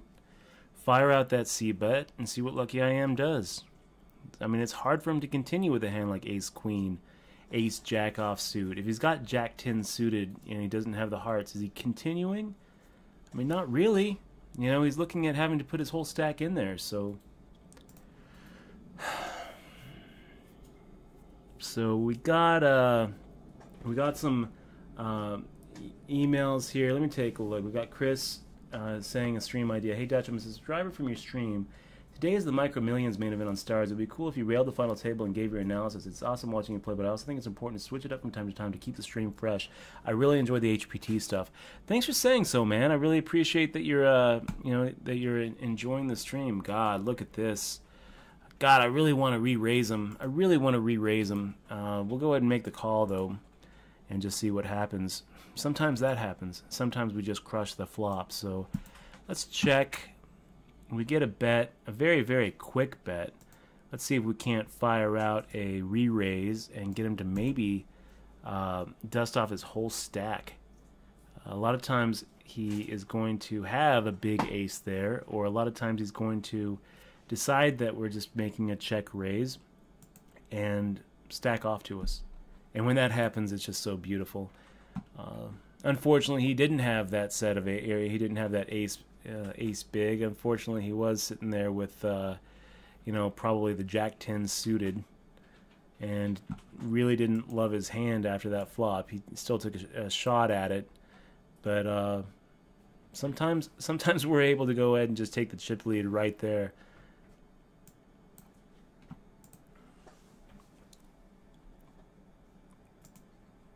So Chris says maybe doing an analysis of the final table of the Micro Millions. You know, I like it, Chris. I like those ideas of doing analysis. The problem is that doing an analysis of the final table without actually seeing the cards isn't as helpful. Also, I feel like we'd probably have to ask permission from Stars to do that.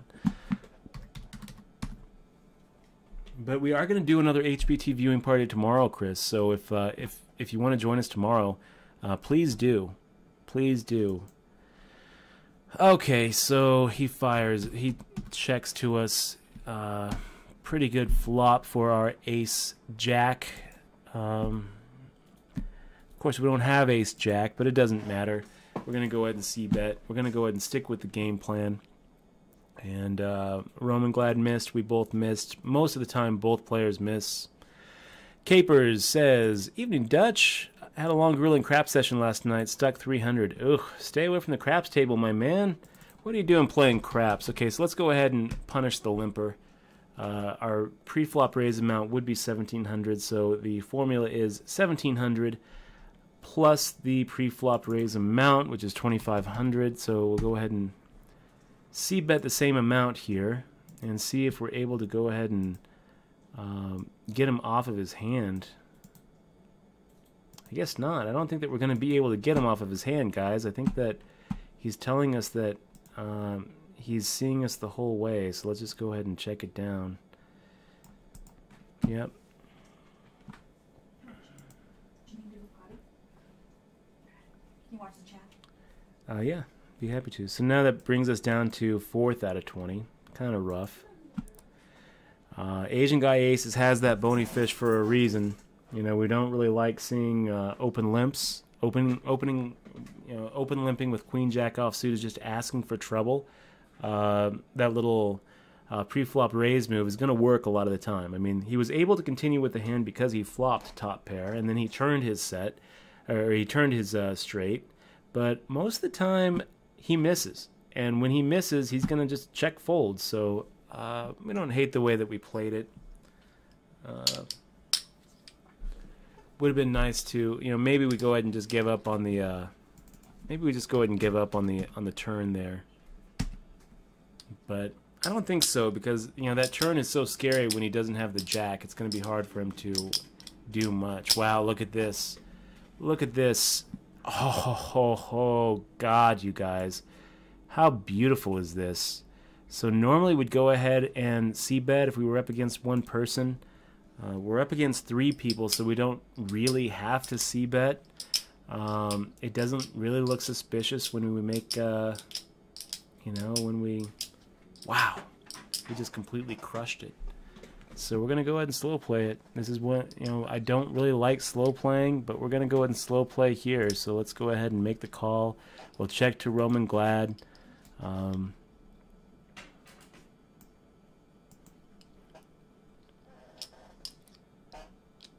we'll see what he does. I don't think he really has anything to call with. And he does. What did he have? Pocket 10s. Thank you, Roman Glad. Appreciate the nice hand. You didn't play it wrong. You had pocket 10s. You could have lost a lot more chips there, Roman Glad, because if you raise, we're probably re-raising you. Wow. Look at lucky I am just coming in there with a limp. Sure, buddy. We'll go ahead and make that pot size bet against you. We'll go ahead and make that pot size bet against you. We don't really have to have such a good, we don't really have to have such a great hand, but the fact that we do have a great hand here with the king-queen suited just makes the limp that much easier.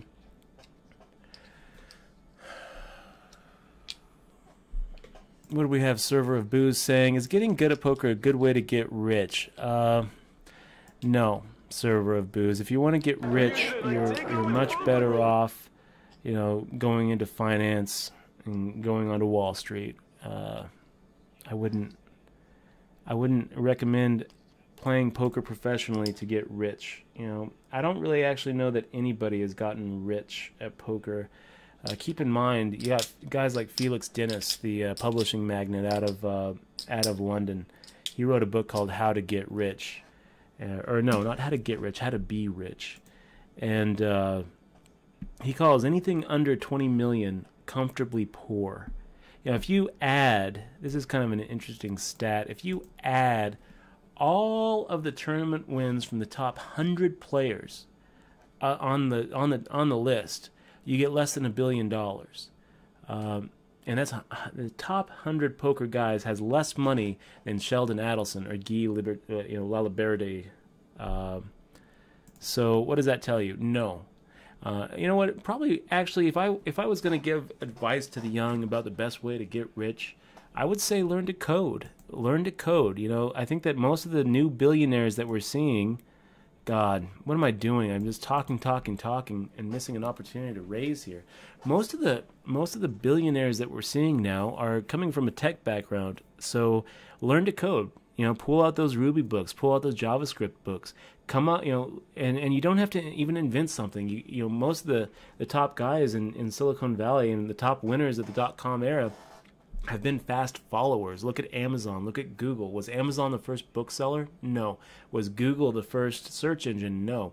Look online. Look at Party Poker. You got Esau Scheinberg, just some business dude. He doesn't, he doesn't really deserve to be in the top billion, right? I mean, he's on the Forbes billionaire list as a fast follower. Look and try to see the trends, see what someone is doing that's working well, and then just swoop in and do it better. That's what Google did. That's what Amazon did. That's what PokerStars did.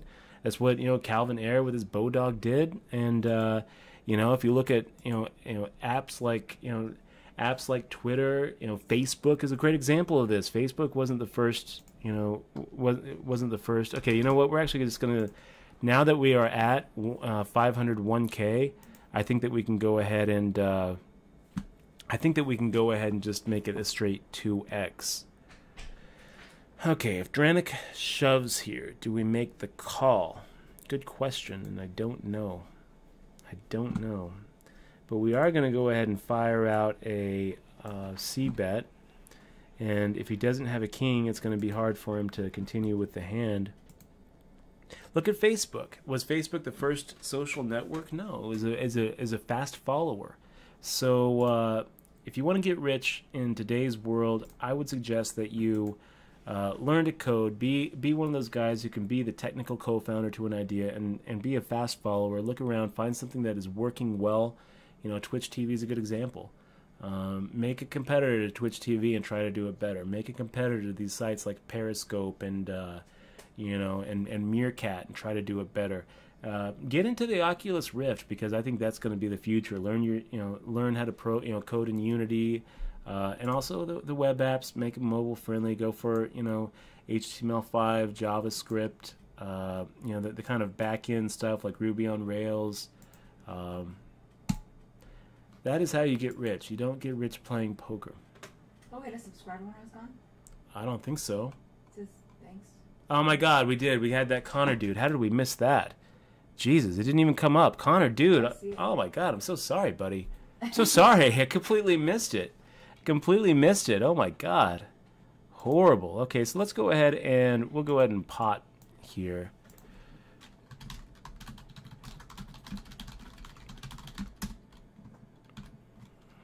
Yeah, Connor, sorry that I missed that, man. Welcome to the crew. Fist bump. Welcome to the crew. You're going to go ahead and get that DRM-free copy of Poker Tilt.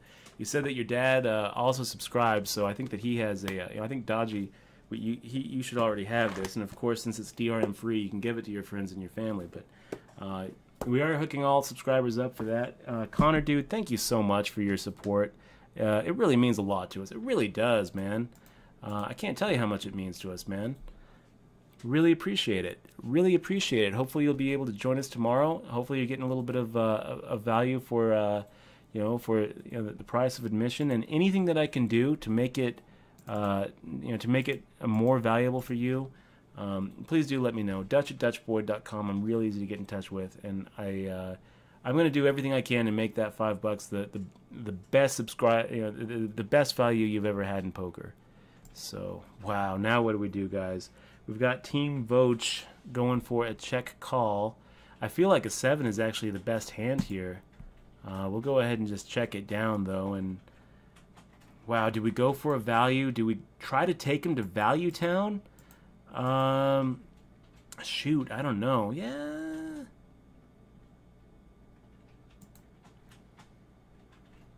I think we'll just go ahead and check. What do you got? The Jack 8. It's going to be hard for him to make a lot of calls there. Yeah, sorry that we missed that, Connor. I don't know how we missed it. We're supposed to have those alerts up, and for some reason it didn't come up. I apologize for the less than stellar reception and welcome and thank you. But Connor, fist bump. Welcome to the crew, man. Welcome to the crew. Okay, let's take a look here. We're gonna go ahead and you know what? We're gonna try to make this Twitch alert a little bit bigger here. Actually, that's not what we're trying to do. Go ahead and screen capture our source. Still such a Twitch noob, you guys. Still such a Twitch noob. Okay, there we go. Hopefully that'll work.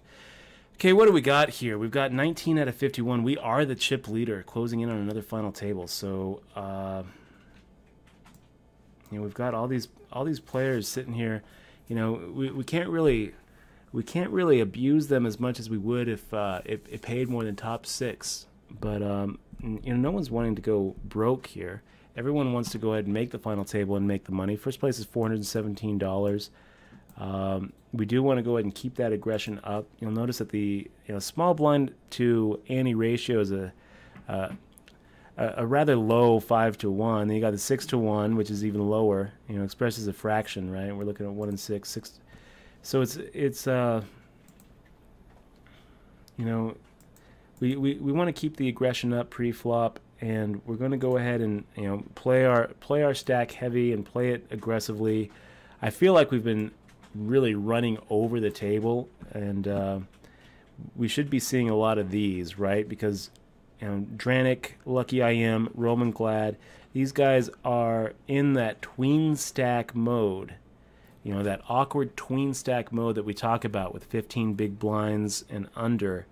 where the best way to play those kind of tween stacks is to look for those 3-bet shove situations. So we kind of have to take a little bit of a breath and remember that little rhyme we came up with: don't attack a drowning stack. Well, in this situation, Roman Glad, Lucky I Am, Dranik, even Team Voch, these are drowning stacks. I mean, they're looking at seeing their stack quickly get down to shove or fold mode.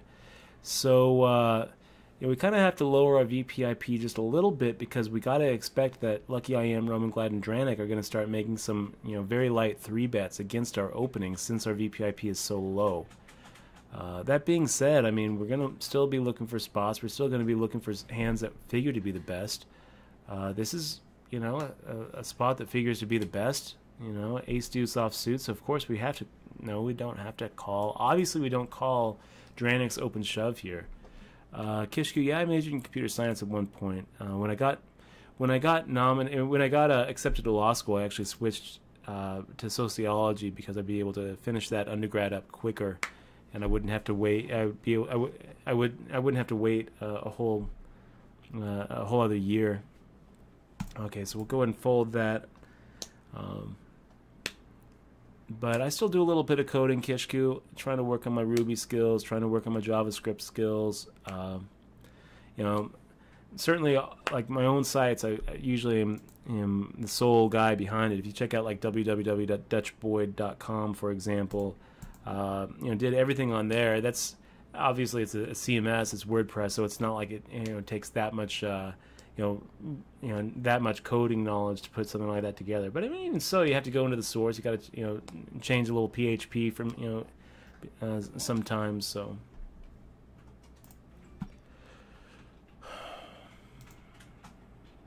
Trestle's on, and Shadow Boxer, thanks for saying, man. Glad to hear it. 757. 757 boss. What do we got with did something happen with him? Table. I got my first final table last night. I'm just getting started, man. Listening to you and subscribing makes all the difference. Thanks again. How did you end up doing last night? And have you already cashed tonight? So 757, yeah, we are. Oh my God, what did we do here? Completely forgot we were in the free roll. We're still doing pretty well in the free roll. We just completely forgot. I've just been blinding out for the last little while. We're 33 out of 63 in the free roll. Yeah, so boss, we did actually cash. This is our second tournament of the night. The first one we got third. The second is this one where we're sitting here, basically trading chip leader position back and forth.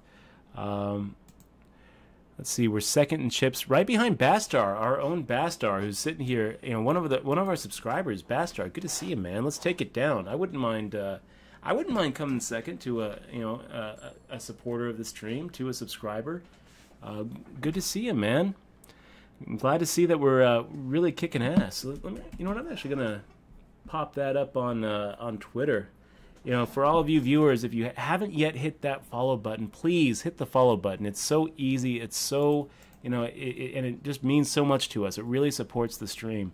So we're gonna go ahead and play this hand. This is definitely at the upper range of the kind of hands we're looking for in the button, and our VPIP has been so high that I kind of feel like we're not going to get a lot of credit from Roman Glad and Team Vote. Hopefully they're able to actually have some sort of hand here. So we go ahead and make it 2.5 times his raise. So we're looking at 7,500,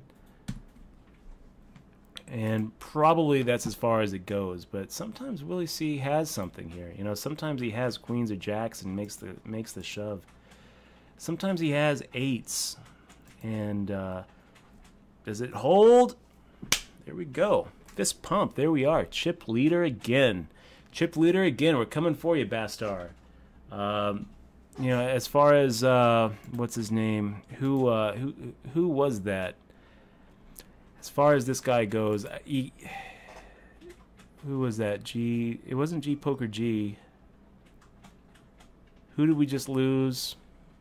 It'll come up here in a second.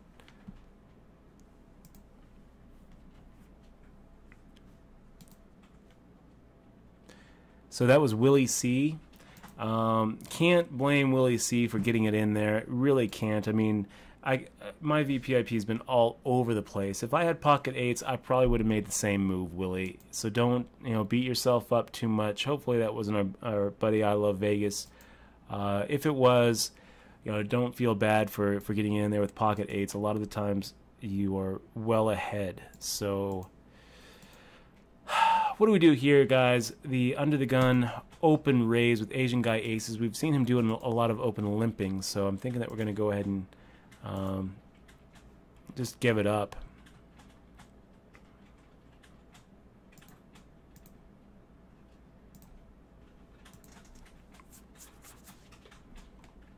And wow, is Bastar? No, we're still ahead. We're still ahead. Oh no, Bastar just something happened to Bastar. Where's Bastar? Nope, he's ahead of us still. We are second to Bastar. Let me go ahead and show you guys the. Let me go ahead and show you guys the lobby here.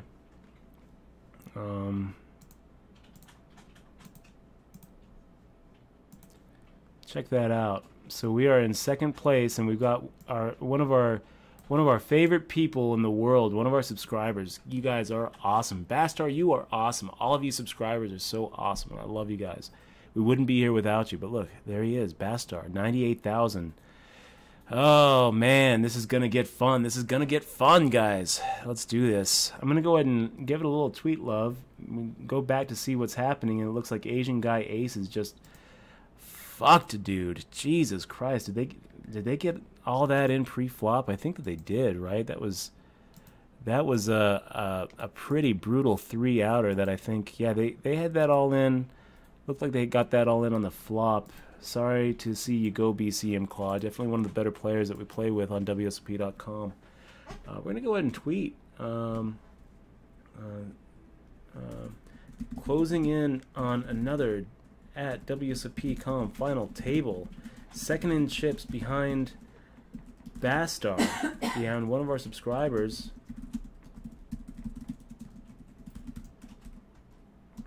Come see how it's done. Done at twitch.tv.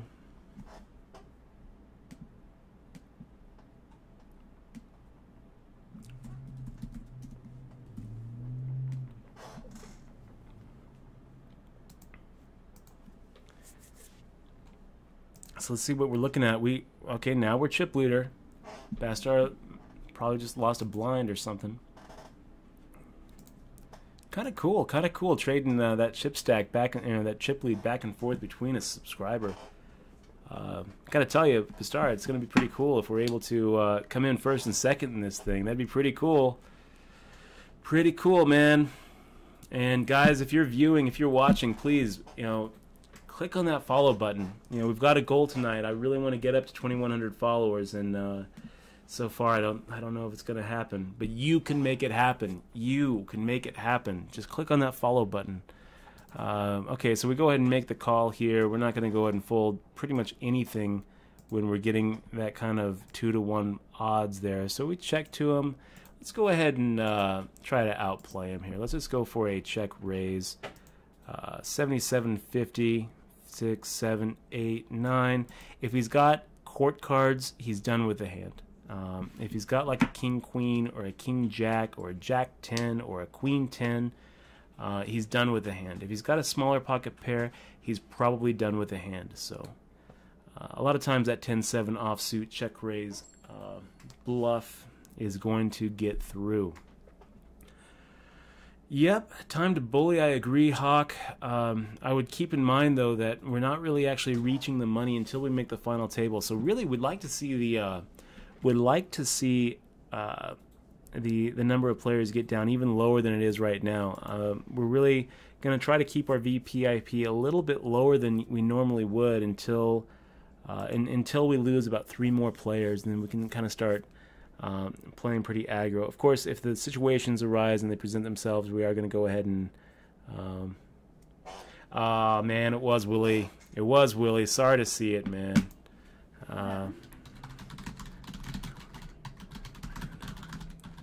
Not my boy, not my buddy Willie.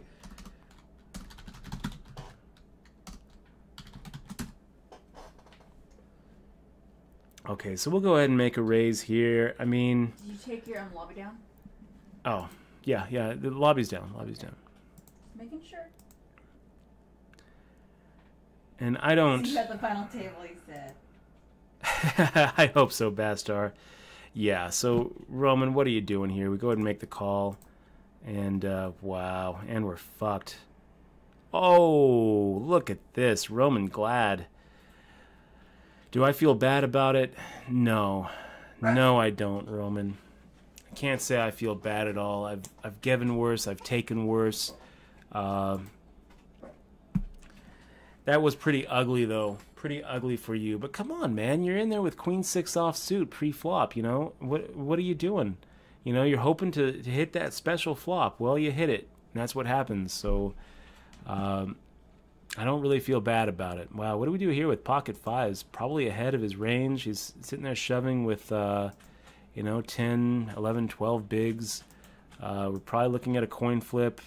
We're looking at a coin flip usually where we're slightly ahead, but we're getting we're getting not really any dead money in there, so we just pick the fold.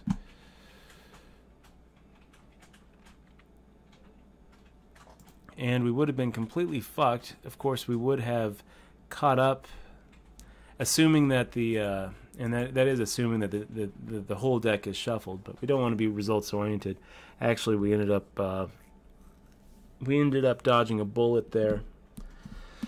Okay, so Asian guy aces. If it's folded around to us, we're gonna go ahead and take a stab at it. If we take a look at what's going on here, now we're first out of 13.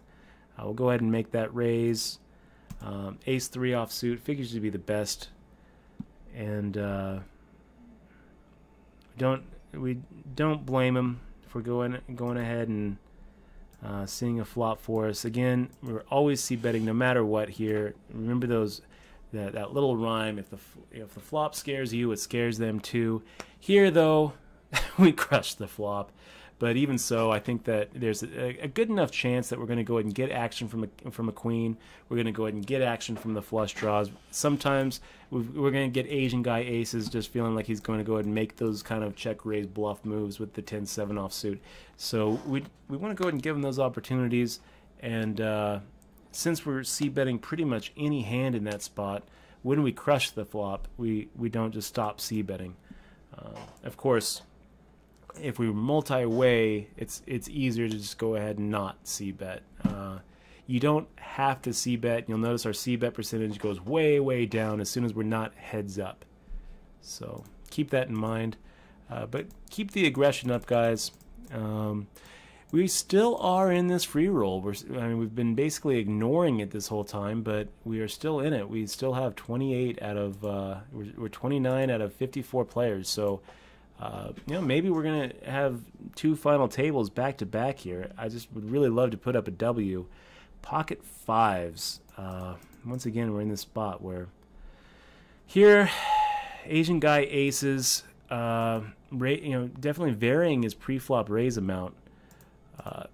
Before he'd been making it that min raise. So I don't really love it here, guys. I really don't. I'm thinking that there's a pretty decent chance that we're behind and we're looking at a much bigger pocket pair. We're going to go ahead and see. We're going to see a flop and we're going to try to see what happens. Of course, if we flop a set of fives, we absolutely love it, of course. And hopefully we're able to go ahead and get him to maybe put some chips in here. I kind of feel like he has a big pocket pair. I feel like if he's got, aces, kings, queens, jacks, or tens, we're going to hear from him right here, and we're going to take his whole stack. So, let's go ahead and half pot it and hope that we're going to bust Asian guy aces right here. No, he gives it up. Pretty big pot there, though. Feeling good about it. And we are now the chip leader with 13 left. I'll go ahead and pop up this lobby. Guys, 380 viewers, thank you so much for joining us on this Sunday night. I know that you have a lot of options. We are coming at you live from Las Vegas, Nevada with a 3-minute delay right here, March 29th. We are chip leader. chip leader in the 1K guarantee. First place is $417, and we are kind of crushing it. Second place is our very own Best Star subscriber right here in chat. How cool is it? How cool is it to actually be, trading chip stacks with each other? So, thank you guys so much for joining us. If you haven't yet clicked on that follow button, please do. It's right there. It doesn't cost you anything. It don't cost nothing. And if you want to go that extra step, hit that subscribe button. $4.99. We're going to make that a pretty good value for you. We're going to go ahead and hook up all our subscribers with a download link to the digital copy of Poker Tilt. It took me more than a year to write this book. Got some great reviews. We got Gavin Smith calling it an excellent read. I highly recommend this book. We got Johnny Monette saying a very compelling narrative from one of poker's most interesting and dynamic personalities. Thank you, Johnny Monette. We got Jeff Madsen saying Dutch's story is fascinating and refreshingly unique perspective through the poker boom and beyond. We've got Michael Craig. I read it and I loved it. This book deserves to be an instant classic. Thank you, Michael. So huge. We got Nolan Dallas saying funny, sad, riveting, thought-provoking, and always on edge. This book is an amusement park of emotions. Thank you, Nolan. We've got Lane Flack. I haven't had time to look at it. I'm sorry. Quote something for me and I'll stand by it. There's just some real kind words by Lane. Thank you so much. We've got Brandon Canty saying you can't put that in the book. It's too good. Can we quote you on that, Brandon? Yeah, we're going to quote you on that. And, of course, he's talking about the afterword here. I'll read it last but not least as part of our Kickstarter campaign. I promised to reveal the poker tell, which I had traded to Brandon Cantu several years ago. It was the tell we had talked about in our fundraising video, the one Brandon had texted about when he said he hoped I never shared it with anyone. Sorry, Cantu, here it goes. The tell is, when a player... You're going to have to get the book to listen to the tell. But it is what Brandon says. You can't put that in the book. It's too good. We did put it in the book. And you're going to get it. If you subscribe, you're going to get a free copy of this book. And then just, you don't even have to read the whole thing. Just skip to the afterword. You're going to get that tell. And in my opinion, it's worth the price of admission. And again, we're going to do a whole bunch of really fun stuff for subscribers. Tomorrow we're doing the HBT viewing party again. We got some, in my opinion, that's the best way for, once you get to kind of an elite status in poker to go and improve your game is watch those kind of replays. See how I watch it. It's definitely a fun time. We had a good time yesterday. That is going to be subscriber chat only, but of course, all of you viewers are welcome to watch. And again, we wouldn't be here without you viewers, but we couldn't continue to be here without you subscribers. So thank you guys so much. I'm going to go ahead and do a little, one more retweet. Again, guys, if you're not following us on Twitter, it's @DutchBoyd. Sure would appreciate, some Twitter love. Let's go ahead and take a look. We've got Zachary Taylor Ivy says he's in bed watching my favorite poker streamer. Thank you, man. I really appreciate it. I hope that you're getting something out of it. Thanks, Zach. We got Colby, Spear, and 3 others retweeting us. Colby, thank you. Poker Punk, Jackosaurus, one of our friends in the stream, one of our crew. Thank you so much. We got Jason Bullock giving us a little retweet out action. You're living the dream, man. Keep it up, brother. Your stream is on point. Thanks, Jason. Hoping to make it down there into Louisiana to see you and the new babies. It's good to see that you're doing really good. One of my older friends in poker, Jason, and I go all the way back to the golden to the Should you take that lobby off too? To the Valley View days. Yeah, let's go ahead and take this lobby off.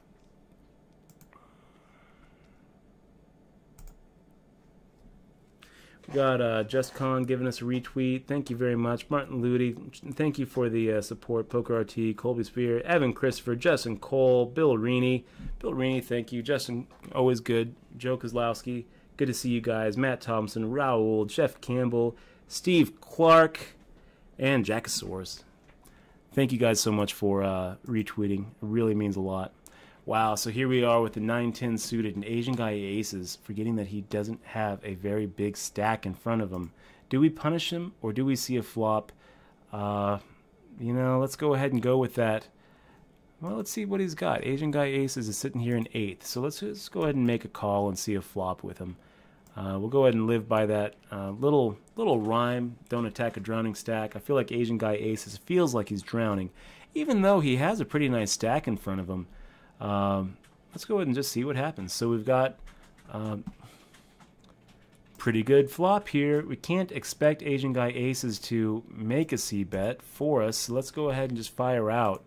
Obviously, if we were just against Asian guy aces, we'd go for a check raise here.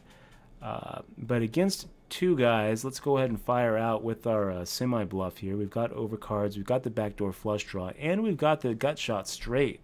So we love our hand, right? We are definitely going to have to call here. Getting 2.5. No, we don't have to call here. No, we don't love our hand. We make the fold, and it's very frustrating because we probably hit the 7 right now.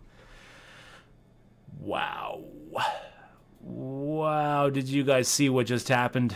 Are we watching the same stream here? Jesus, team vote.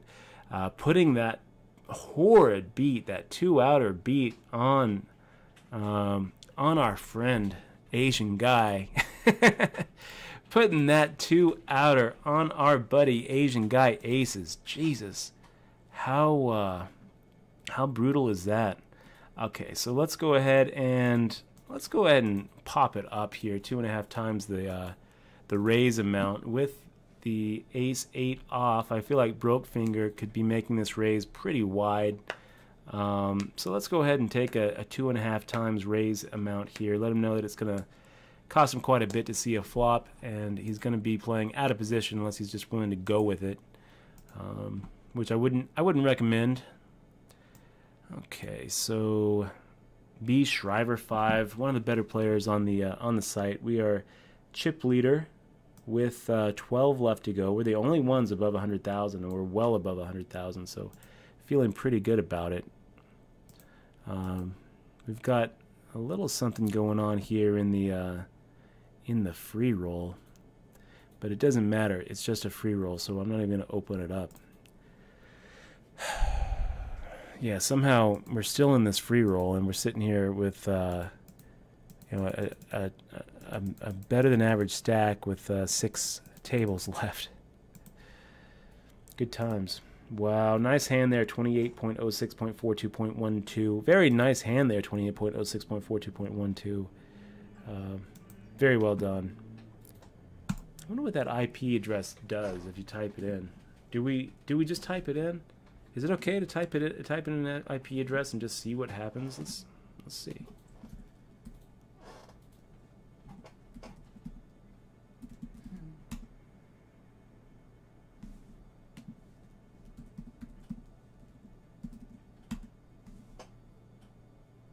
I think it just takes us to Google.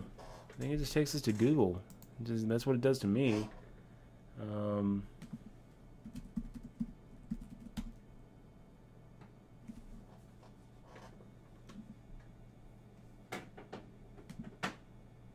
I don't know what it is.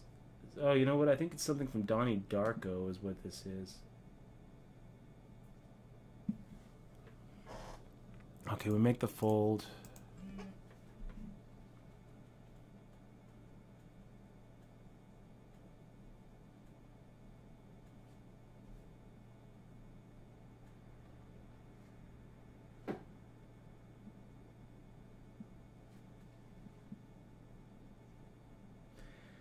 It's something from Donnie Darko. I don't really know. Maybe one of you guys can help us out. You know what? Pretty tempting to make a raise here. We've got 28.06.02. Yeah, let's go ahead and just pot it.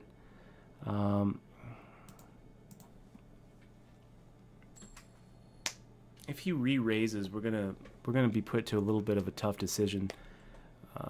But our decision is a little bit harder than his decision, which is basically dusting off what does he have, top 3, top 4 chip stack against the one guy at the table who can really fuck him up. I'm sorry, mess him up. So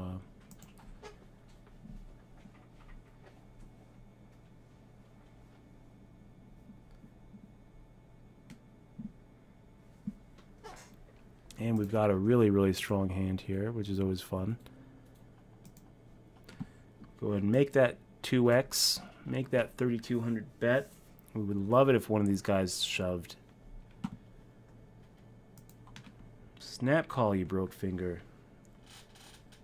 And King, Jack, Jack. Jesus. about the worst flop we could have come up with, really. I mean, now, you know, any jack, any king pretty much messes us up.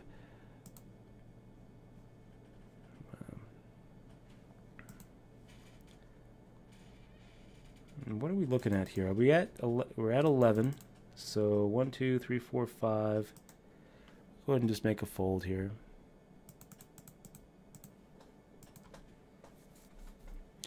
Let me go ahead and get back to our chat and see if there's any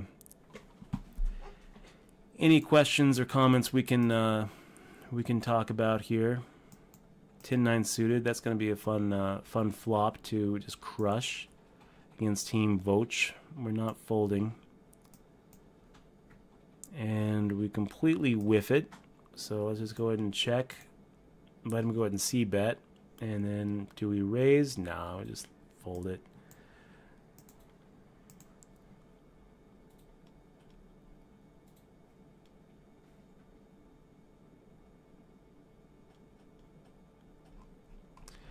And 5-6 suited. We got broke finger coming in. I don't like this bet. I don't like it. I feel like broke finger doesn't really have enough chips really to be making this type of bet here. We're gonna go ahead and see a flop just because we're basically getting 10-to-1 odds here, reverse implied odds, because I don't really think that broke finger isn't really supposed to ever. He's supposed to, when he makes that min bet, he's supposed to have a huge hand. We'll see if he does.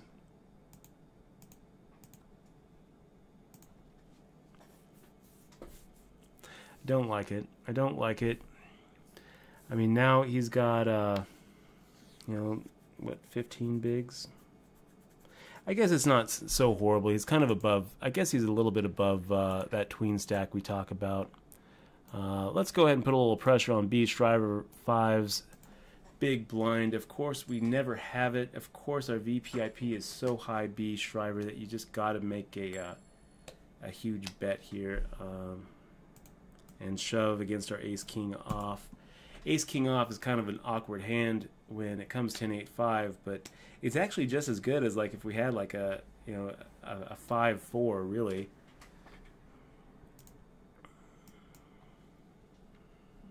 Okay, so we'll go ahead and fold this. Somehow we are in one of the top stacks in that free roll tonight too. Got that going on the other side. Hopefully we'll take this down, and when we do, we'll probably just have to switch right to the free roll final table. I guess we go ahead and make a raise here. You know, we are at that inflection point, that psychological inflection point where pretty damn close to that final table. You know, it pays top 6, I think, right? So, you know, at this point we can kind of start abusing stacks and you know, kind of make them start smelling the tables. And 60% of the field at this point is going to make the money. And pretty big difference, again, pretty big difference between something and nothing. I mean, that's the biggest jump in the tournament, is going from 0 to 95.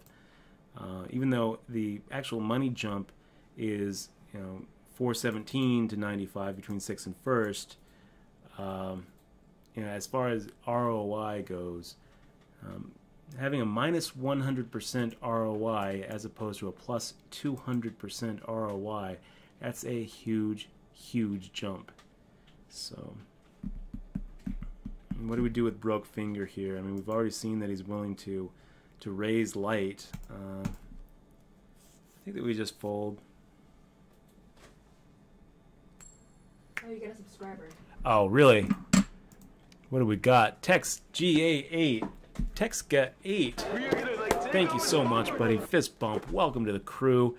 Welcome to the crew. It's been a little bit of a slow night for subscribers. I'll give you a bunch of fist bumps. Thank you so much, Tex. We're going to go ahead and ship you that DRM free copy of Poker Tilt. Hopefully you just, you know, enjoy the read. All of our subscribers are going to get that as just a you know, a thank you present from us. We're also going to try to roll out so many cool subscriber benefits. I got to tell you, man, it makes me feel better seeing that sub than being here at the final table with the chip, with the dominating chip stack. So thank you so much for, for your support.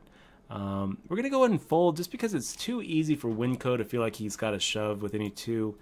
We're gonna go ahead and just wait here for a second and let Winco either double up or get knocked out, and get to that point where we really only have 2 spots until the money, and then we're gonna start really opening up our game. And we saw G Poker G play a big stack just perfectly tonight, so we're basically going to keep our VPIP pretty low until we lose Winco, and then we're going to open up. So second final table tonight, 2 out of 2. Feeling pretty good about it. Feeling pretty good. We are, we keep on saying poker is a skill game. It's a skill game, Joe. It's a skill game, Joe.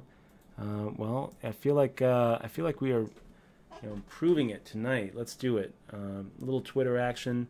Chip leader in another at WSOP.com final table, along with a Twitch subscriber, Batar, buddy, Bastar. Jesus, Bastar. Really happy to see you here across the table from us, man. Really happy to see it. So here we're going to go ahead and make it a half pot size bet against Team Voj. We don't really like it when he makes a call. I mean, we're pretty much done with the hand at this point.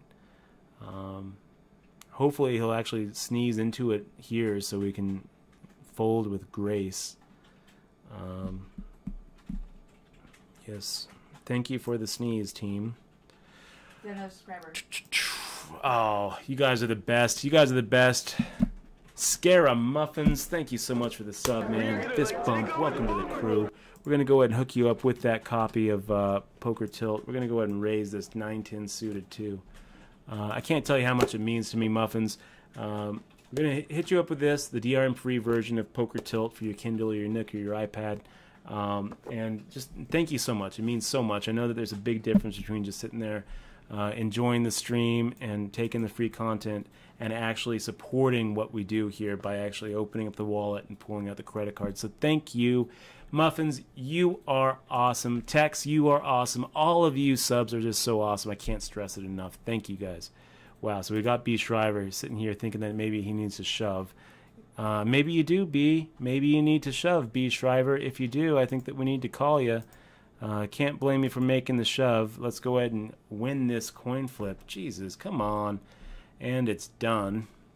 No outs anymore. God, B. Shriver sitting there just holding over us with those coin flips. You'll remember that we've got the highlight reel where we basically flip a coin for a $10,000 seat, and he does go ahead and win that one as well. Frustrating. I think with that we are no longer the chip leader anymore. Shoot, come watch at twitch.tv. Dutch boy, doesn't matter. We'll tweet that we are. Doesn't matter. Okay, we've got Team Vocha here. We'll go ahead and make a 3x. Shoot, what do we do if he re-raises? I mean, it's kind of an equity. It's kind of an ICM disaster for us to get knocked out at this point. We've got such a huge chip stack, but at the same time, I mean, Ace King of Diamonds is so often just a huge hand. If he re-raises us, I think that we're going to go ahead and re-raise him and just kind of see what happens. So Diosa is sitting here pretty low, but we're going to go ahead and make the stab at the pot anyway. Think of the money, Diosa. Think of the money. He comes out with absolutely nothing. 5, 6, 7, 8. We'll go ahead and fire out that C bet and hope that we don't get check raised. And that's how you win pots with 6 high. Back in the chip lead position, which is where we want to be. And here we're going to make the fold. We're never attacking Winco at this point. Again, don't attack a drowning stack. I mean, he's got less than starting stack at this point. He's feeling like he needs to call any 2 cards. For him to make a fold here is just horrible. If he folds this hand, it's just horrible. He's got to go for the double up.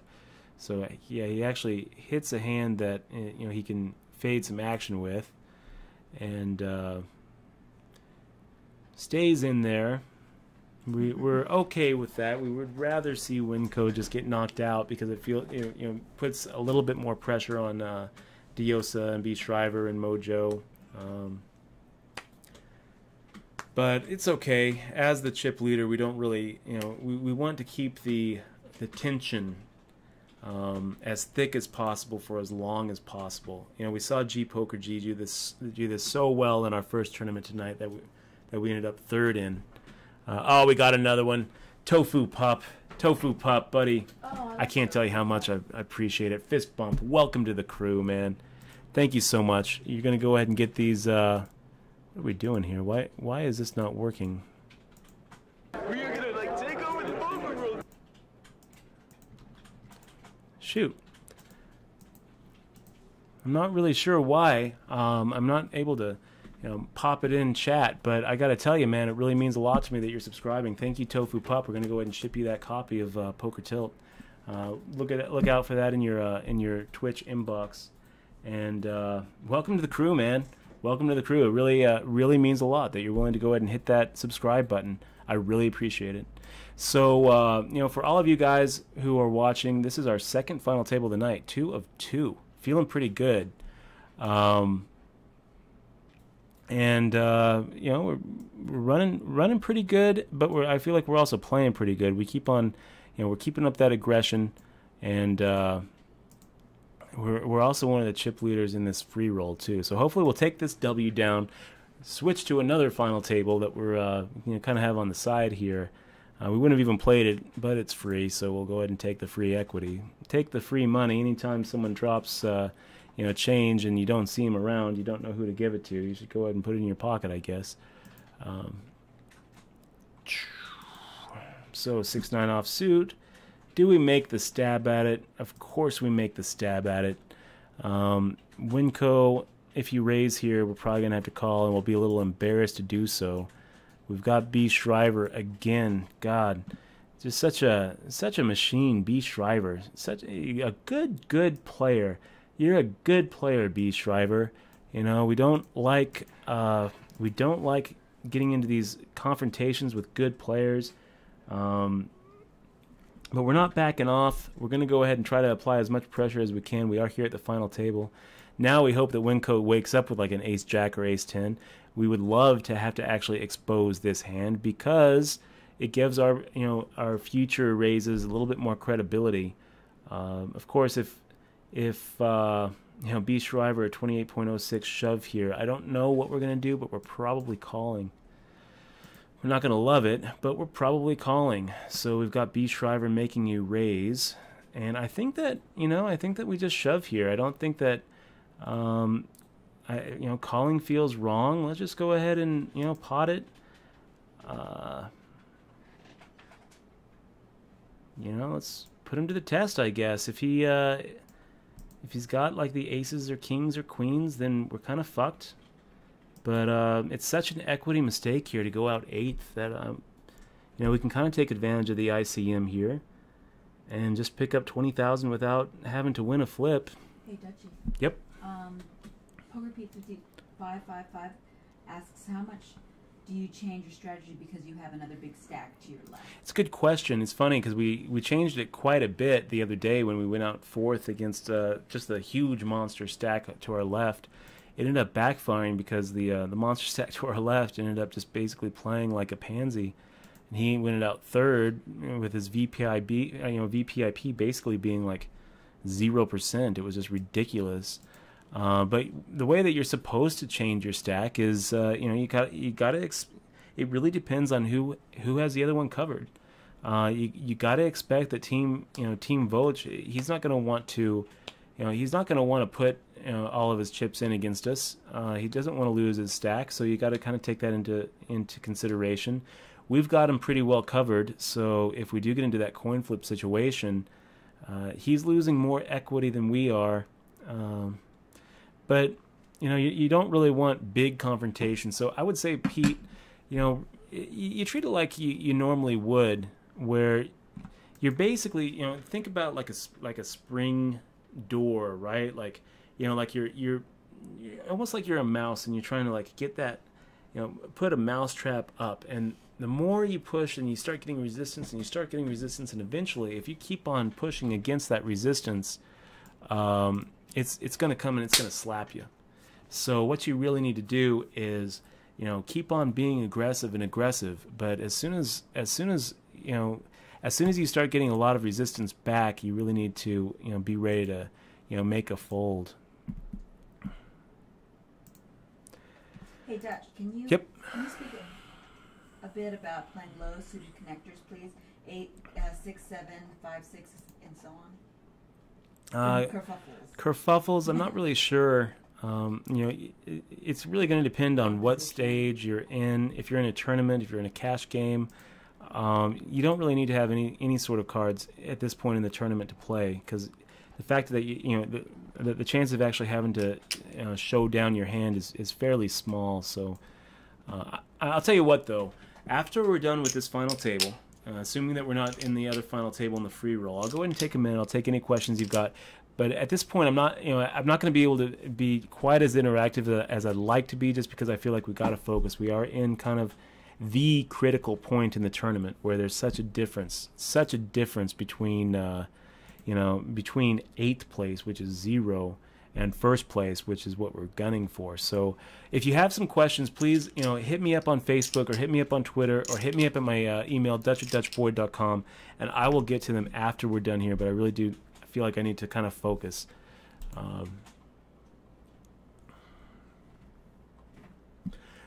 Yeah, so Dale Boone, it is 400 and something for 1st, 0 for 8th, and 0 for 7th. So quite a big jump between 8th and 6th.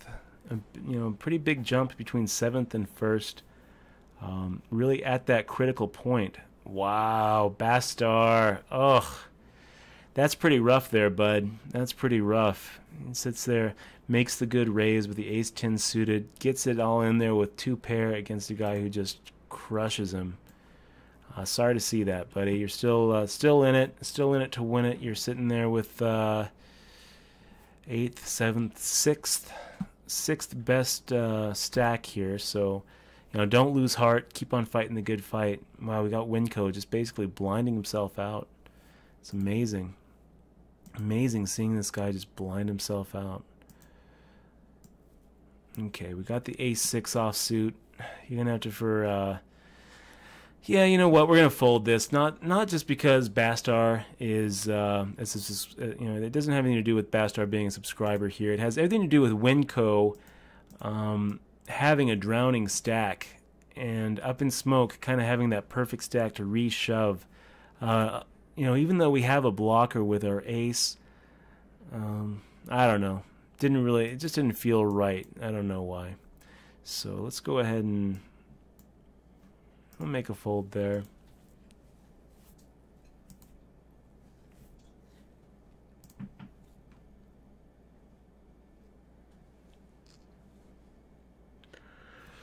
Okay, guys. Okay, chip leader with 8 left. Definitely, if you guys are following, if you guys are watching and not following, please go ahead and make sure to click on that follow button. We've got a kind of a little personal goal tonight of reaching 2,100 follows. I'm not really quite sure if we're there yet. We're closing in on it. So definitely, if you could help, I'd really appreciate it. Scarra Muffins has a question. Okay, we can make some. Yeah, we can. How do you go from playing high stakes to small stakes MTT and take it seriously? Very good question there, Muffins. Very good question. I guess you really have to remove yourself from the value of the game you're playing at. You really have to treat every hand that you play as the most important hand you've ever played, because you're playing it at that moment. You really have to kind of be zen about it and try to stay in the moment. Why is this final table more important than any other final table we've been in? It's obviously not the money. The reason this final table is the most important tournament and the most important final table we've ever been in is because we're in it now.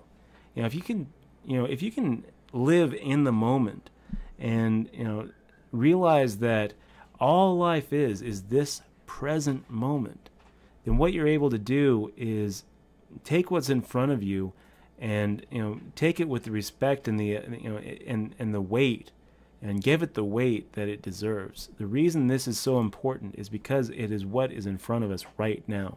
Everything we've ever done and everything that we will do isn't in front of us. We can't control the past. We can't really control the future, but we can control what's going on now, probably. So, you know, just focus on what's in front of you, focus on what's important, and that's how you can, you know, kind of take these types of situations seriously. Obviously, the money is such a far stretch from, you know, other World Series of Poker final tables we've been in. But we're not at another final table. We're at this final table. This is what we've got to work with. So let's go ahead and try to maximize our value here. So we're going to go ahead and make the call here rather than the raise. I feel like a 3-bet really puts us in an awkward position should B Shriver go ahead and decide to make a shove.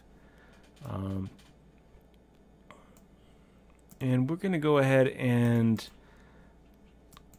probably be done with the hand, really. I mean, it's very tempting. It's very tempting to go ahead and make a check raise here. But I think we're just done with it.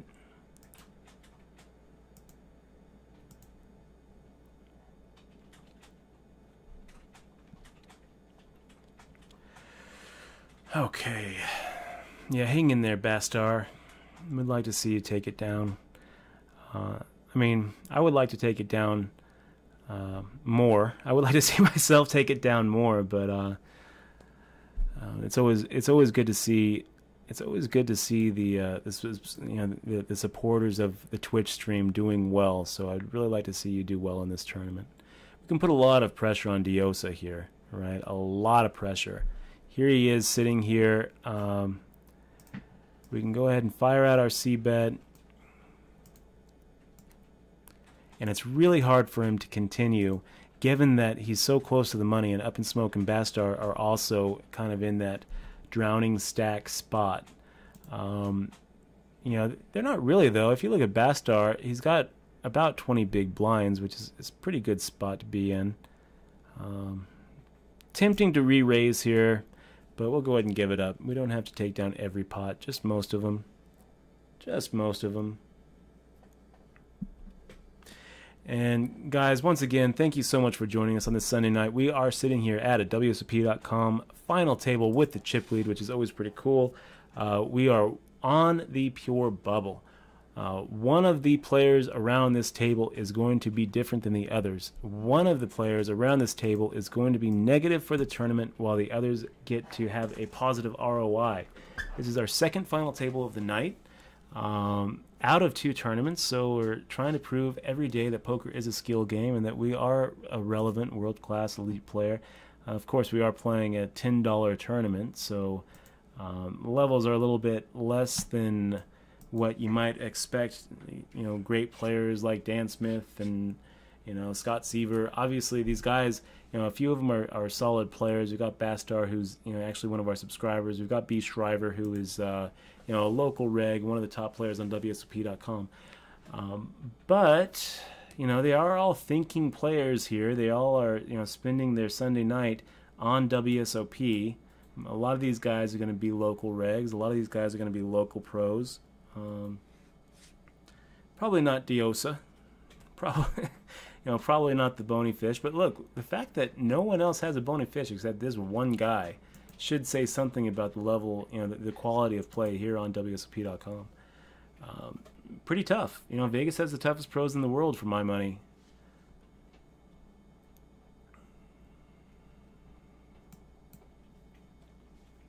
So guys, thanks for joining us. We've got a lot of viewers. If you haven't clicked on that follow button, please do. Please do, guys. I mean, it doesn't cost you anything, and it definitely helps the stream. So it means a lot to. It means a great deal to us. And if you have already clicked the follow button, there's always that subscribe button if you want to show the ultimate level of support. Yeah. If you want to continue with this hand, Diosa, it's going to cost you your whole stack. So let me know what you think. Let's win that coin flip. God damn it. How do we keep on missing these flips? I got to tell you, it's really frustrating. And Diosa, that really is an equity disaster. You know, I mean, you're sitting there. Does your equity really raise that much with a double up? I mean, a little bit, but you're almost out the door in zero, with zero money there. Whatever. Very, very frustrating. Second time we've lost these big coin flips at the final table. That takes our chip stack from chip leader. Now we are not chip leader. Big difference between chip leader and not chip leader. But yeah, so we can't really expect Diosa or Team Voch to make a bet for us here. We've got second pair with not a horrible kicker. Let's go ahead and take a stab at it. Hopefully we just get everyone to fold. And shit, guys. Frustrating. Very, very frustrating. What happened?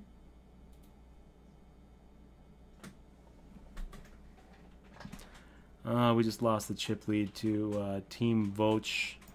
But we're still looking pretty good, guys. We're still looking like, we're still looking strong. We're going to go ahead and keep on putting the aggression on, buttering that aggression on our piece of final table toast real thick there. Going to keep on trying to get it into these spots where we are able to put that C-bet post-flop against the pre-flop player who made the defend. We can't blame Diosa for making a defend there in the big blind. It's not really a good way to play it. So now what do we do, guys? We've got pocket threes, good enough to open, and now we've got 28.06 making an open himself. I think that we go ahead, and it's going to be a little bit awkward here if he decides to come over the top of us. And if he does, we probably fold. We probably fold if 28.06 comes over the top of us. If Up in Smoke comes over the top of us, we call unless 28.06 snap calls Up in Smoke's shove. So let's see what happens here. A lot of times we're ahead, but it's going to be a coin flip when we're ahead. Would rather just take it out, take it down right here without seeing a flop. And again, 28.06 is sitting here with, third and chips. Now we hate it, but we're getting the kind of odds where we're just going to set mine now, I guess, with our pocket threes. Hope to just give him a really lousy taste out the door. I guess we fold. If it were to have come Jack 6-3, then we would talk about the huge equity mistake that 28.06 just made with his hand.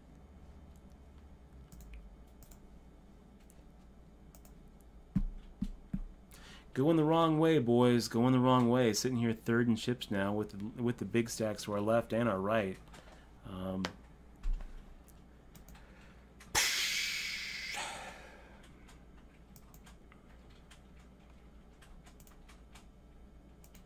We are third out of 7.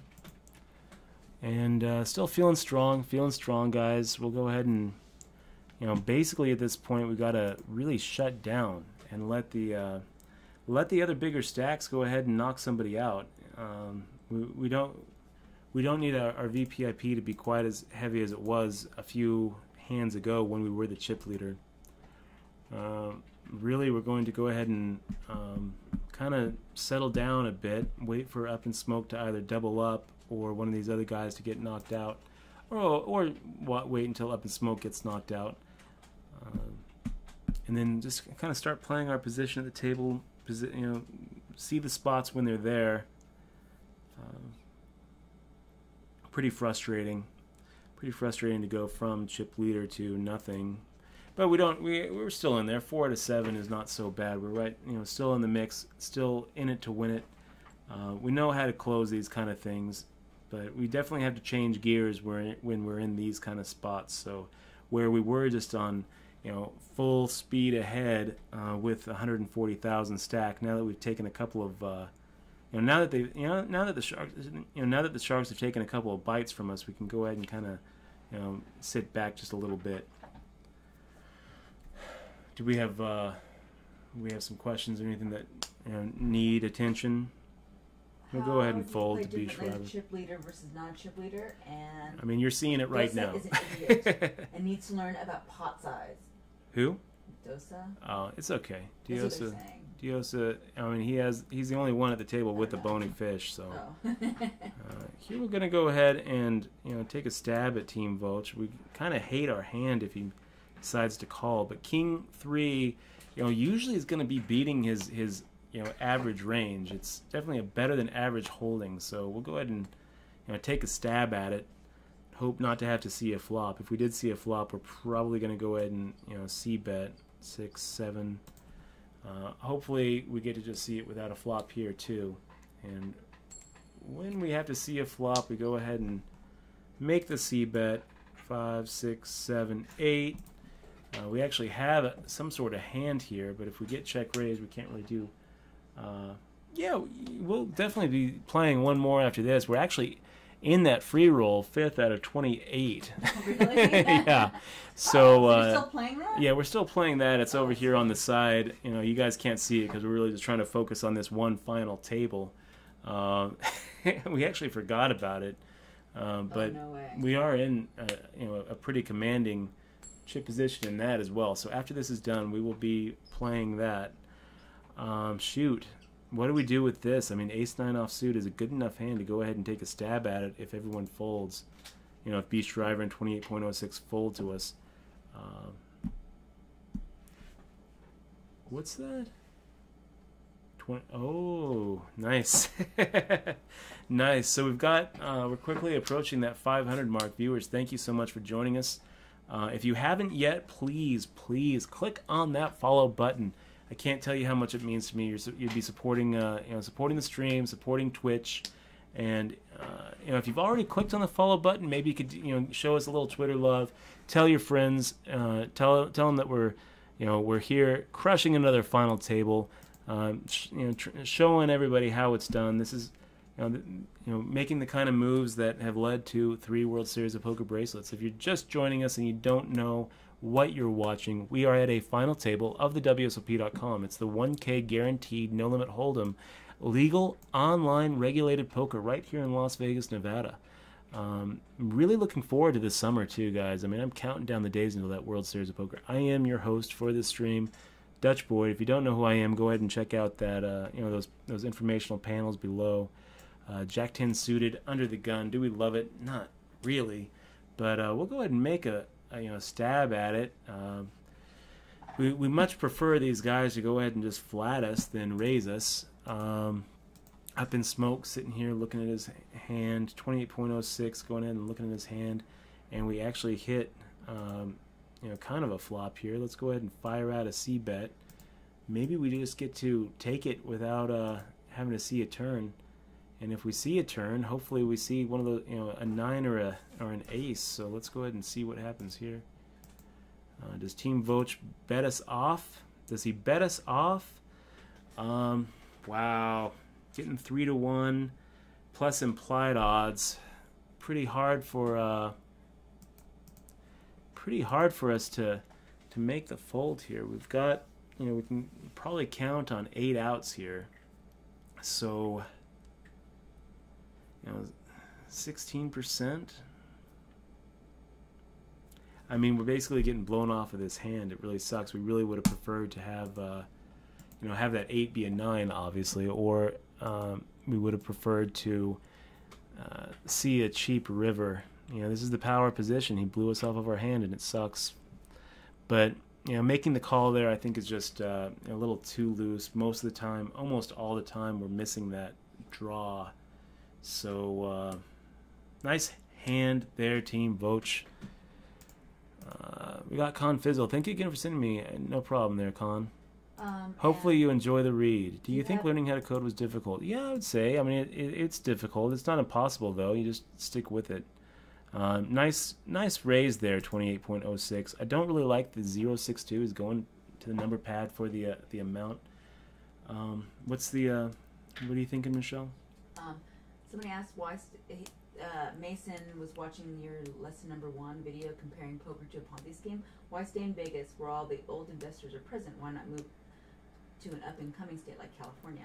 I'm not really sure which one he's talking about. Well, I'm assuming that he's asking just why you're not in California and why you're in Vegas.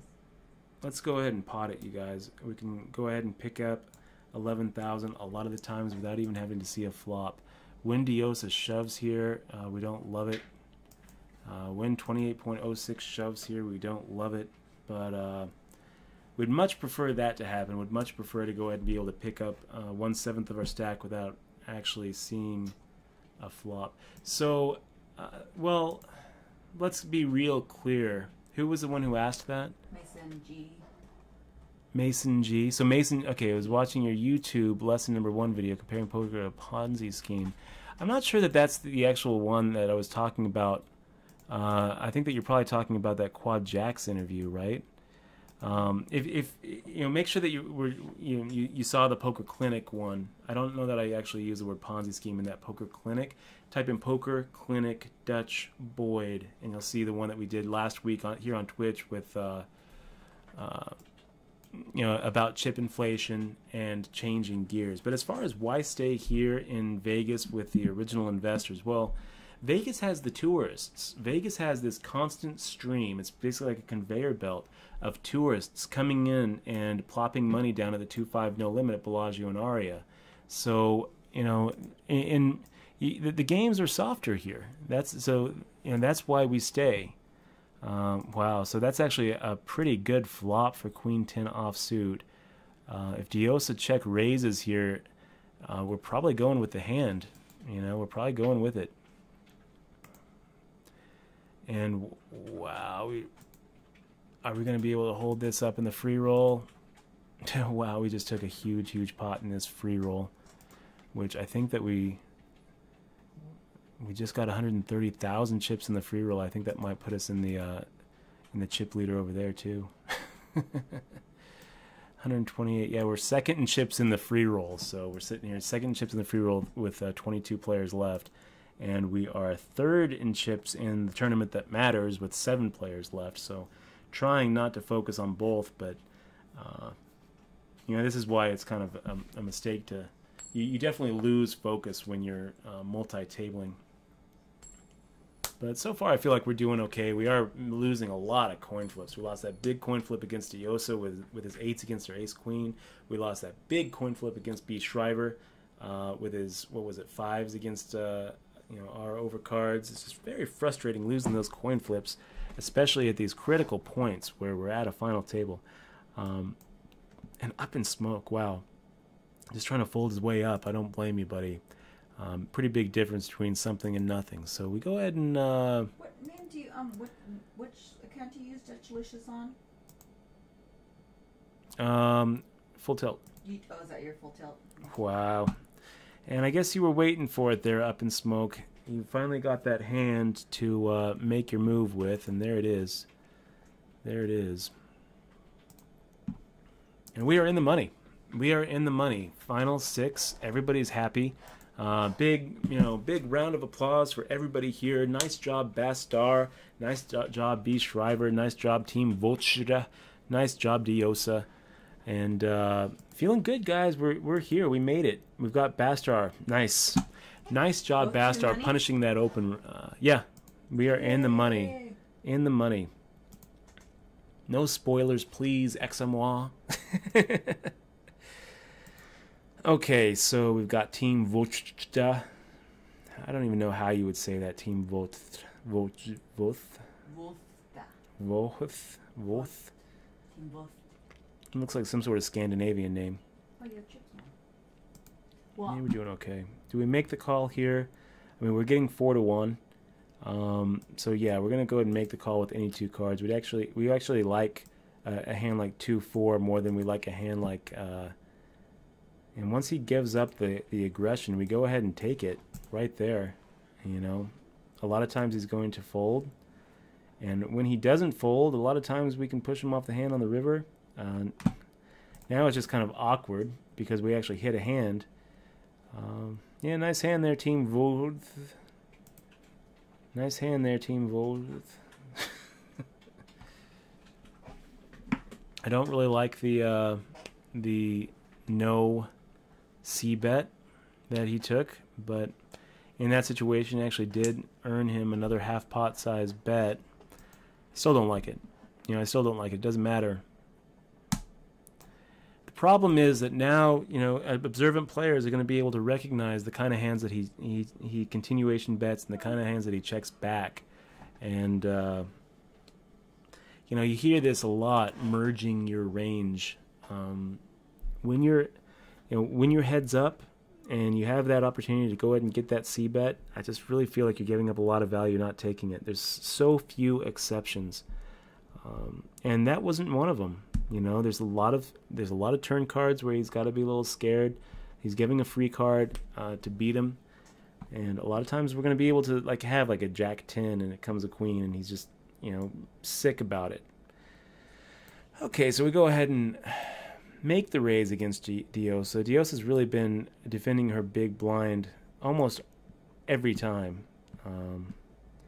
And we keep on getting into these spots where we see bet. If Diosa check raises there, we're probably going with it. And yeah, pocket queens. Always good to have pocket queens, man. I actually have a legit hand here. It feels pretty nice. So let's go ahead and make a raise.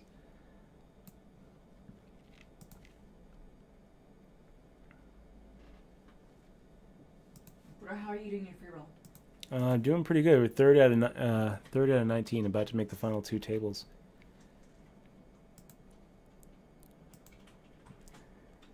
So we'll unfold there. Yeah, Soundhound 101. We'll go ahead and pull over that.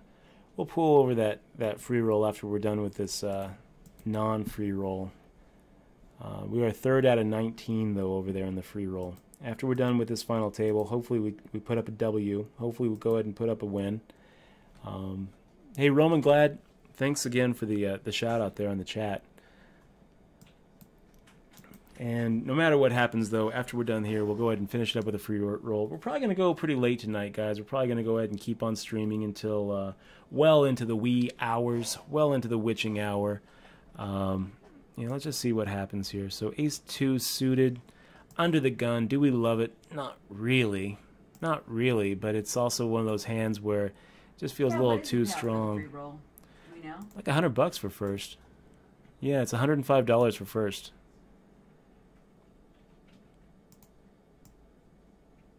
This B Shriver shove here. 20 big blinds. I feel like it's too big to shove B Shriver, but B Shriver is known to make those kind of shoves. And now we've got 28.06.42.12. Giving a little check. We'll fire out a C bet. Does he check raise? You know, the problem is if he check raises, we can't just auto assume that ace high is no good there. I mean, a lot of times we're going to get people who are playing back. These are good players. These are the ones who are left, right? These are the ones who actually are at the end of the tournament. So I don't really think that I don't think that we can just assume that they don't. I mean, does 28.06.42.12 have it in him to make a check raise bluff there? Of course he has it in him. He's not some donkey. He's a thinking man trying to win this tournament. Not only that, he's a Donnie Darko fan, which probably means he's a little weird and a little smart, you know. So yes, he has those kind of creative plays. Of course, he has those creative plays in him. So if he makes a check raise there, we can't just auto fold. We got to actually think about maybe ace high is good. You know, and we have to play some poker. We have to play some poker. A lot of times ace high is going to be good there. It's ace high is, you know, often as good as pocket twos there. So, you know, we take it for what it's worth. We got Bastar making good bets here, man. I mean, we got 3,000, so you're not quite at that tween stack. You're you know, playing game plan A, which is exactly what you should be doing. You know, I'm glad to see you playing the way that you're playing. It's cool being across the final table from a subscriber. It really is. It's really cool seeing you right here, Bistar. So,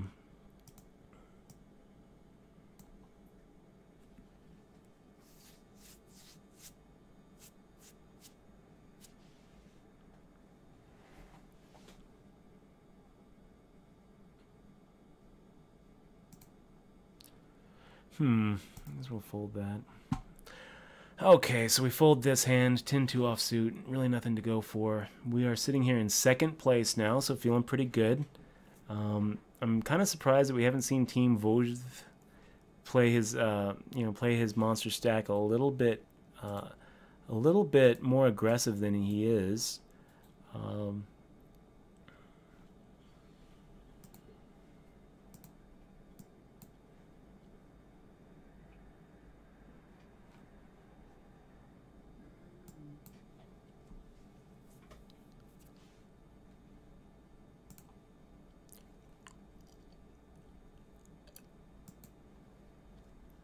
Okay, good luck there. Got the 7-9. Nice job there, Bastar.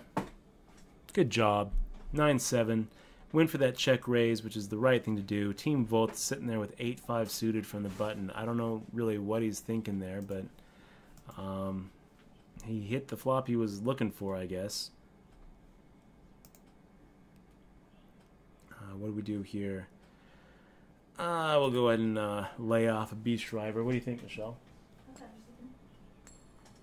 Thank you guys so much for joining us on this Twitch stream. We are sitting here, second in chips at a WSOP.com final table. How exciting is this? 2 tournaments, 2 final tables, 2 cashes tonight. Feeling really good about it. Really good about it, guys. Actually have a... I guess we aren't second in chips. Second in chips is one of our supporters, one of our stream subscribers, Bastar. Fist pump, buddy. Hope to see us both get even deeper than we are, and really appreciate you guys. Oh, look at this! We got a subscriber, Stosh. I can't tell you how much it means to me. We're gonna go ahead and ship you this copy of Poker Tilt, DRM free. Welcome to the crew, Stosh. You are awesome. It makes me feel. It makes me feel so good seeing you supporting the stream. Thank you, man. Okay, so we're going to go ahead and have to play this against Bastar. We're not going to just call here. So we go ahead and check. We're going to go ahead and go for the check raise. And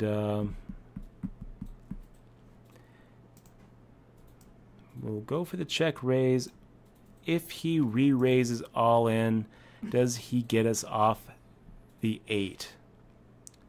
I don't know, guys. I don't know what we would do, Bastar, if you shove here. I feel like I'm talking to you in the future, 3 minutes from now. We have a hand here. We have an 8, and we figure that it's probably the best hand. If you shove, do we make the fold? Probably not. Probably we're just going to have to, grab our balls, put our heads down, and if you've got us beat, you've got us beat. Oh, man. Stosh, thanks so much, man. Thank you so much for the subscribe. Okay, so let's go ahead and pot it. We'd rather just go ahead and pick up the 3 blinds without having to actually win a race here. And just like that, we are back in the chip lead position. So, feeling pretty good about it, guys. Feeling really good about it, actually.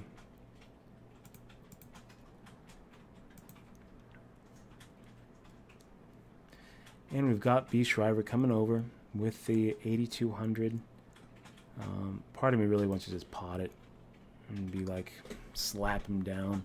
The problem is, if we do that, he's going to be looking at himself as a drowning stack. So I feel like, we'll stick with that little rhyme, don't attack a drowning stack. The stacks we really want to attack here are actually on our left here. Diosa, because he has the bony fish, and Team Voters, because he's looking at an easily top 3 finish. So Can't Busted, you can subscribe by clicking on that subscribe button right underneath the video. Okay, so this is kind of interesting. We're going to go ahead and put a little player note on B. Shriver. He did adjust his pre-flop raise amount there, which always a bad idea. And now we have Team Voth, who maybe picked up on it, just getting here. Chef Ward, what do we got against you? Looking over at the free roll, guys. Sorry. Yeah, I guess we fold there. So, We are on break, guys. Another 5 minutes before cards are back in the air. We are sitting here neck and neck with the chip leader. We are sitting here with Bastar in third place. Good luck, us. Good luck, Bastar. We love seeing a subscriber get really deep. Guys, I'm going to go ahead and take a little bit of a break and a stretch. Get a little bit of water, maybe get a little bit of coffee. I don't know. Get some blood flowing, do some push-ups. If you haven't yet, hit that follow button. Please hit that follow button. It doesn't cost you a thing. If you have already hit the follow button, please go ahead and follow us on Twitter. Give us a little bit of retweet love. Let's go ahead and get some attention on the Twitch stream. Tell your friends about poker on Twitch. And join us tomorrow too, guys. We're going to go ahead and be doing something a little different tomorrow, an HPT viewing party. We got permission from the HPT to go ahead and do a subscriber chat only viewing party of one of the streams. If you missed it last week, it got some pretty good feedback. Of course, all of our subscribers can go back and see some of our past videos. So if you missed it, subscribers, go watch it. Very informative. Watching a final table live stream is how I personally get my equity up, and how I am able to go ahead and constantly improve every day. So we'll be right back. 3 minutes and 28 seconds. Show us some Twitter love. Make sure to hit that follow button, and keep in mind that we have some subscriber benefits. We're shipping out that free copy of Poker Tilt to all of our subscribers. So we will be right back. Thank you guys so much for joining us.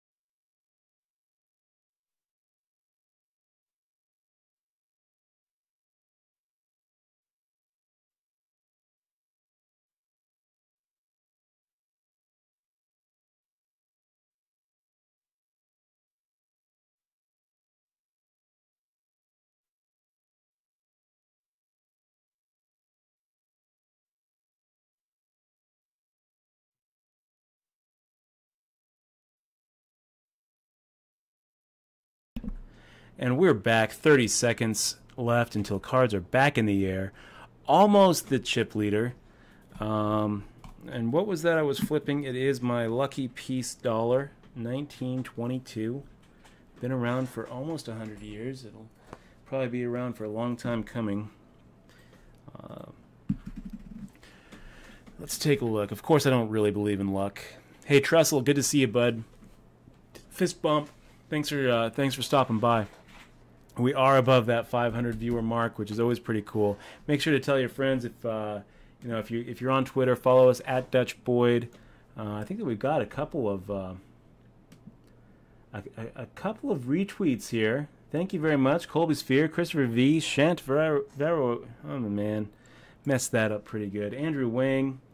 2 final tables in one night. Pound Beast Mode time. Thank you, Andrew. Hope that you're joining us here. We got Joseph Joseph Laser Rodriguez. Thank you very much for the retweet, man. Tressel gave us a retweet. Thank you, Tressel. Always good to see that. Thank you so much. Let's see what else we've got here. Yeah, we never put the lobby on, actually. I know we should have. So, Ace Deuce offsuit.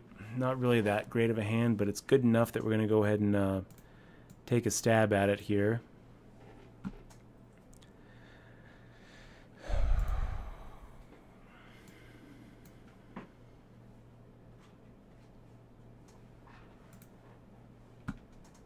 Pocket fours, we get raised by Bestar.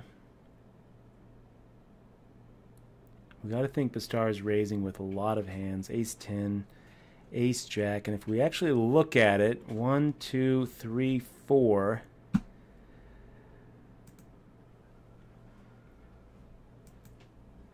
You know what? We're just gonna go ahead and set mine with those fours. Can almost expect him to continuation with anything. Wow, he just checks. What the hell, Bestar? Why not c-bet there? We probably check raise you. We probably check raise you because we probably would have put you on an ace. You know, if you just moved us off the best hand, then nice job. And if you had the best hand. Yeah, nice job too. I think that you probably are better off making that C bet there, Bestar. Remember that saying: if the flop scares you, it scares them too. Of course, you would be getting the check raise. So, if you've got some sort of, I guess if you've got some sort of read on me, like a timing tell or something, nicely done. We are falling a little bit behind in this free roll. It looks like we've got a couple players on our left have really been giving us some problems, just playing back at us over and over. So we're going to go ahead and make our pre-flop raise amount here. King 5 figures to be better than whatever they come into the party. Diosa, I mean, he's been calling with so much. So I'm surprised to see the fold there. But I think that's maybe one of the first times we've seen Diosa actually fold to our pre-flop raise. Now we actually have a 2-3 suited, so this is gonna be another fire out here. Team votes. He's been pretty aggro on his, pretty loose on his button. It wouldn't have surprised me if Team votes went ahead and decided to take a stand against us. Of course, we would be, continuing with that C bet. We'll go ahead and fold here. We don't really need to make it 3 times in a row. Our VPIP already is pretty high. That's right. We need to put that note on B. Schreiber. Adjusted his pre-flop raise amount at 2K, 4K, ante 400.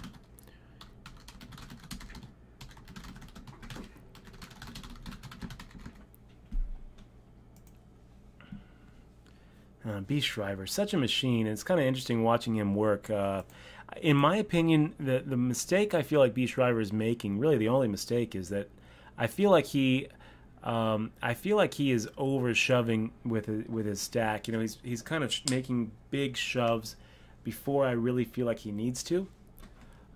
Even so, I mean, it's working for him. It's the same kind of mistake I feel like we saw Dan Coleman make when he has been taking down table after table, is when he's got 20 big blinds and he's making re-raise shoves.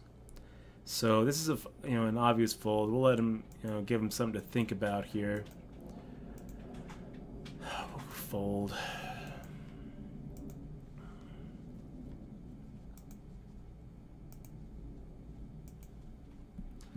(5-2) offsuit against Team Voth. If they both fold to us, we'll raise. We'll make it that 3x. Hope the Team Voth just goes ahead and folds. See, like this shove, I don't really like the shove. I feel like it's too much. You know, he's shoving 18 big blinds, and I just feel like it's too much. Now when he gets snap called, he's fucked. Wow. What the hell? 28.06.42.12. What the hell was that? Snap calling with the king queen. What an ICM suicide. What an equity disaster that was for 28.06. I hate that call. Wow, I hate that call. But I also hate the shove by B. Shriver. You know, I don't like it. Go ahead and make this fold. I don't really love it. I feel like the only thing that we can really do with those pocket threes is re-raise, and then we're kind of in this weird spot where, you know, if Bastar has just a really, you know, Bastar's going to have a really nice, you know, reship it stack, so I don't know. Maybe we should have reshipped it. I don't know.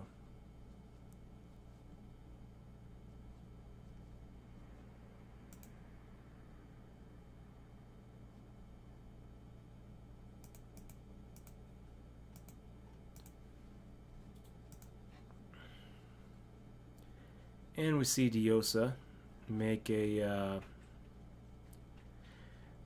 pretty big hand against Team Voth, who just went from chip leader to now the drowning stack.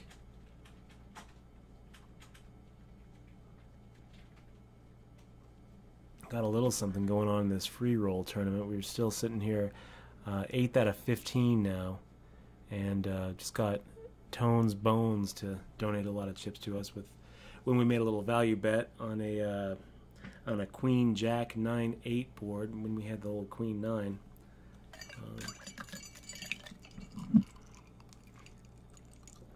Got paid off, I guess, in his mind. We either have the straight or nothing. No, we can also be value betting weaker than the nut hand there. Anyway, what am I talking about? I'm talking about a hand that you guys can't even see. Let's focus on what's important here. We are second chip stack, second chip leader, second in chips at the final table with 5 players left. How cool is this? It's awesome. When you put that cup down. Oh, sorry guys. Sorry guys. Okay, let's go ahead and make the call. We've got position on him. We're going to go ahead and try to outplay 28.06.42.12. And now he c-bets, and we have nothing. So we'll just go ahead and fold. Maybe he got us out of the hand with the best of it. There's plenty of hands where King High is better than whatever he's bringing to the party, but that's okay.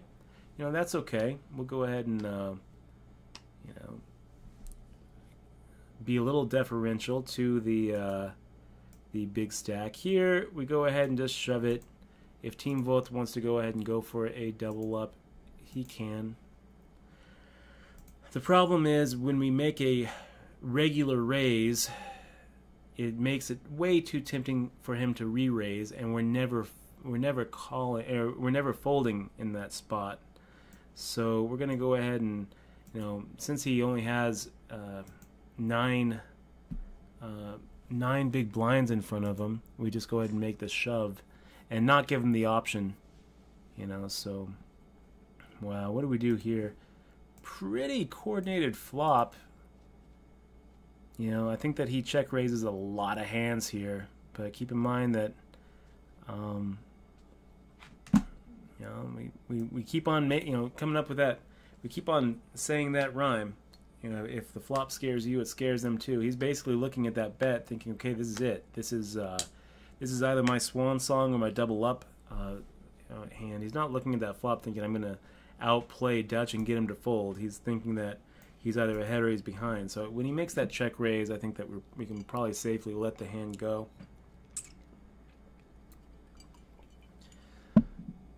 It's kind of interesting what's going on with these stack sizes now. I mean, if you look at what's going on, 28.06 is pulled ahead after making that horrible call against B. Shriver, which I just think was ridiculously stupid. Almost stupid enough to go ahead and put that bony fish on him because, Jesus, I mean, not only does he have to worry about B. Shriver, which almost always has him beat, and did in fact have him beat with that 20 big blind shove, he also has to worry about the guys behind him too, which is just like, wow, it's just horrible. You know, as bad as I think it is to just open shove for 20 big blinds. I mean, I feel like B. Shriver is making, you know, is putting too many chips at risk there when he opens shoves. It's so much worse to just call with 20 big blinds with a hand like king queen offsuit, which just doesn't figure to ever really be ahead. So let's go ahead and fire out a half pot size bet against Diosa. We're not going for a check raise here. This isn't a donk lead because Diosa doesn't have the pre-flop aggression. We kind of figure that Diosa either has a smaller pocket pair or some sort of weak ace. So when it comes out queen jack 7, it's kind of hard for them to continue with the hand. It's kind of hard for Diosa to continue with that hand. So here we're going to go ahead and make a call if 28.06 doesn't raise Diosa. We are getting just a ridiculous amount of just straight pot odds, 6-to-1 pot odds here. We've got some pretty good implied odds if we are able to crush a flop. We don't crush a flop, and we're pretty much just done with the hand, guys. I don't think that we're really going to try to move these guys off of whatever they're bringing to the show.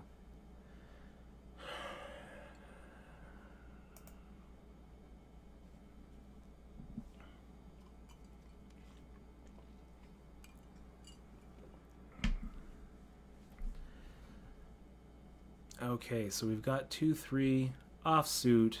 I mean, I love making raises here, but at the same time, let's just go ahead and get rid of it. You know, any two cards, sure, but then when you actually look at the worst possible, absolute worst possible hot and cold heads up hand, it's easy to just kind of change your mind there. And we did. Okay. So we'll go ahead and check.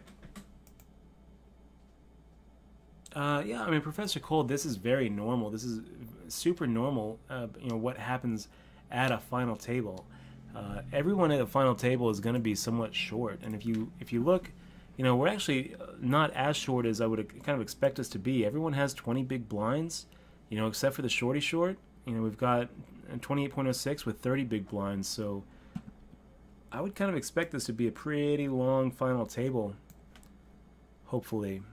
Hopefully it is pretty long for us. Ace Jack of Hearts. Definitely a good hand. Definitely worth the raise here, 5-handed. Our VPIP is going to have to be higher than it normally would be. Bastar coming in for the raise. We're getting 4-to-1.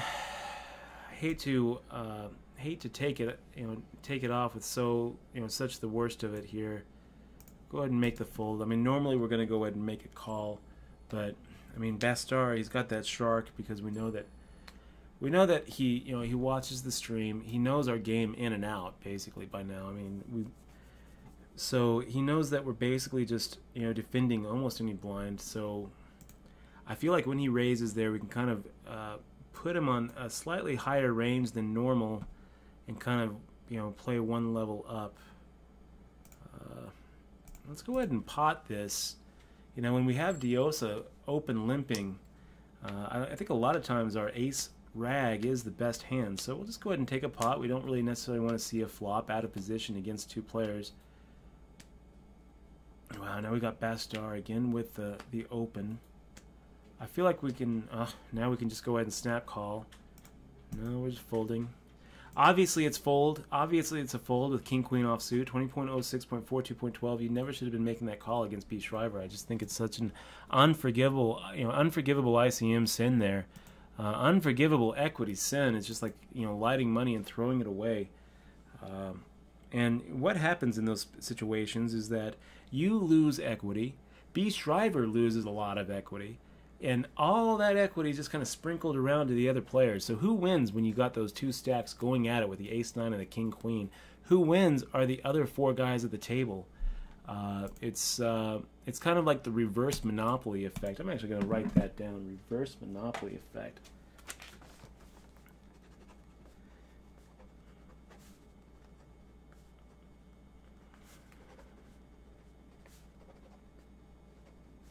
Okay, so this is a raise. I wish we would have caught it a little bit earlier. Definitely makes it look a little weaker when we just took so long to make that bet. We got a very quick check by 28.06. We'll go ahead and fire out our c-bet. Hope not to get blown off of our hand. When he makes the call, I mean, now we kind of have to put him on an ace, I guess. So I guess we go ahead and just check it down and hope for, by some miracle, getting a king or a queen or a jack. Sometimes a queen or a jack isn't out. Sometimes we've got the best hand, you know. Sometimes he was sitting here with like some stupid like 3-4 of diamonds or something, but just not really much we can do with it. If we raise here, I think that we're giving up a big chunk of our stack. So go ahead and just fold. If he had an ace, he just gave us, you know, two very, very cheap cards on the turn in the river to go ahead and snap that pair of aces off. 10-4 offsuit against Team Bluetooth. Go ahead and just fold, I guess. Going the wrong way, guys. 3rd out of 5 now. But still feeling pretty decent about it. Now what do we do? We'll just go ahead and give him the walk. I feel like we've been really picking on his stack. I feel like he is the drowning stack. So when we have that, you know, that saying, "Don't attack a drowning stack," that is the stack we're talking about. You know, he was the chip leader. He's looking for, you know, positions to make those, you know, kind of hero stands. I just don't think that we're going to get him off of a lot. A lot of times you're going to go ahead and 3-bet, you know, like fire out that 3x, and he's going to just snap shove us with, you know, pretty weak holdings. There's no way we're going to be able to make the call with 9 high. So 28.06.42.12. We really like seeing that guy on our right. I really feel like he's going to be shoving light here, and we're going to be able to, you know, hopefully pick up a pretty big hand and go for a double up.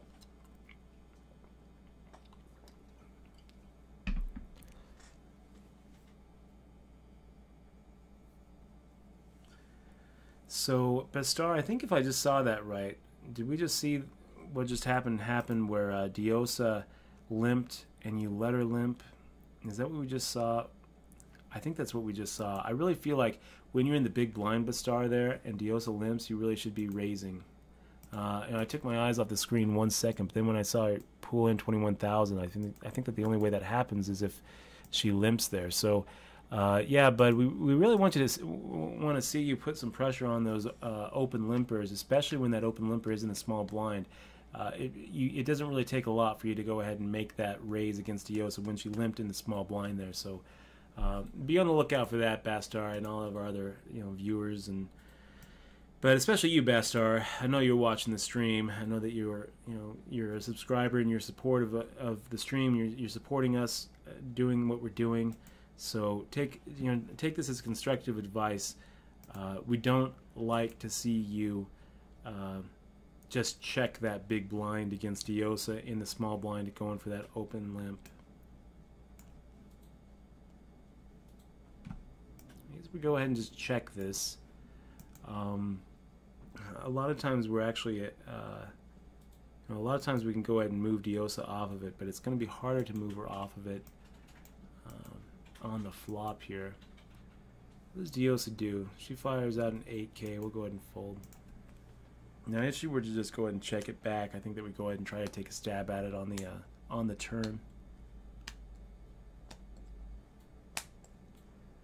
So we've got Team Wurth sitting there with the 46K stack. We'll go ahead and make the fold. And I think that we're going to be pleasantly surprised here pretty soon. I think that we're going to actually wake up with a top 5% hand when we've got 28.06 throwing his muscle around. We'll find out. Okay, so here we go. Let's go ahead and see 28.06 make the call. He really should be making it with anything. Here we hope that the 10s hold up. No king, no 8. No king, no 8. There we go. Everybody's equity rises a little bit. Now we are the shorty. We are 4th out of 4. 4th gets 131. The next pay jump is $35, which is not like huge, but let's see what happens here. And we've got a shove stack here, really, and we don't love it when we get called here. Sometimes we don't get called though, so let's see what you do. We don't get called. Very nice. You know, we had that tween stack we talk about where what you're looking to do is you're looking to 3-bet shove against somebody who's opening light, and that's what just happened. We would have been pretty sick if Bastar Diosa makes the quick snap call behind us. That didn't happen, so we feel pretty good. Bastar, what do you do here? Guess you let the big bully bully you. Can't blame you. We'll go ahead and make a call here and see what happens.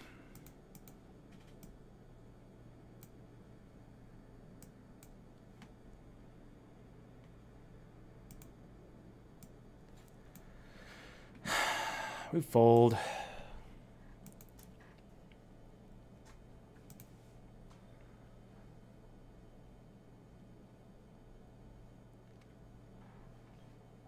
We're almost at the final table in this free roll, too. 6 out of 12 players left. It's crazy. Okay, so we'll go ahead and 3-exit here against Diosa.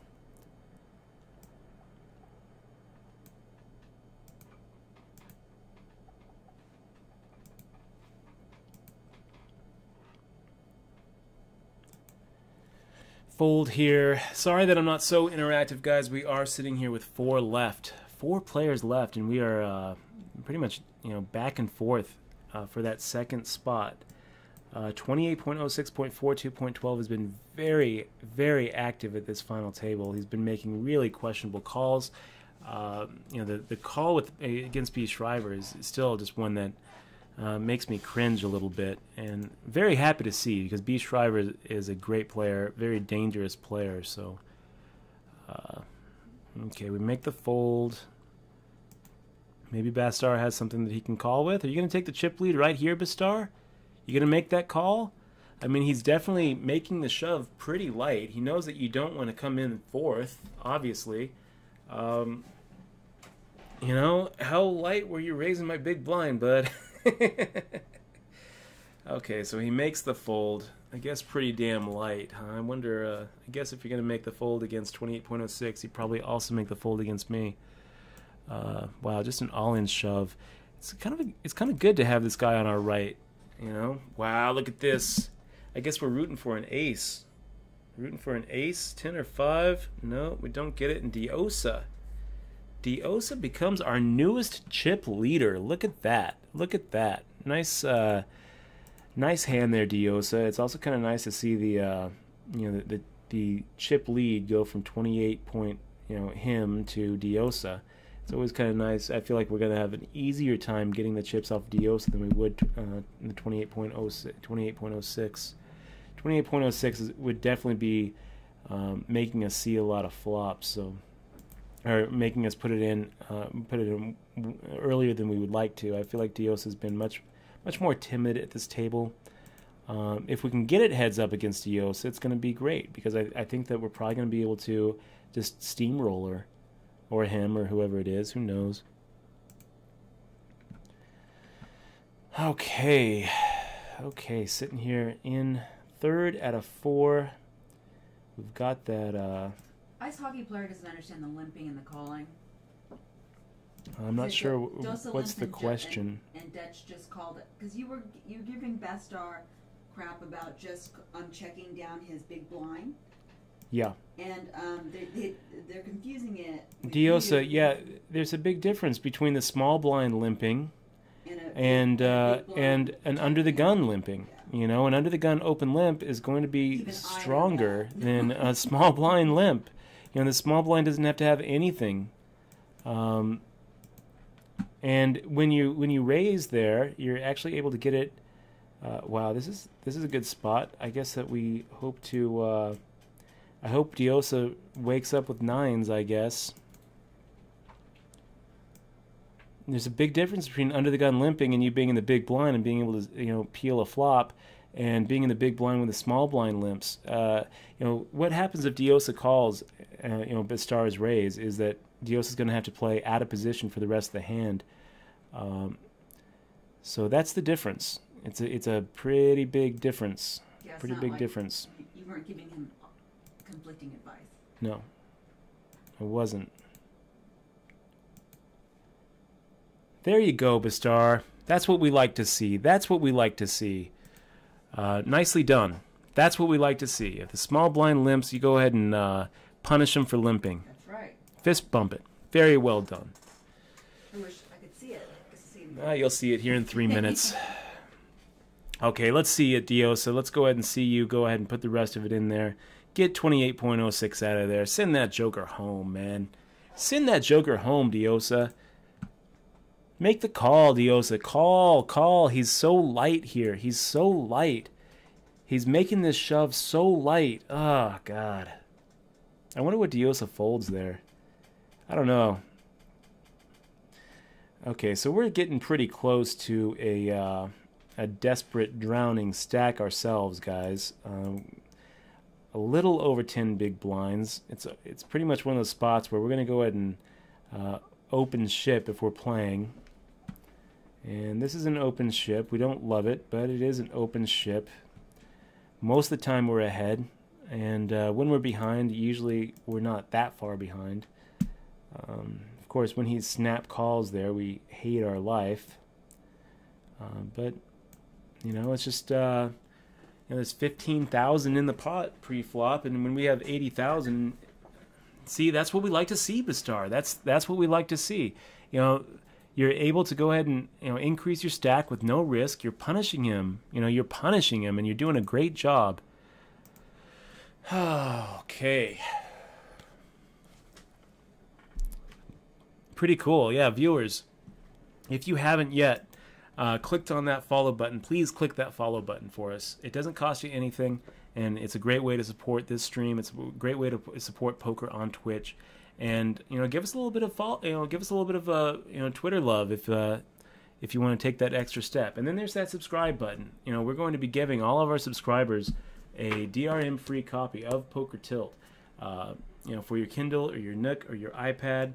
We're not calling here, guys. I mean, I think that a lot of the times we are ahead of 28.06. The problem is when we're ahead, we're not that far ahead. So we're really looking for a situation to make that stand against 28.06 where we have the dominating spot, where we've got the 3-to-1, where we've got the 4.5-to-1. And that wasn't it. It wasn't it. Okay, so here we've got 10 big blinds, Queen Jack offsuit on the button against our friend Bastar. Pretty tempting to make this just overship. Pretty tempting there. We'll go ahead and get out of the way and see. Jesus Christ. Go ahead and get out of the way and see how they play this. Obviously, they have nothing. Nobody has anything because we have everything. But, yeah, we'll see. Probably 28.06 takes this down with a C-bet. Nicely done, 28.06. Somehow he got back to the chip leader status. We're sitting here humping a 10x big blind stack here. Good luck there, Bastar. I guess really we got to root for 28 just because our own equity goes up when Bastar misses, but he doesn't. And now we've got our very own subscriber Bastar. Nice job, bud. Nice job. Way to go ahead and win that flip. Win that flip. Now we got another just shove, another very loose shove, and we are the drowning stack at this point. We are sitting here with 8 big blinds in front of us. Go ahead and fold. Diosa and Bastar at it again. Would have liked to have our king now. We're probably going to go ahead and watch them fight for a pot that would have been ours had we made a stand against Bastar. Bastard? Is it bastard? Like bastard? Without the D? Bastar without the D? Probably. That's probably how I would pronounce that. And God, 28.06.42.12 just keeps on putting himself in that spot. Putting himself in that spot where he's just making the shove with the 20 bigs. We're sitting here with 8 big blinds and not really loving our life right now, but we do have fold equity until we get down to about 5 big blinds, and you know, here we go. This is what we're looking for. 28.06 makes the shove. We make the call. Hopefully have a dominating 3-to-1 position. Go ahead, 28.06. Of course. Make the call. Yep, dominating position. Let's go ahead and make that happen. Okay. Pound it. Feeling good. A little bit of a double up. And now we got 28.06 sitting here as the drowning stack. Feeling good about that. We'll go ahead and take a little stab at Diosa. We're at the final table in the free roll over here too, so no matter how this ends up, we're going to go ahead and 5, 6, 7, 8. We'll go ahead and fire out 24K, I guess. Going to be pretty hard for Diosa to continue there. And wow, right back in there. Bastar, my buddy, and myself as the chip leaders here. We've got 28.06 just shoving. Of course he's going to make the shove. Of course he's shoving light, and gets it through this time. Gets it through this time. We'll go ahead and make a stab at it. It wouldn't surprise us at all if we've got 28.06 making a reship it, and if he does, we make the call. We don't love it, but we're making the call. And we'll have to win that coin flip. No, instead he goes ahead and waits for a better spot, and we are back in the chip leader position. This bump. Bastar and Dutch Boyd sitting here just tearing it up. The stream is tearing it up tonight, you guys. Just in case you missed it, Bastar has that little shark next to his name because he's one of our subscribers, because he's one of our supporters, because he has been watching our stream. He knows our game in and out, and it's awesome to be making final tables with the subs, man. It really is. We are chip leader 1 out of 4, and it's kind of interesting. We talked a little bit before about how we kind of like seeing Diosa have the take the stack from 28.06 because it's going to be easier to get the chips from Diosa than it is 28.06. 28.06 is actually going to have to, is going to force us into those big pre-flop confrontations, which are always kind of uncomfortable. Diosa is definitely taking a more timid stance, letting us go ahead and get away with our pre-flop steals, letting us go ahead and get away with post-flop c-bets. So we've really been leaving the stars big blind alone here. Now we actually hit suited connectors. 5-2 obviously isn't going to win any beauty contests, but having the the pre-flop aggression against a post-flop big blind defend, it's going to be awkward for Bastar. And then we also have to remember that we are the two big stacks, so it really hurts us both when we get into big confrontations. If Bastar folds and 28.06 shoves, I think that we make the snap call here. Here we make the defense. We're not going to go ahead and 3-bet. We're just going to go ahead and make the defense. We'll go ahead and check here. We've got, that's a pretty damn fine flop for us. We can pretty much count on him firing a c-bet. So let's go ahead and make a check raise. And, we're not going anywhere here, guys. If he's got the ace-king, if he's got the ace-ace, if he's got king-jack, well, we're just going to have to catch up, I guess. King-4. Ouch. Dang. Oh. Bastar, that's a pretty bad beat, bud. I'm sorry to see it. In my defense, I did have the best of it going in, pre-flop. Still, I hate to see you go out like that. You basically outplayed me there. You got all the chips in when you had way the best of it. So, wow. Even so, we had top pair, second kicker. I don't really see us going anywhere. It wasn't like we were completely hopeless there. Did you just put a bad beat? Yeah. Oh. Yeah, I put a bad beat on Bastar. Bastar, let me buy you a beer here pretty soon. And he lives here. Yeah, I think he must, right? He must. He's playing on WSOP. Hit me up, Bastar. Well done. Fourth isn't losing. Fourth is, wow. What do we do here, guys? I mean, we probably have the best of it. and fuck him. We've got the best of it. Let's go ahead and make it hold up. Hold, hold, hold, hold. There we go. Heads up, guys.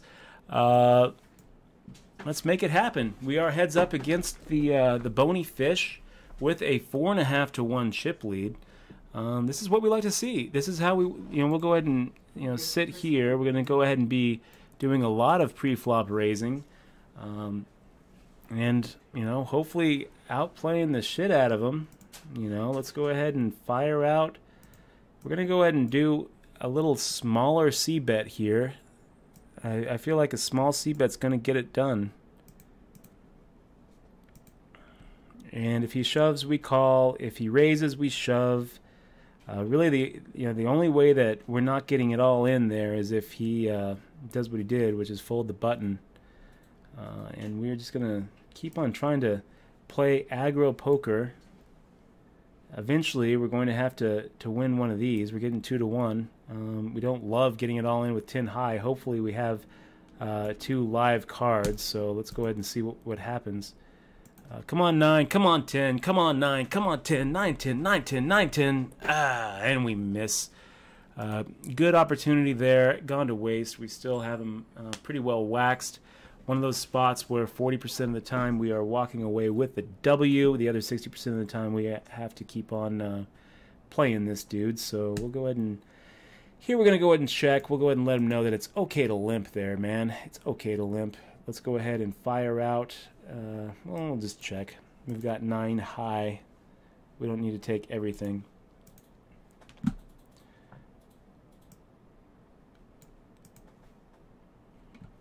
Go ahead and make a raise. 3, 4, 5. If he shoves, do we call? We don't love it, but we probably would. And ace deuce here is pretty much as good as a 3, really. I mean, if a pair of 3s is good, then a pair of an ace high is also probably good. So what do we do when he check calls and then leads out? And we go and just fold. I feel like we're kind of getting outplayed, trying to swim with the fish and getting outswam. Go ahead and just check. Eventually, we're going to start potting those when he's limping in with the button.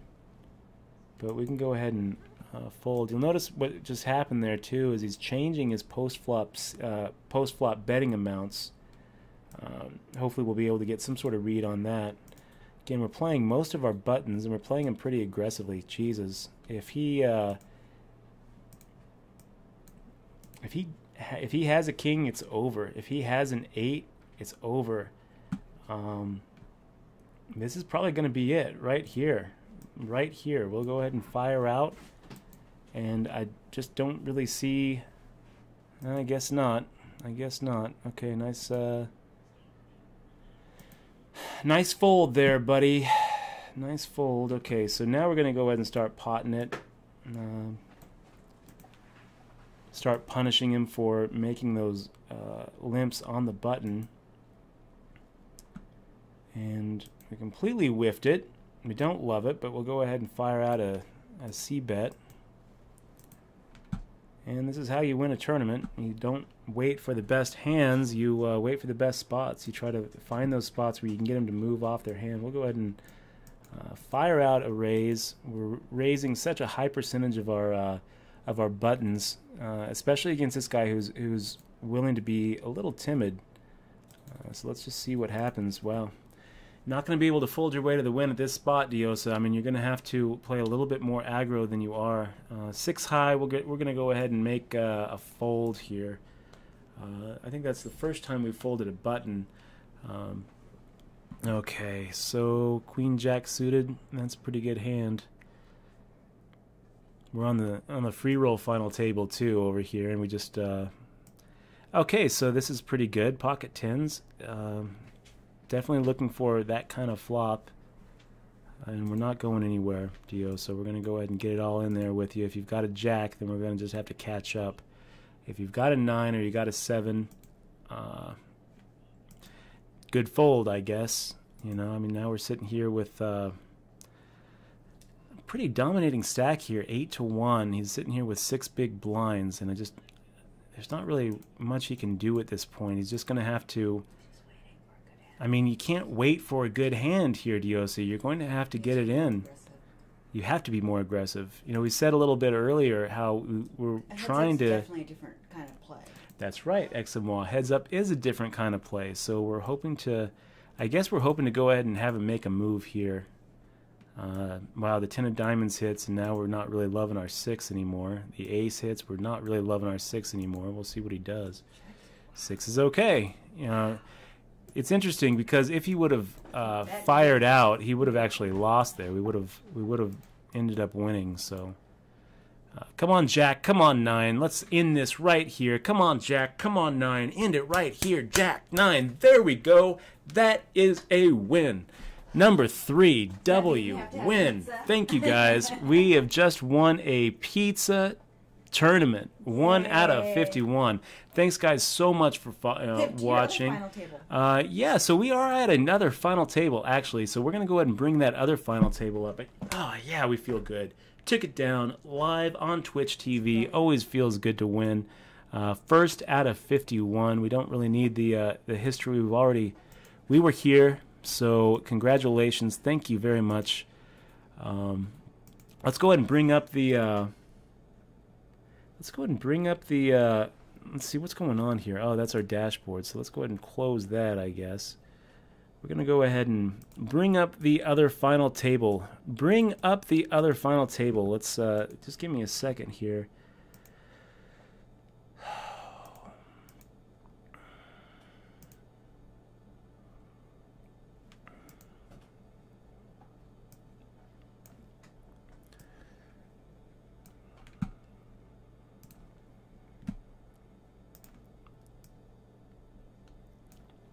Again, Bastar, very well played. 4th place is definitely not where you want to be at the end, but you played it like a champ.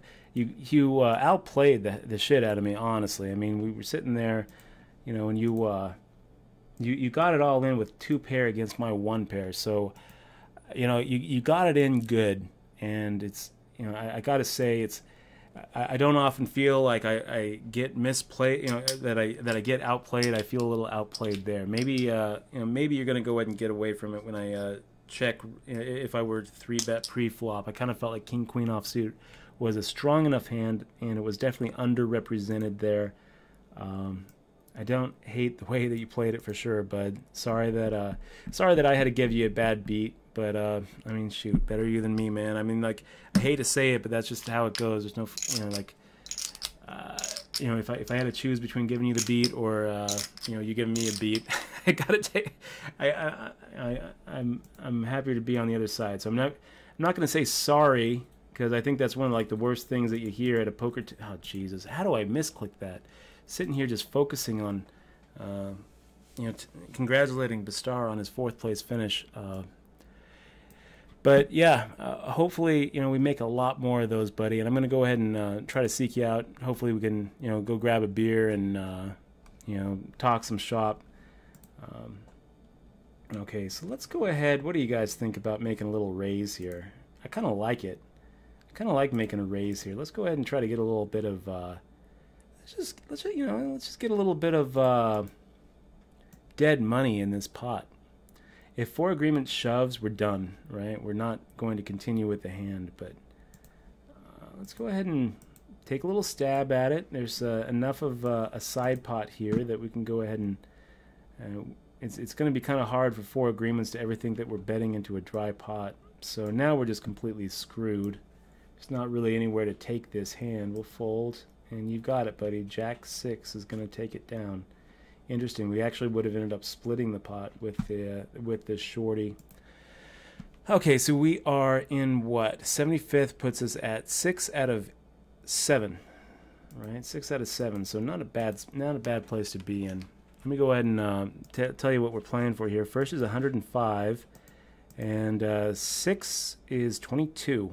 So there is a $5 jump between 6th and 5th. Again, we are playing a free roll. This cost nothing to get in, but since we qualified, you know, 617 players, we didn't really see how we got here, but we basically got here the same way that we got to the other two final tables that we played tonight. Wow, running pretty good, right? 3 for 3 for final tables tonight. We have played 3 tournaments, and we have made 3 final tables. Let's hear it for poker as a game of skill. You know, we're just sticking with that game plan, which is, you know, keep the pre-flop aggression, go for those post-flop c-bets, and just basically just try to outplay the shit out of everybody. Thank you guys for joining us. You know, viewers, we're sitting here at another final table, 3 for 3. We just won. We just won the I think the 1K guarantee. Before that, we took 4th in, you know, the other tournament we played tonight, and here we are making another run for a first place finish. Wow, we got 4 agreements. Look how many chips 4 agreements has compared to everybody else. It's like everybody else is just playing for second. You know, I don't really know what to do here when we actually have a hand like ace deuce suited that, you know, figures to probably be better than what, you know, their range is. I mean, if 4 agreements is playing right, his VPIP with this kind of stack really should be just off the charts. He really should just be shoving. You know, not really shoving, because, you know, everybody has, you know, most of us are sitting here at about 20 bigs. Of course, I have 11 big blinds, so it's a little bit frustrating. Yeah, we've got a note. Been shoving an awful lot in the big blind is what we said about 4 agreements. So here we go, man. Nice job, big dog. Cashing 7th for like 16th. Very nice job.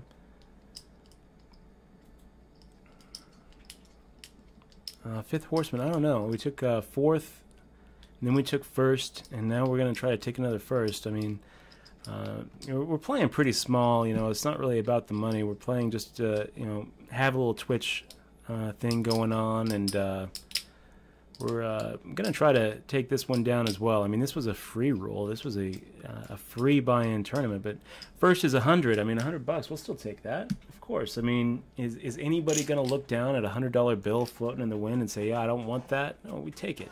We take the money. It's still money. We'll still take it. What's up, Puffy Nuff? Good to see you, buddy. I know that you subscribed. Twitch made me reset my password. Now I don't know what email I used to create the account. Aw, man, that sucks. Sorry to hear it, Puffy Nuff.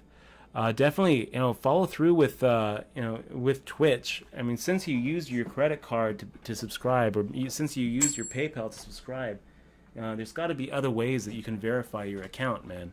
So, yeah, this is a free roll for $500. This is one of those, you know, little WSOP.com perks that we get. You know what? I'm actually going to go ahead and put a little Twitter out there into the universe. Guys, we got a real nice stream of viewers right now. How much have you won today so far? Didn't you won something earlier, right? You won 200 or 300 earlier? We took a 4th place. We've got a 1st, and now we're 3 for 3 for final tables. If you guys haven't yet, I think that we have a record as far as viewers go. Oh, wow. If you guys haven't yet, please, by all means, click on that follow button. And if you want to see, you know, some of the past stuff, you know, go ahead and, you know, subscribe. Definitely appreciate all of the subscribers get a free copy of Poker Tilt, DRM free in your mailbox. So don't be shy. It's $4.99 usually on Amazon, or free when you subscribe for the same price. So you know, put more than a year's worth of work into this book, and it's gotten pretty good reviews. Hopefully, you know, we got a couple of other people here in the chat, a couple of the other subs who can verify that it is worth the price of admission. Thank you guys so much for joining us. Another final table, 3 for 3 tonight. And we are sitting here with a 10x big blind stack. Now, this is usually a shove. The problem is we are up against 4 agreements in the big blind, who has more chips than, you know, the rest of us have combined. And when you are in that kind of dominating stack, you just don't have quite the fold equity that you think that you have. Yeah, go ahead. There you go. Go ahead and make this fold. We are sitting here 3, 6, 7. We're one of the dummy stacks here, 5th out of 7. But it's always good to make another final table. You know, viewers, please, if you haven't hit that follow button, please follow it. And if you have, you know, the next step, it doesn't cost you anything. Follow us on Twitter, @DutchBoyd. You know, maybe show a little retweet love. Tell your friends that, you know, we're doing this. We're streaming live on WSOP.com, live on Twitch.tv, coming to you from beautiful Las Vegas, Nevada. Could never do what you were doing right now. J.D. Cole. Thank you, Justin. Appreciate it. What do we think about that shove? Shoving with 20 big blinds into 2 small stacks and 1 really, really big stack. I don't know. I feel like it's kind of an equity disaster, when 4 agreements just snap calls and Maverick Ace turns over the pocket 9s and 4 agreements turns over the pocket jacks. All of a sudden, we get Maverick Ace, which, is looking to have a pretty good shot at coming in, second or third or fourth, coming in, 7th, which is a pretty big difference. Okay, nicely played there, 4 agreements. You're playing that big stack like a pro. You're playing it like it's meant to be played. I'm very jealous. I've got a little chip envy. Diamond SC, I won the tournament before this, so it feels good to.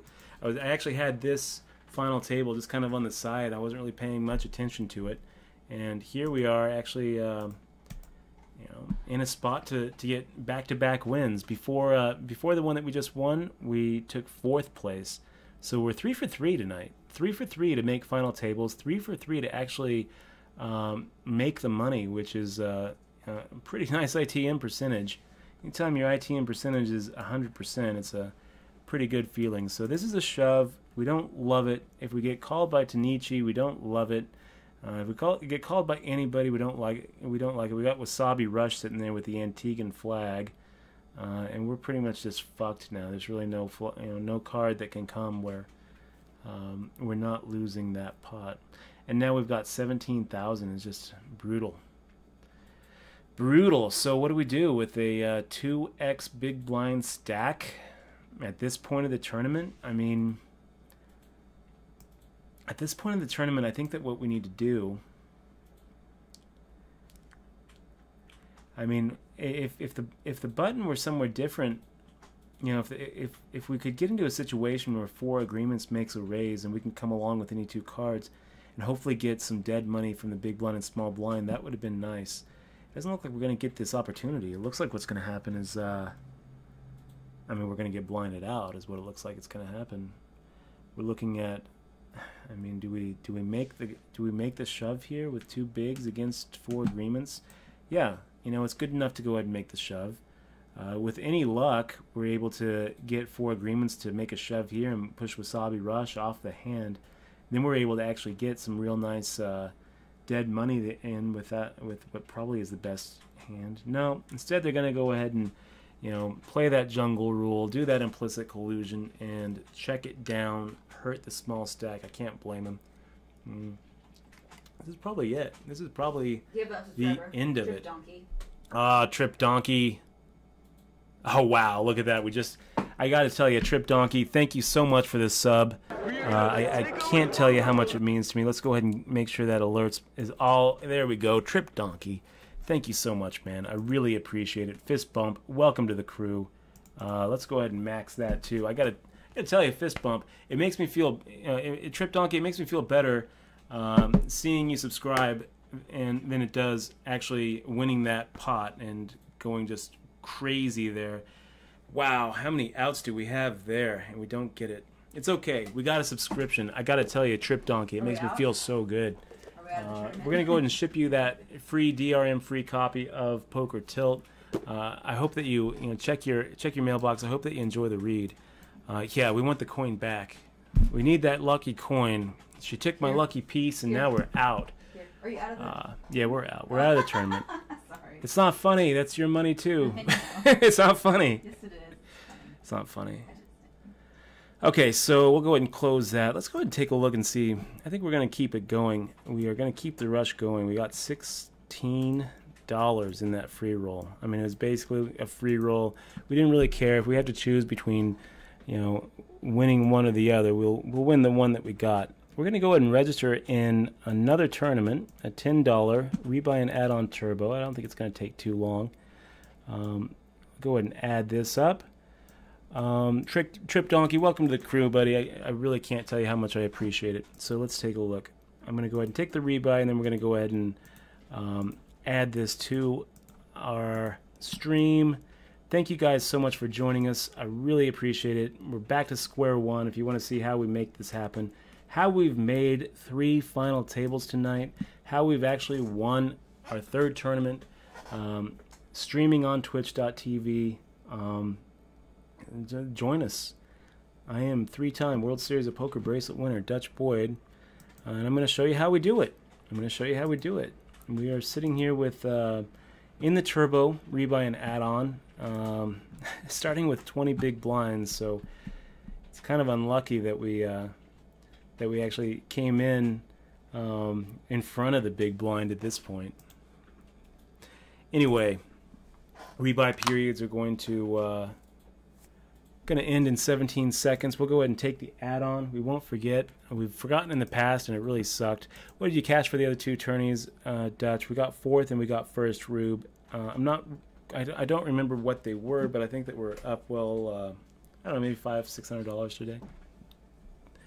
Okay, so we've got the add-on. We take the add-on, 4,500 chips for another $10, and now we are back to square one, boys. Back to square one. Let's see how we do it. Thanks again, everybody, for all of the views and the follows and the subscribes. We've got some notifications here on Twitter. Let's go ahead and take a look at what we've got. We've got a couple of retweets here. Just a quick shout out. Thank you, Justin. Thank you, Justin Cole, for giving us a little retweet. Thank you, Andrew Watson. Thank you, Nate Dowland. Thank you, Travis Reed. Thank you, Colby Spear. Thank you very much, Christopher V. Thank you, Shant Verosian. And thank you, James Adams, for the retweet love. I really appreciate it, you guys. Thank you so much for joining us tonight, Sunday night. We're going to make another, let's make another. Let's make it 4 out of 4. This will probably be the last one. Don't forget, guys, we're going to do something a little bit different tomorrow. We're going to be doing the HPT viewing party, where we're going to take a final table from the Heartland Poker Tour, and we are going to analyze that. We're going to put those players under a microscope. We did this once before last week. I feel like the subs liked it. We're going to do it again. Thank you guys so much. I can't tell you how much I appreciate it. You guys are the reason why we're here, especially you subs. Don't forget, for anyone viewing, I don't want to downplay it. All right, the fact that you're actually spending some of your Sunday night with us, watching us take down Final Table and Crush Souls at the poker table. I mean, that your attention is valuable. You are giving us man hours. You are giving us your time, which is valuable, and I appreciate it. If it weren't for viewers, we wouldn't be here. And thank you very much for spending your Sunday night with us. A little bit of your Sunday night watching us take down another tournament. If you want to support us without actually, breaking your wallet, I understand. You can do it by hitting that follow button. It doesn't cost you anything. It doesn't cost you anything, and you're supporting this stream. You're supporting poker on Twitch, and you're going to get notified when we do stuff like the HPT viewing party tomorrow, the poker clinics in the future, all of the stuff that we've got planned for Twitch. You're going to get notified when you hit that follow button, and you can also do a lot of supporting us by following us on Twitter at Dutch Boyd. Definitely would appreciate that. But we wouldn't be here without the subscribers. And when you click on that subscribe button, I can't tell you how much it means to us. We're going to go ahead and ship all of our subscribers a free copy of Poker Tilt. And we are going to be rolling out so many subscriber benefits. You subscribers are so awesome. And I can't tell you, I really appreciate it. You guys clicking on the sub button and actually supporting the stream with your dollars. There's such a big, wide difference between just taking free content and supporting content that you enjoy and get something out of. For a pretty small price, $4.99. We're going to be rolling out so many subscriber benefits that I'm going to just make it so that, guys, that is going to be the best value you've ever had in poker. For that $5, you basically bought, a 3-time World Series of Poker bracelet winner to just be in your corner, bounce ideas off. We've had a couple of hand histories tonight, where the where some of the the subscribers have sent in hands that they wanted us to analyze. We've done that tonight, and we'll continue to do it. And basically, you subscribers, for $5, you have bought a poker coach and mentor for life. So thank you so much. Any of you guys, when you're rolling through Vegas, hit me up. I want to go ahead and thank you in person. I'm going to go ahead and get the blood flowing here, guys. So I will be right back. Oh, Grips. Oh my gosh, Grips, fist pump, fist pump. Welcome to the crew, Grips. Thank you so much. I can't tell you. I can't tell you how much it means to me.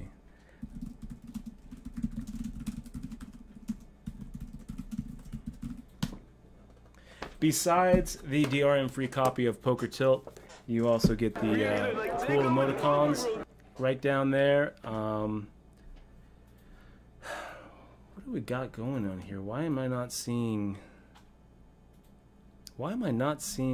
my welcome message on the Twitch chat? I don't know. But Grips, you are awesome. Thank you so much for that subscribe. I can't tell you how much it means to me. I really can't. Let's go ahead and give you the proper welcome right here in chat. Fist bump, fist bump. Welcome to the crew. Grips, you are awesome. I really appreciate your support, and I am going to do everything I can to make it a really good value for you. So anything that you can think of that I can do for you, please hit me up, dutch@dutchboy.com.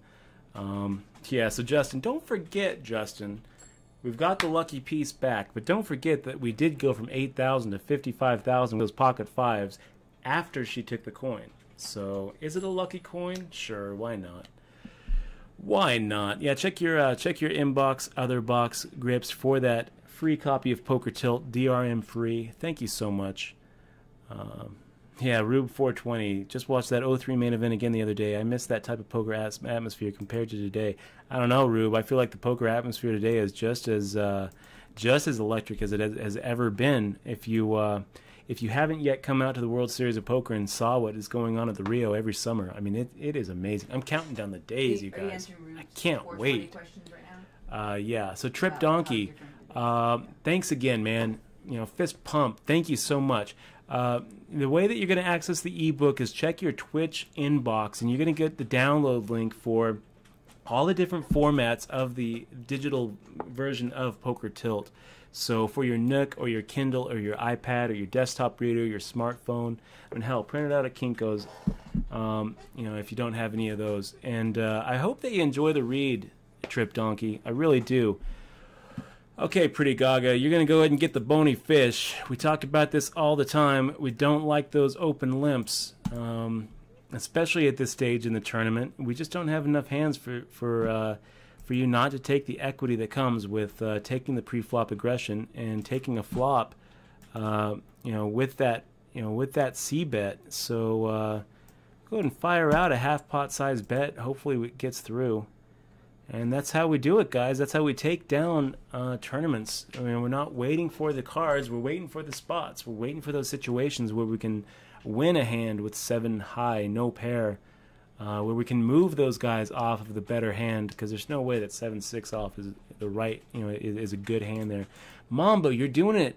You're doing the same thing. What are you doing, man? What are you doing? Why do they do it? It's just too tempting. It's just too tempting, you guys. I hate it. I hate it because I don't really want to make the raise, but I've got to. My fingers won't let me not make this raise. Thank you, Reddish Ape. Thank you, Reddish Ape. Now we get to fold with a little bit of face and dignity. Hype Man 213, fist bump. Welcome to the crew. I can't tell you how much it means to me. I really can't. You're gonna go ahead and get that copy, DRM free of Poker Tilt. And for that $5, you basically buy yourself a triple bracelet winner as your coach for life. Just hit me up, dutch@dutchboy.com anytime. And I'm here for you, buddy. And don't forget, join us tomorrow for the HBT viewing party. All of our subs, you know, please join us. If you can't make it, it's going to be at 3 p.m. For the Take Over the Poker World. Oh, shoot. I'm sorry. You are absolutely right.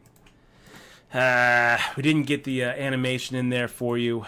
I apologize there, Hype Man 213. But look, I can't tell you how much I appreciate it. I really can't. We missed the animation because I'm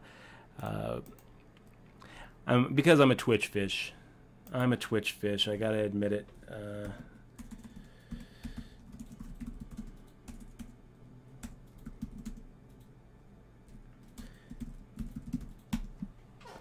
Sorry for not giving you the proper welcome, but shoot, and this is a mistake too. Look at this misclick. We're supposed to be making it 1100 at this point.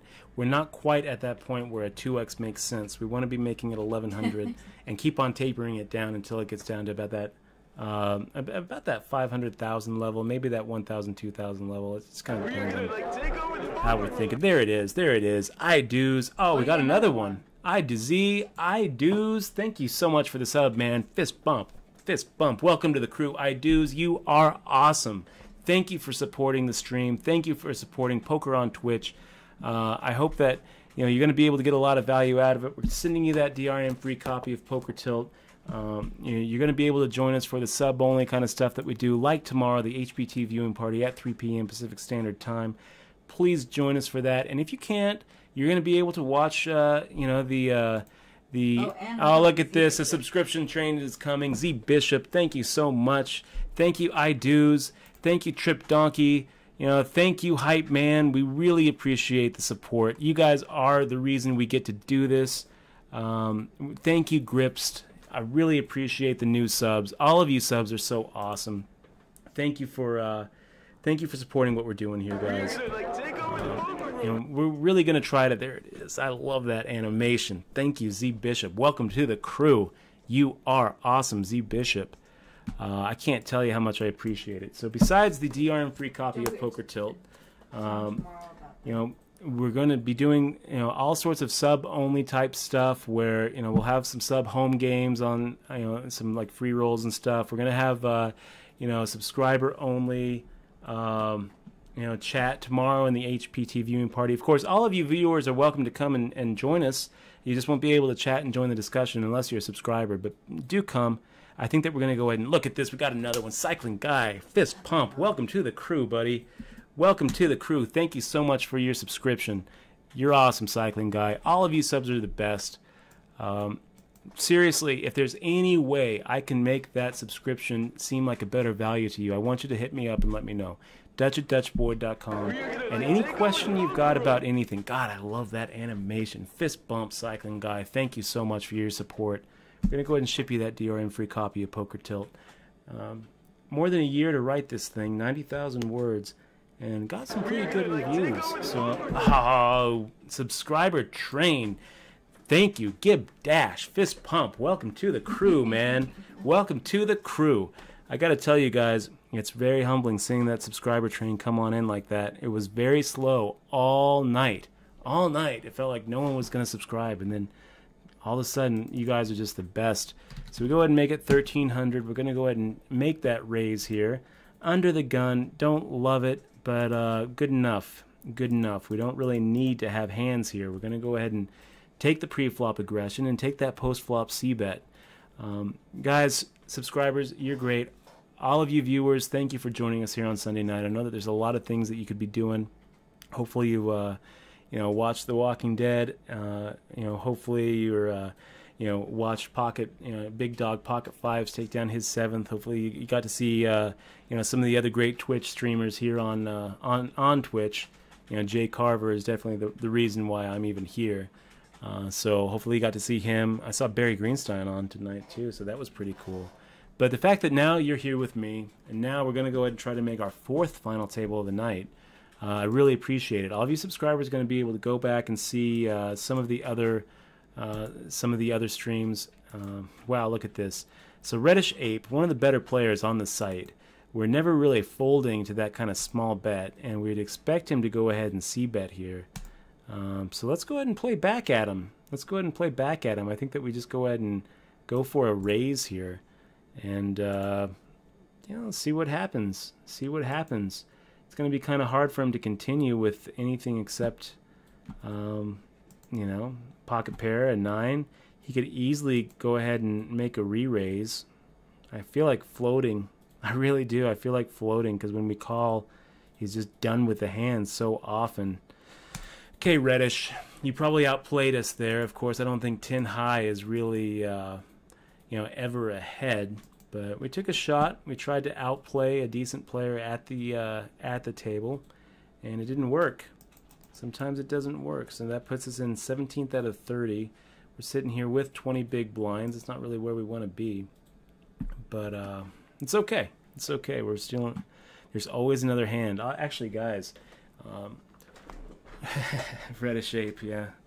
Gonna have to check out your stream to see what you had. I'll tell you now. I'll tell you now. If you reveal first. Okay, so we'll make the fold here. And no, we didn't have anything, man. We had the old Doyle Brunson. Guys, time for a little show and tell. Speaking of Doyle Brunson, check this out. This is one of my little poker treasures here. It's a first edition, first printing of Super System. Now, when these first rolled out, it wasn't called Super System. It was called How I Made Over $1 Million Playing Poker. He later changed the name to Super System with a subtitle of How I Made Over $1 Million Playing Poker and Lost It at Golf. So all the old typos and all the old misspellings that didn't get fixed between this edition and the first edition are right here in this first edition, first printing of Super System. And take a look. Not to brag or anything, but I got to see Doyle Brunson playing over at what is it, Bobby's room. Yeah, over in Bobby's room at the Bellagio, and he signed it for me. Gold pen. Best of luck from Doyle Brunson. Easily one of my favorite things that I own. So, God, Mambo, how do you do this? How do you make it so that I really just want to go ahead and re-raise here? Let's go ahead and just re-raise. Oh, look at this. Real Nasty Nate. Thank you, buddy. Thank you, buddy. Fist pump. Welcome to the crew. Nasty Nate, you are awesome. Real Nasty Nate. Can't believe it, how awesome you are. Thank you so much for the sub. We're going to go ahead and send you that copy of Poker Tilt, DRM-free digital version, for your reading pleasure. And anything I can do for you to make your subscription seem like a better value, please let me know, Nate. Hopefully you'll join us tomorrow for the HPT viewing party. What do we do here? Let's just go ahead and, I guess, check it down. It's really kind of Almanac. Almanac, you are awesome. You are awesome. Thank you so much for the sub. I'm going to ship you that copy as well.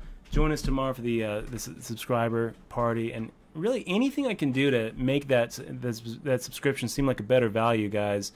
You know, I want you to let me know. I'm here for you. You know, that $5, I'm not just blowing smoke up your ass. When I say that $5 buys you a triple bracelet winner as a poker coach and a poker mentor, that's what it does. If you have any questions or if you have any thoughts on poker that you want to bounce off some dude, you know, the fact that you're supporting my stream, I'm going to support you. So hit me up, Dutch@DutchBoy.com. Shoot, hold on. I got to plug into this.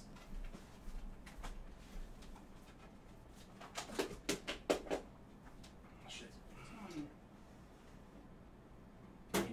I'll plug it in. Just go and check it. And it's dead. But you're still on. And we're back with pocket aces. God, how did we almost lose that? So I guess we could go ahead and go for 1700 here. I don't think you're really supposed to let an electronic device get all the way down. I feel kind of bad about that. Sorry there, MacBook. Here you go. Well, you gotta kind of plug. Here, why don't you plug that right there? Here. And just stick it under. You have to plug it in though, okay? I gotta get all these books out. Looks like we're having issues. What are the issues? Some people are not getting their book. Let's see.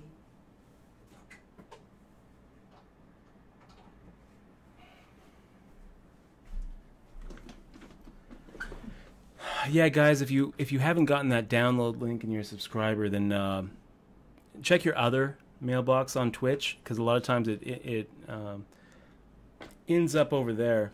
I don't know why.